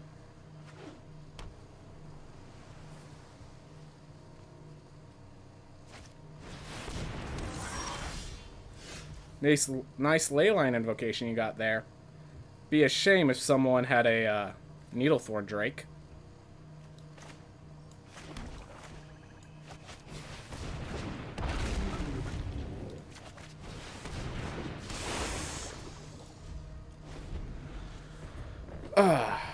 Needlethorn Drake. And Infinite Pests to wall off his 6-6. Perfect combination that forever sweeps the nation. Nice job with the 3-4. Yeah, in case you're wondering, the reason I didn't play the Leyline Invocation, I want it bigger. Simple as that.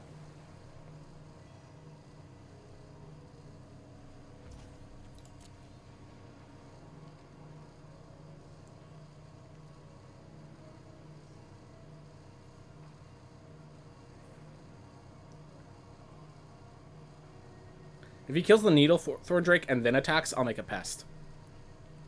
Otherwise, I'm just using the Needlethorn to block the 6-6. We actually have card advantage on him, suddenly. Especially with Pestilent Cauldron.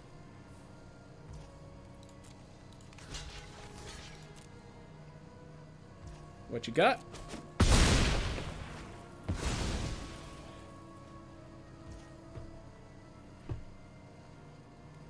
Okay.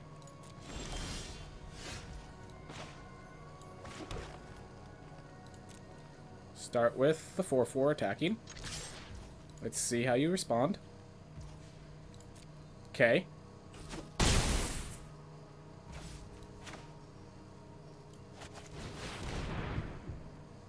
Got a Whirlwind Denial.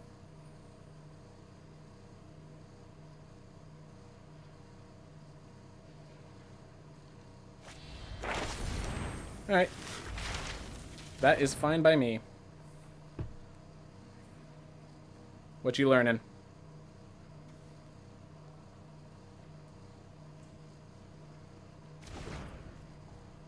Ooh. Clever. Clever. 1, 2. I think I keep the island. I don't think I think the Pestilent Cauldron was just used to break his containment breach. 3 mana for 3 mana. I'll accept it.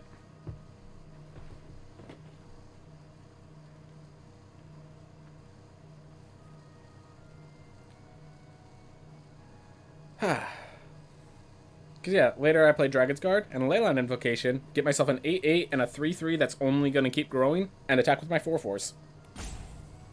So I think, yeah, we have just switched over to tempo. He switched over to control, I switched over to tempo. And I am happy with this change. He's going to keep ramping. And yes, the 8th land is important enough that I'm just going to... I'm not going to discard it with Pestilent Cauldron.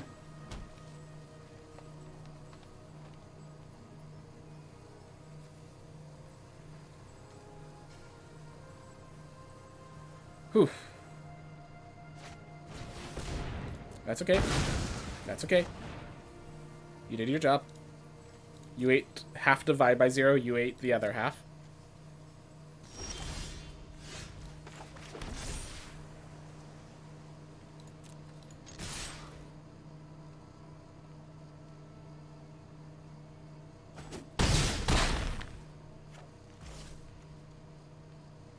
If I just Wormhole Serpent, I threaten lethal next turn.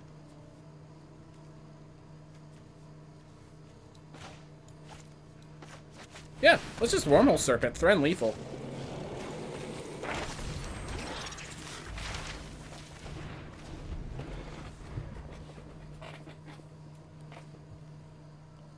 Right, 8 mana. We have 2 4/4s and 8 mana to pump them up. As well as an Annihilation if he has some sort of counter pressure or something. Don't know what he's supposed to do here. Other than lose. If he Leyline Invocations, he loses the game. If he... Which, I mean, it's a 10/10 Leyline Invocation. It looks good, but he can't do it. Good game. Just make sure Auto Tapper doesn't mess me up.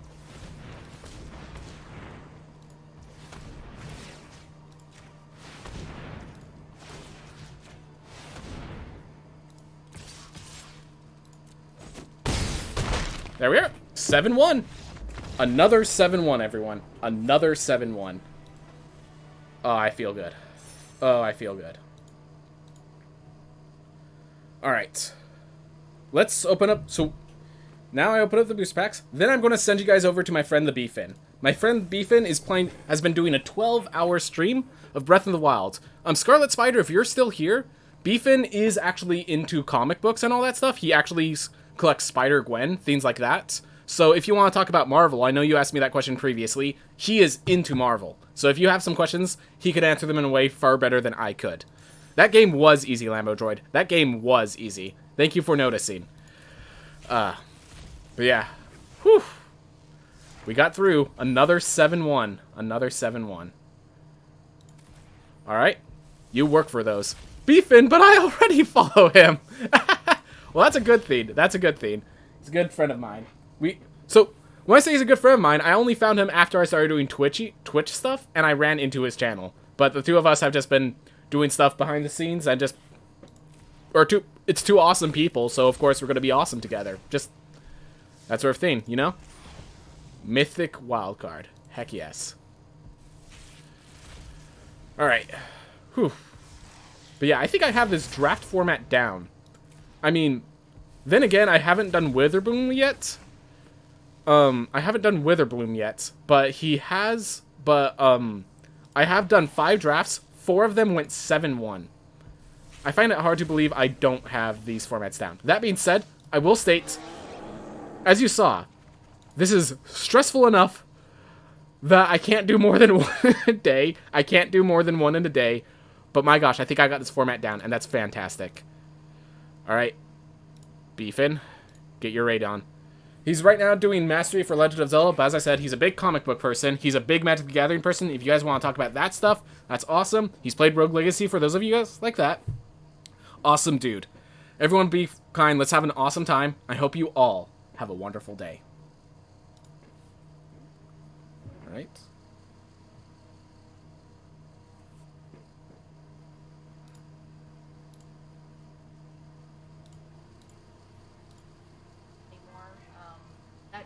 That took time for me to get to the point where I actually liked it that way.